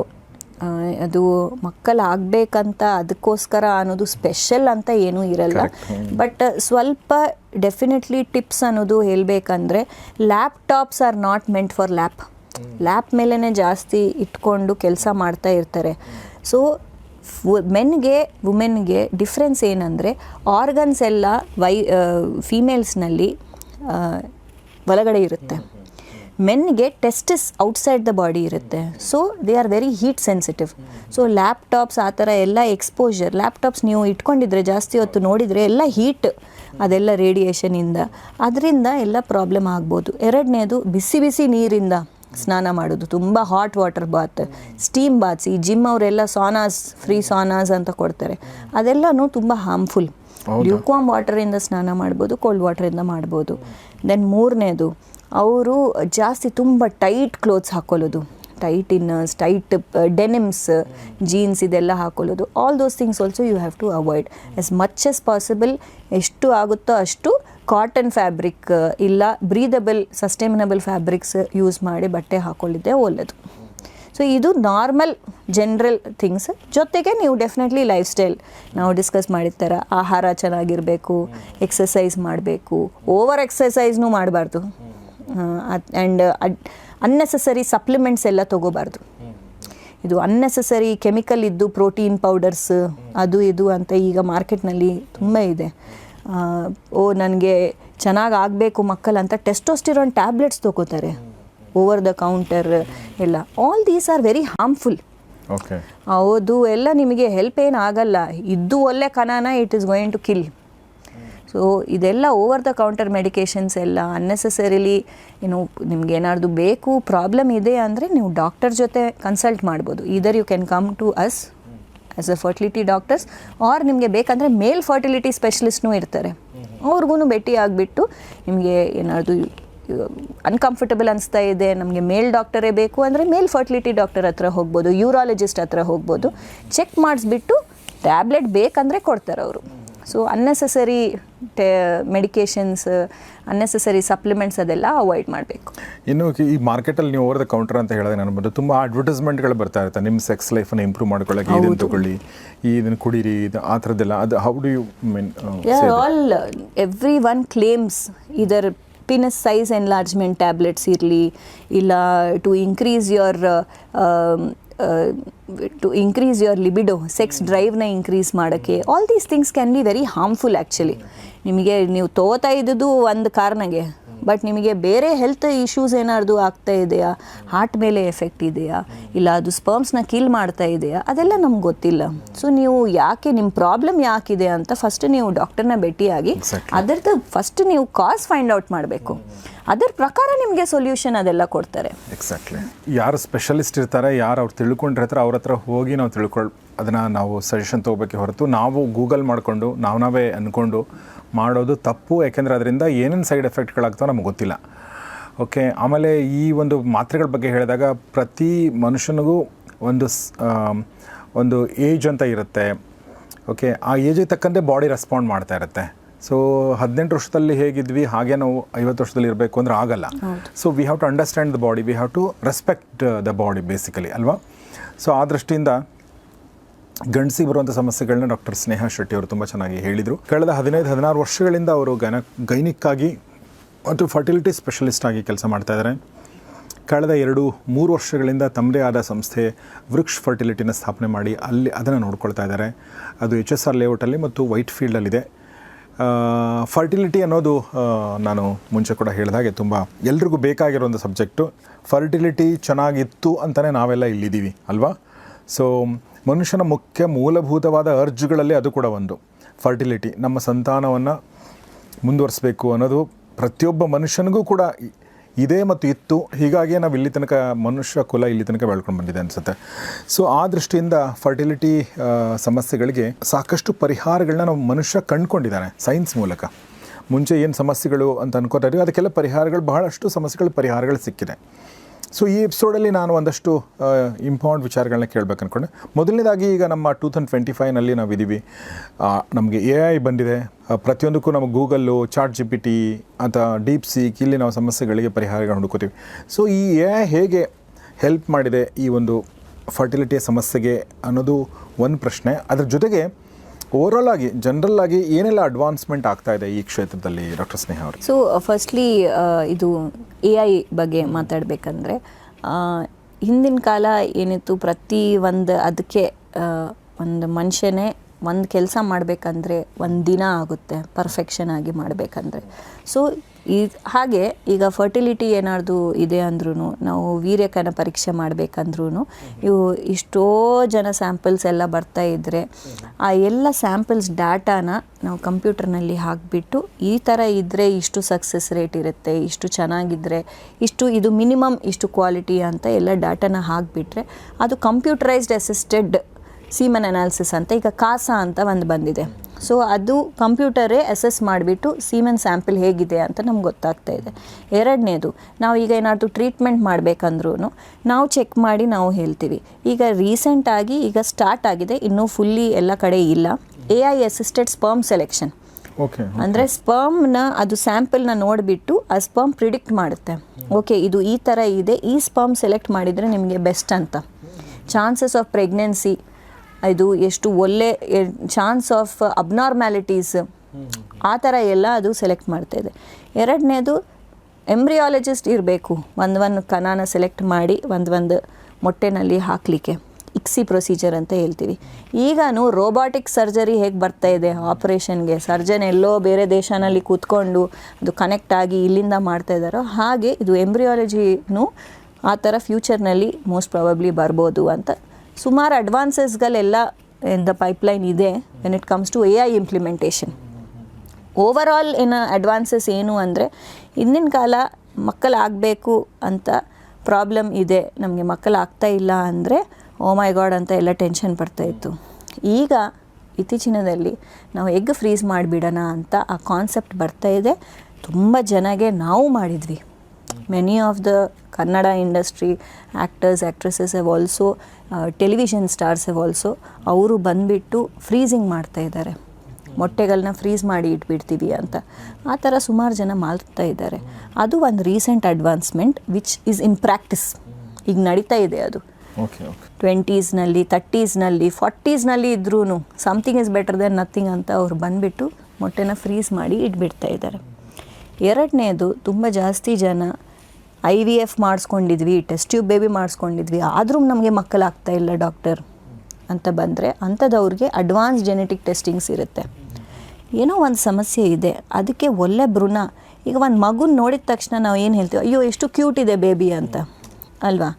ಹಾಗೆ ಎಂಬ್ರಿಯೋನ ನಾವು ಹಾಗೆ ಸೆಲೆಕ್ಟ್ ಮಾಡ್ತೀವಿ, ನೋಡೋಕೆ ಅಟ್ಲೀಸ್ಟ್ ಅದು ಚೆನ್ನಾಗಿರಬೇಕು, ಈ ಥರ ಸೆಲ್ಸ್ ಈ ಥರ ಅರೇಂಜ್ಮೆಂಟ್ ಅಂತ ಇರುತ್ತೆ, ಅದರ ಪ್ರಕಾರ ನಾವು ಗ್ರೇಡಿಂಗ್ ಕೊಡ್ತೀವಿ.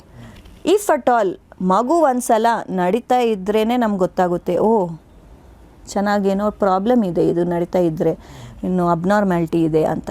ಇಲ್ಲ ಮಾತಾಡ್ತಾ ಇದ್ದರೆ ಮಾತು ಸರಿಯಾಗಿ ಬರ್ತಾ ಇಲ್ಲ ಅಂದರೆ ನಮ್ಗೆ ಗೊತ್ತಾಗುತ್ತೆ. ಹಾಗೆ ಎಂಬ್ರಿಯೋನಲ್ಲಿ ಏನಾದರೂ ಜೆನೆಟಿಕ್ ಪ್ರಾಬ್ಲಮ್ ಇದೆ ಅಂತ ನಮ್ಗೆ ಗೊತ್ತಾಗಲ್ಲ. ಸೊ ಎಂಬ್ರಿಯೋ ಭ್ರೂಣ ತಯಾರಾಗಿದ್ದಾದಮೇಲೆ ಅದನ್ನು ಒಂದು ಬಯಾಪ್ಸಿ ಮಾಡಿ ಒಂದು ಚಿಕ್ಕ ಪೀಸ್ನ ಟೆಸ್ಟಿಂಗ್ಗೆ ಕಳಿಸ್ತೀವಿ, ಈ ಎಂಬ್ರಿಯೋನಲ್ಲಿ ಏನಾದರೂ ಜೆನೆಟಿಕ್ ಪ್ರಾಬ್ಲಮ್ಗಳಿದೆಯಾ ಅಂತ. ಆ ಜೆನೆಟಿಕ್ ಪ್ರಾಬ್ಲಮ್ನ ನಾವು ಐಡೆಂಟಿಫೈ ಮಾಡಿ ಅಬ್ನಾರ್ಮಲ್ ಎಂಬ್ರಿಯೋ ಇದ್ದರೆ ನಾವು ಹಾಕಲ್ಲ, ಟ್ರಾನ್ಸ್ಫರ್ ಮಾಡಲ್ಲ. ಅದನ್ನು ಪ್ರೀ ಜೆನೆಟಿಕ್ ಟೆಸ್ಟಿಂಗ್ ಅಂತ ಹೇಳ್ತೀವಿ, ಪ್ರೀ ಇಂಪ್ಲಾಂಟೇಷನ್ ಜೆನೆಟಿಕ್ ಟೆಸ್ಟಿಂಗ್. ಇಂಪ್ಲಾಂಟೇಷನ್ಗೆ ಹಾಕೋಕ್ಕಿಂತ ಮುಂಚೆನೇ ನಾವು ಟೆಸ್ಟ್ ಮಾಡ್ತಾ ಇದ್ದೀವಿ. ಸೊ ಇದು ರಿಪೀಟೆಡ್ IVF ಫೇಲ್ಯೂರ್ ಪೇಷಂಟ್ಸ್ಗೆ, ಇಲ್ಲ ರಿಪೀಟೆಡ್ ಮಿಸ್ಕ್ಯಾರೇಜಸ್, ಯಾರಿಗೆ ಪದೇ ಪದೇ ಇದು ಅಬಾರ್ಷನ್ಸ್ ಆಗ್ತಾ ಇದೆ, ಇಲ್ಲ ಅವ್ರ ಏಜ್ 40 ಇಯರ್ಸ್ಗಿಂತ ಜಾಸ್ತಿ ಇದೆ, ಹೆಂಗೆ ಸರ್ ಏಜ್ ಅಂದರೆ ಇದು ಡೌನ್ ಸಿಂಡ್ರೋಮ್ ಇಲ್ಲ ಈ ಥರ ಜೆನೆಟಿಕ್ ಕಾಯಿಲೆಗಳು ಬರೋದು ರಿಸ್ಕ್ ಇರುತ್ತೆ. ಸೊ ಅಂಥದ್ದವರಿಗೆ ನಾವು ಇದು ಪರೀಕ್ಷೆ ಮಾಡಿ ನಾವು ಹಾಕ್ತೀವಿ. ನಾಲ್ಕನೇದು, ಸ್ವಲ್ಪ ಜನನಲ್ಲಿ ಫ್ಯಾಮ್ಲೀಸ್ನಲ್ಲಿ ಜೆನೆಟಿಕ್ ಪ್ರಾಬ್ಲಮ್ಸ್ ನಡೀತಾ ಇರುತ್ತೆ. ಸೊ ಅಂಥದ್ದು ಜೆನೆಟಿಕ್ ಪರೀಕ್ಷೆಗಳನ್ನ ನಾವು ಈ ಜೆನೆಟಿಕ್ ಸಮಸ್ಯೆಗಳನ್ನ ಈ ಜೆನೆಟಿಕ್ ಪರೀಕ್ಷೆ ಮೂಲಕವಾಗಿ ಐಡೆಂಟಿಫೈ ಮಾಡಿ ಅದನ್ನು ನೆಕ್ಸ್ಟ್ ಲೀನಿಯೇಜ್ಗೆ ನಾವು ಅವಾಯ್ಡ್ ಮಾಡ್ತಾಯಿದ್ವಿ. ಸೊ ಈ ಥರ ಈ ಅಡ್ವಾನ್ಸ್ಮೆಂಟ್ ಅನ್ನೋದು genetic testing of the embryos ಅನ್ನೋದು ಇದೆ. ಪ್ಲಸ್ ಬೇರೆ ಇನ್ನೂ ಸುಮಾರು ಅಡ್ವಾನ್ಸಸ್ ಇದೆ, ಎರಾ ಟೆಸ್ಟಿಂಗ್ ಅಂತ. ಈಗ ನಾನು ಈ ಎಕ್ಸಾಂಪಲ್ ಎಲ್ಲರಿಗೆ ಕೊಡ್ತಾ ಇರ್ತೀನಿ. ಈಗ ಇಂಡಿಯನ್ ರೈಲ್ವೇಸ್ ನಾವು ಟ್ರೈನ್ ಬುಕ್ ಮಾಡ್ಕೊಂಡಿದ್ರೆ ಆ ಟೈಮಿಂಗ್ ಪ್ರಕಾರ ನಾವು ಹೋಗ್ತೀವಿ. ವೆರಿ ರೇರ್ಲಿ ಆ ಟ್ರೈನ್ ಹೋಗಿಬಿಡುತ್ತೆ. ಮೋಸ್ಟ್ಲಿ ಏನಾಗುತ್ತೆ, ಆ ಟೈಮ್ಗೆ ಆ ಟ್ರೈನ್ ಇರುತ್ತೆ, ಇಲ್ಲಾಂದರೆ ಲೇಟಾಗಿ ಬರುತ್ತೆ. ಸೊ ಹಾಗೆ ನಮ್ಮ ಬಾಡಿನಲ್ಲಿನೂ ನಾವು ಈ ಟೈಮಿಂಗ್ ಪ್ರಕಾರ ನಾವು ಎಂಬ್ರಿಯೋನ ಹಾಕ್ತೀವಿ. ಸ್ವಲ್ಪ ಜನಗೆ ಆ window of acceptance, implantation window ಅಂತ ಹೇಳ್ತೀವಿ, ಅದು ತುಂಬ ಬೇಗ ಇರುತ್ತೆ, ಇಲ್ಲ ತುಂಬ ಲೇಟಾಗಿ ಇರುತ್ತೆ. ಸೊ ಯಾರಿಗೆ ರಿಪೀಟೆಡ್ IVF ಫೇಲ್ ಆಗುತ್ತೋ ಅವ್ರಿಗೆ ಇದು ಎರಾ ಪರೀಕ್ಷೆ, ಅಂದರೆ ಎಂಡೋಮೆಟ್ರಿಯಲ್ ರಿಸೆಪ್ಟಿವಿಟಿ ಎಸ್ಸೆ ಅಂತ ಹೇಳ್ತೀವಿ. ರಿಸೆಪ್ಟಿವ್ ಯಾವಾಗಿದೆ ಆ ಎಂಡೋಮೆಟ್ರಿಯಮ್ ಅಂತ ಟೆಸ್ಟ್ ಮಾಡಿ ಅದನ್ನು ನಾವು ಹಾಕ್ತೀವಿ. ಸೊ ಈ ಥರ ಸುಮಾರು ಅಡ್ವಾನ್ಸಸ್ ಅನ್ನೋದು ಇದೆ. ಸೊ ಅದ್ರ ಪ್ರಕಾರ ನಾವು ಮಾಡ್ಬೋದು. And one of the most recent advances is PRP. ಈಗ ನೀವು ಕೇಳಿರ್ಬೋದು, ಹೇರ್ ಟ್ರಾನ್ಸ್ಪ್ಲಾಂಟೇಷನ್ಗಿಂತ ಮುಂಚೆ ಹೇರ್ಗೆ PRP ಮಾಡ್ತಾರೆ, ಫೇಸ್ಗೆ ವ್ಯಾಂಪೈರ್ ಫೇಶಿಯಲ್ ಅಂತ ಮಾಡ್ತಾರೆ, ಎಲ್ಲ PRP ಅಂತ. ಸೊ ಅದೆಲ್ಲ PRPs ಈಗ ನಮ್ಮ ಫರ್ಟಿಲಿಟಿನಲ್ಲಿನೂ ಬಂದಿದೆ. ನಮ್ಮ ಬ್ಲಡ್ನಲ್ಲಿ ಸ್ಕೂಲ್ನಲ್ಲಿ ನಾವು ಓದಿದ್ವಿ ಪ್ಲೇಟ್ಲೆಟ್ಸ್, WBC, RBC ಅಂತ. ಅದೇ ಪ್ರಕಾರ ಪ್ಲೇಟ್ಲೆಟ್ಸ್ನ ನಾವು ಸೆಪ್ರೇಟ್ ಮಾಡ್ತೀವಿ. ಗೋಲ್ಡನ್ ಕಲರ್ ಲಿಕ್ವಿಡ್ ಇರುತ್ತೆ, ಅದನ್ನು PRP ಅಂತ ಹೇಳ್ತೀವಿ, ಪ್ಲೇಟ್ಲೆಟ್ ರಿಚ್ ಪ್ಲಾಸ್ಮಾ. ಆ ಸೊಲ್ಯೂಷನ್ನ ನಾವು ಓವರೀಸ್, ಇಫ್ ಇನ್ ಕೇಸ್ ಮೊಟ್ಟೆ ತುಂಬ ಕಡಿಮೆ ಇದೆ ಅವ್ರು 0 ಆಗಿದೆ, ಸ್ವಲ್ಪ ಜನಗೆ 20 ವರ್ಷ 30 ವರ್ಷನಲ್ಲೇ ಅವ್ರಿಗೆ ಮೊಟ್ಟೆನೇ ಇರಲ್ಲ, ಅಂಥದ್ದವರಿಗೆ ಬ್ಲಡ್ ಫ್ಲೋ ಚೆನ್ನಾಗಿದೆ ಓವರಿಗೆ ಅಂದರೆ ಈ PRP ಅವರು ಟ್ರೈ ಮಾಡ್ಬೋದು. ಸೊ ಅದರಲ್ಲಿ ನಾವು ಓವರೀಸ್ನಲ್ಲಿ, ಮೊಟ್ಟೆ ಶೀಲನಲ್ಲಿ ಇಂಜೆಕ್ಟ್ ಮಾಡ್ತೀವಿ. ಸೊ ಈ ಥರ ಸ್ಟೆಮ್ ಸೆಲ್ ಥೆರಪಿ ಇದೆಲ್ಲ ಈಗ ನಡೀತಾ ಇದೆ. These are the recent advances. Stem cell therapy ತುಂಬ ದೊಡ್ಡ ಮಟ್ಟದ ಒಂದು ರೆವಲ್ಯೂಷನ್ ಕ್ರಿಯೇಟ್ ಮಾಡ್ತಾ ಇದೆ. ಹೌದು, ಎಲ್ಲ ಕ್ಷೇತ್ರದಲ್ಲೂ ಕೂಡ. ಸೊ ಫರ್ಟಿಲಿಟಿನಲ್ಲಿನೂ ಅದು ಇಂಪ್ಲಿಮೆಂಟೇಷನ್ಸ್ ಎಲ್ಲ ನಡೀತಾ ಇದೆ. ಜೆನೆಟಿಕಲ್ ನಿಮಗೆ ಕ್ಯಾರಿ ಆಗುತ್ತೆ ಅಂತ ಹೇಳಿ, ಅದು ಯೂಶ್ವಲಿ ಈಗ ಬ್ಲಡ್ ರಿಲೇಟಿವ್ಸು ಆ ಥರದ್ದು ಬರ್ತಾ, ಅಥವಾ ಜನರಲ್ ಆಗಿ ಕೆಲವೊಂದು ಫ್ಯಾಮಿಲಿಗಳಲ್ಲಿ ಅದು ಸಮಸ್ಯೆ ಇರುತ್ತೆ? ಅದು ಒಂದೇ ಡೆಫಿನೆಟ್ಲಿ ನೀವು ಹೇಳಿದ ಪ್ರಕಾರ ಅದು ಸಂಬಂಧದಲ್ಲಿ ಮದುವೆ ಆಗಿದೆ ಅಂಥವ್ರಿಗೂ ಇರುತ್ತೆ. ಎರಡನೇದು ಏನೂ ಸಂಬಂಧ ಇಲ್ಲ ಅಂದ್ರೂ ನಾವು ಮದುವೆಗಿಂತ ಮುಂಚೆ ಜಾತಕ ನೋಡ್ತೀವಿ. ಹಾಗೆ ಸ್ವಲ್ಪ ಬೇಸಿಕ್ ಟೆಸ್ಟ್ ಮಾಡಬೇಕು, ಜೆನೆಟಿಕ್ ಟೆಸ್ಟ್ಗಳು. ಅದನ್ನು ಮಾಡಿ ಅದರಲ್ಲಿ ಏನಾದರೂ ಪ್ರಾಬ್ಲಮ್ ಇದೆ ಅಂದರೆ ಅವ್ರಿಗೆ ಅಡ್ವೈಸ್ ಮಾಡ್ತೀವಿ. ಇಲ್ಲ ಅಂದರೆ ನಾನು ಹೇಳಿದ ಪ್ರಕಾರ ಸ್ವಲ್ಪ ಜನಕ್ಕೆ ರಿಪೀಟೆಡ್ ಅಬಾರ್ಷನ್ಸ್, ಮಿಸ್ಕ್ಯಾರೇಜಸ್ ಆಗ್ತಾ ಇರುತ್ತೆ. ಯಾಕೆ ಆಗ್ತಾ ಇದೆ, ಏನೋ ಒಂದು ಪ್ರಾಬ್ಲಮ್ ಇದೆ, ಆ ಪ್ರಾಬ್ಲಮ್ ಜೆನೆಟಿಕ್ ಪ್ರಾಬ್ಲಮಾ ಅಂತಲೂ ಚೆಕ್ ಮಾಡ್ಬೋದು. ಮೂರನೇದು, ಅವ್ರಿಗೆ ಫ್ಯಾಮ್ಲಿನಲ್ಲಿ ಸ್ವಲ್ಪ ಜೆನೆಟಿಕ್ ಕಾಯಿಲೆಗಳಿರುತ್ತೆ. ಯಾಕಂದರೆ it runs in the families. Only men of the family will be affected. ಸ್ವಲ್ಪ ಕಾಯಿಲೆಗಳು ಏನಂದರೆ ಮೆನ್ ಇರಲಿ ಫೀಮೇಲ್ ಇರಲಿ ಅವ್ರಿಗೆ ಅದು ಜೆನೆಟಿಕ್ ಆಗಿ ಇರುತ್ತೆ. ನಮ್ಮ ಅಮ್ಮಗೆ ಇತ್ತು, ಈಗ ನನಗೆ ಬಂದಿದೆ, ನಮ್ಮ ಮಕ್ಕಳಿಗೆ ಬರಬಾರ್ದು. Like thalassaemia, sickle cell anaemia ಅಂತ ಈ ಥರ ಸ್ವಲ್ಪ ಬ್ಲಡ್ ಡಿಸಾರ್ಡರ್ಸ್ ಕಂಡೀಷನ್ಸ್ ಇರುತ್ತೆ.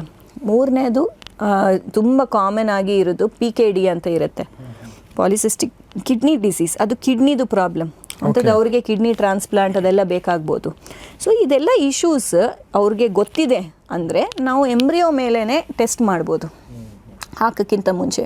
ಯಾವ ಎಂಬ್ರಿಯೋ ನಾರ್ಮಲ್ ಇದೆ ಬರೀ ಅದನ್ನು ಸೆಲೆಕ್ಟ್ ಮಾಡಿ ನಾವು ಟ್ರಾನ್ಸ್ಫರ್ ಮಾಡ್ಬೋದು. ಸೊ ಹಾಗೆ ಸಾಕಷ್ಟು ಡೆವಲಪ್ಮೆಂಟ್ಗಳು ನಮ್ಮ ಈ ಒಂದು ಫೀಲ್ಡಲ್ಲಿ ಆಗಿದೆ. ಇನ್ನು ಕೊನೆಯದಾಗಿ ನಾನು ಒಂದಷ್ಟು ಪ್ರಶ್ನೆಗಳು ಕೇಳಬೇಕು ಅಂದ್ಕೊಂಡೆ. ಅದೇನೆಂದರೆ, ನೀವು ಸುಮಾರು 15-16 ವರ್ಷಗಳಿಂದ ಕೆಲಸ ಮಾಡ್ತಾಯಿದ್ದೀರಾ, ಜೊತೆಗೆ ನಿಮ್ಮದೇ ಸಂಸ್ಥೆ ಸ್ಥಾಪನೆ ಮಾಡಿದ್ದೀರಾ. ನೀವು ಒಂದಷ್ಟು ಕೇಸ್ ಸ್ಟಡಿಗಳನ್ನ ನಮ್ಗೆ ಹೇಳ್ಬೋದು. ಕಾಂಪ್ಲಿಕೇಟೆಡ್ ಇರ್ಬೋದು ಅಥವಾ ಕಾಂಪ್ಲಿಕೇಟೆಡ್ ಇಲ್ಲದೇ ಇರ್ಬೋದು, ಬಟ್ ಅದರಿಂದ ನಮಗೊಂದು ವಿಲ್ ಅಂಡರ್ಸ್ಟ್ಯಾಂಡ್, ಈ ಥರನೂ ಆಗುತ್ತೆ, ಸೊ ನಾವು ಈ ಥರ ಇರಬೇಕು ಅನ್ನೋದು ಒಂದಷ್ಟು ಅದರಲ್ಲಿ ಮಾರಲ್ ಆಫ್ ದ ಲೆಸನ್ ಅಂತಾರಲ್ಲ, ಆ ಥರ ನಮ್ಗೆ ಸಿಗೋ ಥರ what cases you want to share, case studies you want to share? ಒಂದು ನನಗೆ ತುಂಬ ಸ್ಪೆಷಲ್ ಆಗಿ ಕೇಸ್ ಅನ್ನೋದು ಥ್ಯಾಲಸೀಮಿಯಾ ಅಂತ ನಾನು ಒಂದು ಕಾಯಿಲೆ ಬಗ್ಗೆ ಹೇಳಿದ್ದೇನೆ. ಆ ಥ್ಯಾಲಸೀಮಿಯಾನಲ್ಲಿ ಥ್ಯಾಲಸೀಮಿಯಾ ಮೈನರ್ ಅಂತ ಇರುತ್ತೆ, ಥ್ಯಾಲಸೀಮಿಯಾ ಮೇಜರ್ ಅಂತ ಇರುತ್ತೆ. ಇದು ಥ್ಯಾಲಸೀಮಿಯಾ ಮೈನರ್ ಅನ್ನೋದು ಹಸ್ಬೆಂಡ್ಗೆ ಮೈನರ್ ಟ್ರೇಟ್ ಇದೆ, ವೈಫ್ಗೂ ಮೈನರ್ ಟ್ರೇಟ್ ಅಕಸ್ಮಾತ್ ಇದೆ ಅಂದರೆ ಅವ್ರಿಗೆ ಆಗೋ ಮಗುಗೆ ಮೇಜರ್ ಪ್ರಾಬ್ಲಮ್ ಬರುತ್ತೆ. ಏನಿದು ಥ್ಯಾಲಸೀಮಿಯಾ ಸ್ವಲ್ಪ ಹೇಳಿ. ಅದು ಬ್ಲಡ್ ರಿಲೇಟೆಡ್, ರಕ್ತ ರಿಲೇಟೆಡ್ ಒಂದು ಕಂಡೀಷನ್. ಹೆಪ್ಪುಗಟ್ಟಲ್ಲ ರಕ್ತ. ಹೌದು. ಸೊ ಏನಾಗುತ್ತೆ, ಅವ್ರಿಗೆ ಕೂತ್ಕೊಂಡಿದ್ರು ಬ್ಲೀಡಿಂಗ್ ಆಗ್ತಾ ಇರುತ್ತೆ, ಆ ಥರ ಎಲ್ಲ continuous bleeding problem. So bone marrow transplantation repeated ಆಗಿ ಮಾಡ್ತಾ ಇರಬೇಕು ಮಗುಗೆ. ಸೊ ಈ ಥರ ಒಂದು ಕಪಲ್ ಬಂದರು, ಅವ್ರಿಗೆ ಆಲ್ರೆಡಿ ಒಂದು ಮಗು ಇದೆ, ಅಂಥದ್ದು ಕಪಲ್, ಆ ಮಗುಗೆ ಈ ಪ್ರಾಬ್ಲಮ್ ಇದೆ ಅಂತ ಅವ್ರಿಗೆ ಗೊತ್ತಾಗಿದೆ. ಸೊ ಅವರೀಗ ಸೆಕೆಂಡ್ ಬೇಬಿ ಪ್ಲ್ಯಾನ್ ಮಾಡ್ಕೊಳ್ಳೋಣ ಅಂತ ಬಂದರು. ಅವ್ರಿಗೆ ನಾವು ಪ್ರೀ ಜೆನೆಟಿಕ್ ಟೆಸ್ಟಿಂಗ್ ಅವ್ರಿಗೆ ಫಸ್ಟ್ ಕಪಲ್ಗೆ ಮತ್ತು ಬೇಬಿಗೆ ನಾವು PGT ಟೆಸ್ಟ್ ಅಂತ ಮಾಡ್ತೀವಿ. ಸೊ ಅದು ನಾವು ಐಡೆಂಟಿಫೈ ಜೀನ್ ಮಾಡಿಬಿಟ್ಟು ನೆಕ್ಸ್ಟ್ IVF ಮೂಲಕವಾಗಿ ವೈಫ್ದು ಮೊಟ್ಟೆ ತೆಗೆದುಬಿಟ್ಟು ಹಸ್ಬೆಂಡ್ ಕಣ ಹಾಕಿ ಆ ಎಂಬ್ರಿಯೋ ಮೇಲೆ ನಾವು ಸೇಮ್ 3 ಜನದು ಏನಿದೆ ಆ ಕಾಮನ್ ಜೀನ್ನು ಐಡೆಂಟಿಫೈ ಮಾಡ್ತೀವಿ. ಐಡೆಂಟಿಫೈ ಮಾಡಿ ಅಂಥದ್ದು ಏನಾದ್ರು ಪ್ರಾಬ್ಲಮ್ ಇರಬಾರ್ದು, ಪ್ಲಸ್ ಜೊತೆಗೆ ಮ್ಯಾಚ್ ಆಗಬೇಕು, ಕಂಪ್ಯಾಟಬಿಲಿಟಿ ವಿತ್ ದ ಬೇಬಿ. ಅವ್ರಿಗೆ ಆಲ್ರೆಡಿ ಒಂದು ಮಗು ಇದೆ, ಅಂಥದ್ದು ಬೇಬಿದು ಇದು ಕಂಪ್ಯಾಟಬಲ್ ಇದೆಯಾ ಇಲ್ಲ ಅಂತ ಎಂಬ್ರಿಯೋ ಮೇಲೆ ನಾವು ಚೆಕ್ ಮಾಡ್ತೀವಿ. ಚೆಕ್ ಮಾಡಿ ಅಂಥದ್ದು ಎಂಬ್ರಿಯೋನ ವೈಫ್ನಲ್ಲಿ ಹಾಕಿದ್ವಿ. Wife got pregnant.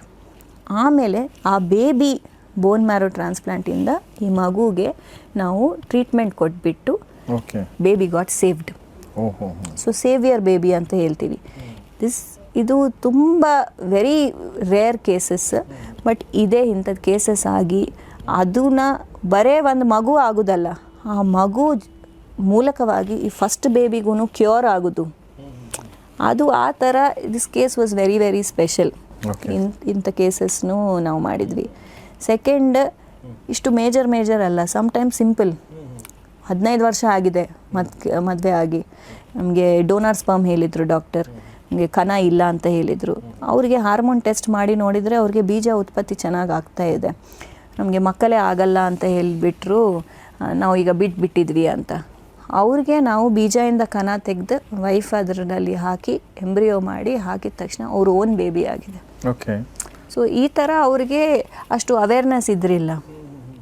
ಇನ್ನೊಬ್ಬರು ಕಪಲ್ ಎಷ್ಟೋ ವರ್ಷ ಆಯಿತು ಮದುವೆ ಆಗಿ, ಅವ್ರಿಗೆ ಇದಕ್ಕೆ ಮುಂಚೆ ಹೇಳಿದ್ವಿ, ಅವ್ರಿಗೆ ತಿಂಗಳ ಮುಟ್ಟು ಸರಿ ಆಗ್ತಾ ಇಲ್ಲ, ಬರೀ ಸ್ವಲ್ಪ ಮೆಡಿಸಿನ್ಸ್ ಕೊಟ್ಟಿದ್ವಿ, ಏನು ಟ್ರೀಟ್ಮೆಂಟ್ನೂ ಏನು ಮಾಡಿಲ್ಲ, ಮಾತ್ರೆ ಕೊಟ್ಬಿಟ್ಟು ಓವ್ಯುಲೇಷನ್ಗೆ ಮಾತ್ರೆ ಕೊಟ್ಟು ಕರೆಕ್ಟ್ ಟೈಮ್ನಲ್ಲಿ ಅವ್ರು ಟ್ರೈ ಮಾಡಿದ್ರು, ಅವ್ರಿಗೆ ಮಕ್ಕಳಾಗಿದ್ದಾರೆ. ಸೊ ಈ ಥರ ಸಿಂಪಲ್ ಟ್ರೀಟ್ಮೆಂಟ್ಗಳು, ಸಿಂಪಲ್ ಟೆಸ್ಟ್ಗಳು ಮಾಡಿದ್ರೇ ಸಾಕಾಗುತ್ತೆ ಸ್ವಲ್ಪ ಜನಗೆ. ಎಲ್ಲರಿಗೆ ಎಲ್ಲ ಅಡ್ವಾನ್ಸ್ಡ್ ಟ್ರೀಟ್ಮೆಂಟ್ಗಳು ಕೊಡಬೇಕನ್ನೋದು ಏನೂ ಇರಲ್ಲ. ಓಕೆ. ಈ ಪ್ರಾಬ್ಲಮ್ನ ಸಾಲ್ವ್ ಮಾಡಬೇಕಾದ್ರೆ ಗಂಡ ಹೆಂಡತಿ ಅವರು ಮುಂದೆ ಬರಬೇಕು ಮತ್ತು ಅವ್ರ ಫ್ಯಾಮಿಲಿ ಕೂಡ ಸಪೋರ್ಟ್ ಮಾಡಬೇಕಾಗುತ್ತೆ, ಗಂಡನ ಫ್ಯಾಮಿಲಿ ಎಸ್ಪೆಷಲಿ. ಸೊ ಅವರು ಒಂದು ಓಪನ್ ಮೈಂಡೆಡ್ನೆಸ್ಸು ಆ ಥರದ್ದೆಲ್ಲ ಬೇಕಾಗುತ್ತಲ್ವ. ಈ ಥರ ಕೇಸ್ಗಳಲ್ಲಿ ಯೂಶ್ವಲಿ ಹೇಗಿರುತ್ತೆ, ಅತ್ತೆ ಮಾವ ಇದನ್ನೆಲ್ಲ ಹೇಗೆ ನೋಡ್ತಾರೆ? ಸೊ ಅದ್ರ ಬಗ್ಗೆ ಏನಾದರೂ you want to share something? I feel ಇದು like we discussed, it's a very divine field, but ಅದ್ರ ಜೊತೆಗೆ it's a very stressful condition. ಅದು ಒಂದು ಸರ್ಕಲ್ ಥರ. ಫರ್ಟಿಲಿಟಿ ಇಶ್ಯೂ ಇದೆ, ನಮಗೆ ಮಕ್ಕಳು ಆಗ್ತಾ ಇಲ್ಲ ಅಂದ ತಕ್ಷಣ ಆಲ್ರೆಡಿ ಅವ್ರಿಗೆ ತುಂಬ ಜಾಸ್ತಿ ಟೆನ್ಷನ್ ಇರುತ್ತೆ. ಅದ್ರ ಮೇಲೆ ಇನ್ನೂ ಫ್ಯಾಮಿಲಿ ಸಪೋರ್ಟ್ನೂ ಇಲ್ಲ ಅಂದರೆ ಇನ್ನೂ problem. So it makes a huge difference. ಅವರು ಬರೇ ಒಂದು ಡಾಕ್ಟರ್ಗೆ ಮಾತಾಡೋಕ್ಕೆ ಹೋಗ್ತಾ ಇದ್ದಾರೆ ಅಂದ್ರೂ ಅವ್ರಿಗೆ ಸ್ಟ್ರೆಸ್ ಅನ್ನೋದು ತುಂಬ ಜಾಸ್ತಿ ಇರುತ್ತೆ. ರಿಸಲ್ಟ್ ಏನು ಬರುತ್ತೋ ಗೊತ್ತಿಲ್ಲ, ಟ್ರೀಟ್ಮೆಂಟ್ ಸ್ಟಾರ್ಟ್ ಮಾಡಿದ್ವಿ ಅದು ಸಕ್ಸಸ್ ಆಗುತ್ತೋ ಇಲ್ಲೋ ಗೊತ್ತಿಲ್ಲ. ಸೊ ಫ್ಯಾಮಿಲಿ ಸಪೋರ್ಟ್ ಇದ್ದರೆ it is a completely different ಮೈಂಡ್ಸೆಟ್ನಲ್ಲಿ ಇರ್ತಾರೆ ಅವರು. ಏನೇ ಆಗಲಿ ಪರವಾಗಿಲ್ಲ, ನೋಡೋಣ, ಪಾಸಿಟಿವ್ ಆಗಿ ಇರು ಅಂತ ಒಂದು ಮಾತೆ ಹೇಳಿದ್ರೇ ಸಾಕಾಗುತ್ತೆ ಸ್ವಲ್ಪ ಜನಗೆ. ಅದನ್ನೇ ಒಂದು 10 ಮಾತ್ರೆದು ಎಫೆಕ್ಟ್ ಆ ಒಂದು ಮಾತು ಮೇಲಿನಲ್ಲಿ ಇರುತ್ತೆ. So definitely family support, your environment, ನಿಮ್ಮದು ಪಾಸಿಟಿವ್ ಮೈಂಡ್ಸೆಟ್ ಇರಬೇಕು. ಸುಮಾರು ಜನಗೆ ಅವ್ರಿಗೆ ಇಷ್ಟು ಲಕ್ಕಿ ಇರಲ್ಲ, ಅವ್ರಿಗೆ ಫ್ಯಾಮಿಲಿ ಸಪೋರ್ಟ್ ಅಷ್ಟು ಇರಲ್ಲ, ಬಟ್ ಅವ್ರಿಗೆ ಮಕ್ಕಳು ಬೇಕು. ಯಾಕೆ ಬೇಕು ಅಂದರೆ ಫ್ಯಾಮಿಲಿ ಪ್ರೆಷರಿಂದ ಅದಕ್ಕೋಸ್ಕರ ಬೇಕಾ, ಇಲ್ಲ pear pressure, society pressure, age ಅದಕ್ಕೋಸ್ಕರ ಬೇಕಾ, ಇಲ್ಲ ನಿಮಗೂ ಬೇಕಾ? ನಿಮ್ಗೆ ಬೇಕಂದರೆ ನೀವು ಪಾಸಿಟಿವ್ ಆಗಿ ಇರಬೇಕು. ಇದು ತುಂಬ ಕಷ್ಟ. ಹೇಳೋದು ನಾನು ತುಂಬ ಈಸಿ, ಬಟ್ ಅದು ಪ್ರಾಕ್ಟೀಸ್ ಮಾಡೋದು, ಆ ಪಾಸಿಟಿವ್ ರಿಇನ್ಫೋರ್ಸ್ಮೆಂಟ್ ಬರೋದು ತುಂಬ ಕಷ್ಟ. ಬಟ್ ನೀವು ಟ್ರೈ ಮಾಡಬೇಕು. ನಿಮಗೆ ಏನಾಗುತ್ತೋ ಅದನ್ನು ಟ್ರೈ ಮಾಡಿರಿ. ಯೋಗ, ಮೆಡಿಟೇಷನ್ ಸ್ವಲ್ಪ ಜನಗೆ ಅದು ಹೆಲ್ಪ್ ಆಗುತ್ತೆ. ಸ್ವಲ್ಪ ಜನಗೆ nothing, just listening to old songs, ಹಳೆ ರಾಜ್ಕುಮಾರ್ ಅವ್ರದ್ದು ಎಲ್ಲ ಮೂವೀಸ್ ನೋಡಿದ್ರೂ ಅವ್ರಿಗೆ ಖುಷಿ ಆಗುತ್ತೆ. ಆ ಥರ ವಾಟ್ ಎವರ್ ಅವ್ರಿಗೆ ಏನು, ನಿಮಗೆ ಯಾವ ರೀತಿ ನಿಮಗೆ ಸ್ಟ್ರೆಸ್ ಕಂಟ್ರೋಲ್ ಆಗುತ್ತೋ ಅದನ್ನು ನೀವು ಮಾಡಿದರೆ ಸಾಕು. ನೀವು ಪಾಸಿಟಿವ್ ಆಗಿ ಇದ್ದರೆ ಅದು ಡೆಫಿನೆಟ್ಲಿ ಆಗುತ್ತೆ. ಎಸ್. ಕೊನೆಯದಾಗಿ I want ask this question. ಈಗ ಒಬ್ಬ ಡಾಕ್ಟರ್ ಆಗಿ ನೀವು ಈ ಒಂದು ಪ್ರೊಫೆಷನ್ ಬಗ್ಗೆ ಡಿವೈನ್ ಅಂತ ಪಾತ್ರ ಹೇಳಿದ್ರಿ. ಈಗ ಯಾವ ಸಂದರ್ಭಗಳಲ್ಲಿ ನಿಮ್ಗೆ ಅನಿಸಿದೆ, ಇದು ನಾನು ಅಂದ್ಕೊಂಡಿರಲಿಲ್ಲ ಇದು ಹಿಂಗೆ ಆಗುತ್ತೆ ಅಂಥೇಳಿ, ಇಲ್ಲೇನೋ ಬೇರೆ ಏನೋ ಕೆಲಸ ಮಾಡ್ತು ಅಂತ ಇರ್ಬೋದು, ಅಥವಾ ಅವ್ರ ಪಾಸಿಟಿವ್ ಮೈಂಡ್ಸೆಟ್ ಇರ್ಬೋದು, ಆ ಥರ ಏನೇ ಇರ್ಬೋದು, ಬಟ್ ನಿಮಗೆ ಏನೋ ಡಿಸ್ಪೈಟ್ ಆಲ್ ದ ಎಫರ್ಟ್ಸ್ ನಿಮಗೆ ಅದು ಆಗ್ಬೋದು, ಆಗದೇ ಇರ್ಬೋದು, ಅಲ್ಲೇನೋ ಬೇರೆ ನಿಮಗೆ ಅರ್ಥ ಆಗದಿರೋಂಥದ್ದು ಏನೋ ನಡೆಯುತ್ತೆ ಅಂತ ಅನಿಸಿದ್ಯಾ ನಿಮಗೆ ಆ ಥರದ್ದು? ಸರ್, ದಿನ ಅನಿಸುತ್ತೆ. ನನಗೆ ಒಂದು ತುಂಬ ಪರ್ಸ್ನಲ್ ಎಕ್ಸ್ಪೀರಿಯನ್ಸ್ ಫರ್ಟಿಲಿಟಿ ಡಾಕ್ಟರ್ಸ್ಗೆ ಜಾಸ್ತಿ ಇರುತ್ತೆ. ಓಕೆ. ಯಾಕಂದರೆ ನಾವು ಎಷ್ಟು ಎಲ್ಲ ಪರ್ಫೆಕ್ಟಾಗಿ ಇದೆ ಆದ್ರೂ ಸ್ವಲ್ಪ ಜನಗೆ ಆಗಲ್ಲ. ಸ್ವಲ್ಪ ಜನಗೆ ನಮಗೆ ಗೊತ್ತು ಇದು ನಾನು ಹಾಕಿದರೆ may be less than 5% chance ಇರುತ್ತೇನೋ ಅಂತ. ಅಂಥದ್ದು ಅವ್ರಿಗೆ ಎಷ್ಟು ಹೆಲ್ದಿಯಾಗಿ ಬೇಬೀಸ್ ಆಗುತ್ತೆ, ಎಷ್ಟು ಒಳ್ಳೆ ರಿಸಲ್ಟ್ ಬರ್ತಾ ಇರುತ್ತೆ. ಸ್ವಲ್ಪ ಜನಗೆ ಕ್ಯಾನ್ಸರ್ ಟ್ರೀಟ್ಮೆಂಟ್ ಆದಮೇಲೆ ಅಷ್ಟು ಕ್ಯಾನ್ಸರ್ ಎಫೆಕ್ಟಿಂದ ಅವ್ರಿಗೆ ಯೂಟ್ರಸ್ ಚೆನ್ನಾಗಿರಲ್ಲ, ಇಲ್ಲ ಮೊಟ್ಟೆ ಎಲ್ಲ ಫುಲ್ ಝೀರೋ ಆಗಿಬಿಡುತ್ತೆ, ಇಲ್ಲ ಸ್ಪರ್ಮ್ಸ್. ಈಗ ರೀಸೆಂಟ್ಲಿ ನಾವು ಒಬ್ರಿಗೆ ಮಾಡಿದ್ವಿ, ಅವ್ರಿಗೆ ಏನೂ ಇಲ್ಲ, ಫುಲ್ ಟೆಸ್ಟಿಸ್ ಎಲ್ಲ ಫುಲ್ ಝೀರೋ ಆಗಿದೆ. ಅವರು ಎಷ್ಟೋ ವರ್ಷದಿಂದ ಏನೇನೋ ಎಲ್ಲ ಮಾಡಿ ಆಯುರ್ವೇದ ಅದು ಹೋಮಿಯೋಪತಿ ಅಲ್ಲಿ ಇಲ್ಲಿ ಎಲ್ಲ ಮಾಡಿದರು. ಅದು ಅವ್ರಿಗೆ ಆ ಕೀಮೊಥೆರಪಿ ರೇಡಿಯೇಷನ್ ಕ್ಯಾನ್ಸರ್ ಟ್ರೀಟ್ಮೆಂಟ್ ಅದರಿಂದ ಸ್ಪರ್ಮ್ಸ್ ಉತ್ಪತ್ತಿನೇ ಇಲ್ಲ. ಅವ್ರಿಗೆ ನಾವು ಬರೀ ಸ್ವಲ್ಪ ಒಂದ್ಸಲ ನೀವು ಡೀಟೇಲ್ ಆಗಿ ಚೆಕ್ ಮಾಡೋಣ ಅಂತ ನೋಡಿದ್ವಿ. ಒಂದ್ಸಲ ನೀವು ನಮ್ಮ ಕಡೆ ಟೆಸ್ಟ್ ಮಾಡಿರಿ ಅಂತ ಹೇಳಿದ್ವಿ. ಅವ್ರು ಟೆಸ್ಟ್ ಮಾಡಿದರೆ ಮಿನಿಮಮ್ ಕ್ರಿಪ್ಟೋಜೂಸ್ಪರ್ಮಿಯಾ ಅಂತ ಹೇಳ್ತೀವಿ, ಅಂದರೆ 1-2 ಸ್ಪರ್ಮ್ಸ್ ಇದೆ. ಆ 1-2 ಸ್ಪರ್ಮ್ಸಿಂದ ನಾವು IVF ಮಾಡಿ ಬೇಬಿ ಹಾಕಿದ ತಕ್ಷಣ wife is pregnant sir. How can certain things we can't explain sir, science cannot explain. Sometimes ಅವ್ರಿಗೆ IVF ಹಾಕಿದ್ರು ಫೇಲ್ ಆಗುತ್ತೆ, ನೆಕ್ಸ್ಟ್ ಮಂತೆ ಅವ್ರು ನ್ಯಾಚುರಲಿ ಪ್ರೆಗ್ನೆಂಟ್ ಆಗಿ ಬರ್ತಾರೆ. ಎಗ್ಸೇ ಚೆನ್ನಾಗಿಲ್ಲ, ಒಂದೇ ಎಗ್, ಆ ಭ್ರೂಣ ಚೆನ್ನಾಗಿಲ್ಲ. ನಾವು ಅವ್ರಿಗೆ ಎಕ್ಸ್ಪ್ಲೇನ್ ಮಾಡ್ತೀವಿ, ಚೆನ್ನಾಗಿಲ್ಲಮ್ಮ ಹಾಕಿದ್ರೂ ಆಗಲ್ಲ, ಅಬ್ನಾರ್ಮಲ್ ಆಗಿ ಇದೆ, ನಾವು ಅಬ್ನಾರ್ಮಲ್ ಎಂಬ್ರಿಯೋ ಹಾಕೋಕ್ಕಾಗಲ್ಲ ಅಂತ. ನೆಕ್ಸ್ಟ್ ಮಂತ್ ಅವ್ರು ಪ್ರೆಗ್ನೆಂಟ್ ಆಗಿ ಬರ್ತಾರೆ. ಸೋ ಮೆನಿ ಪೀಪಲ್ ಕೋವಿಡ್ ಟೈಮ್ನಲ್ಲಿ ಎಷ್ಟೋ ಜನ ಏನೂ ಕೆಲಸ ಇಲ್ಲ ಏನಿಲ್ಲ, ಅವರಿಗೆ IVF ಮಾಡಬೇಕು, ಇದು ಮಾಡಬೇಕು, ಅದು ಮಾಡಬೇಕಂತ ಎಲ್ಲ ಟ್ರೀಟ್ಮೆಂಟ್ ಮನೆಯಲ್ಲಿ ಇದ್ದರು. ಎಷ್ಟೊಂದು ಜನಗೆ ಪ್ರೆಗ್ನೆನ್ಸಿ ಆಗಿದೆ. ಸೊ ಇದು definitely there is something divine. Either we call it Allah, Jesus, Krishna, ಏನು ಹೇಳಿದ್ರು ಅದು one divinity is there which is giving life. So what we as humans are trying ಈಗ ಫರ್ಟಿಲಿಟಿನಲ್ಲಿ ಅಂದರೆ, ಮೇಜರ್ ಪ್ರಾಬ್ಲಮ್ ಏನಾದ್ರು ಇದೆ ನಮಗೆ ಅದು ಗೊತ್ತಾಗ್ತಾ ಇದೆ ಅಂದರೆ ಅದನ್ನು ನಾವು ಅವಾಯ್ಡ್ ಮಾಡೋಕ್ಕೆ ಟ್ರೈ ಮಾಡ್ತಾ ಇದ್ದೀವಿ.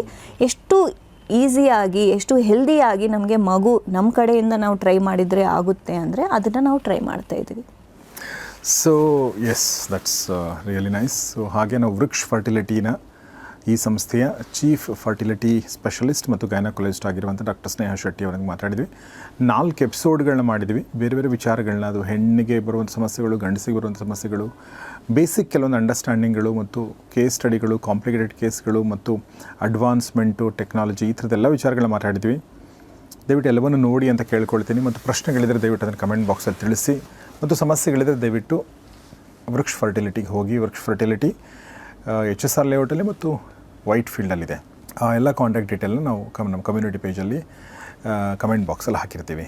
ಸೊ ಅಷ್ಟು ಹೇಳ್ತಾ ನಾನು ಈ ಎಲ್ಲ ವಿಚಾರಗಳು ನಮ್ಗೆ ಹೇಳಿದಂಥ ಡಾಕ್ಟರ್ ಸ್ನೇಹಾ ಶೆಟ್ಟಿ ಅವರಿಗೆ ನಿಮ್ಮೆಲ್ಲರ ಪರವಾಗಿ ಧನ್ಯವಾದ ಹೇಳ್ತೀನಿ. ಮೇಡಮ್, ತುಂಬ ಥ್ಯಾಂಕ್ಸ್. ನಿಮಗೆ ನಮ್ಮ ಜೊತೆ ಸಾಕಷ್ಟು ನಾಲೆಜನ್ನು ಶೇರ್ ಮಾಡಿದ್ದೀರಾ, ನಿಮ್ಮ ಎಕ್ಸ್ಪೀರಿಯನ್ಸನ್ನು ಶೇರ್ ಮಾಡಿದ್ದೀರಾ.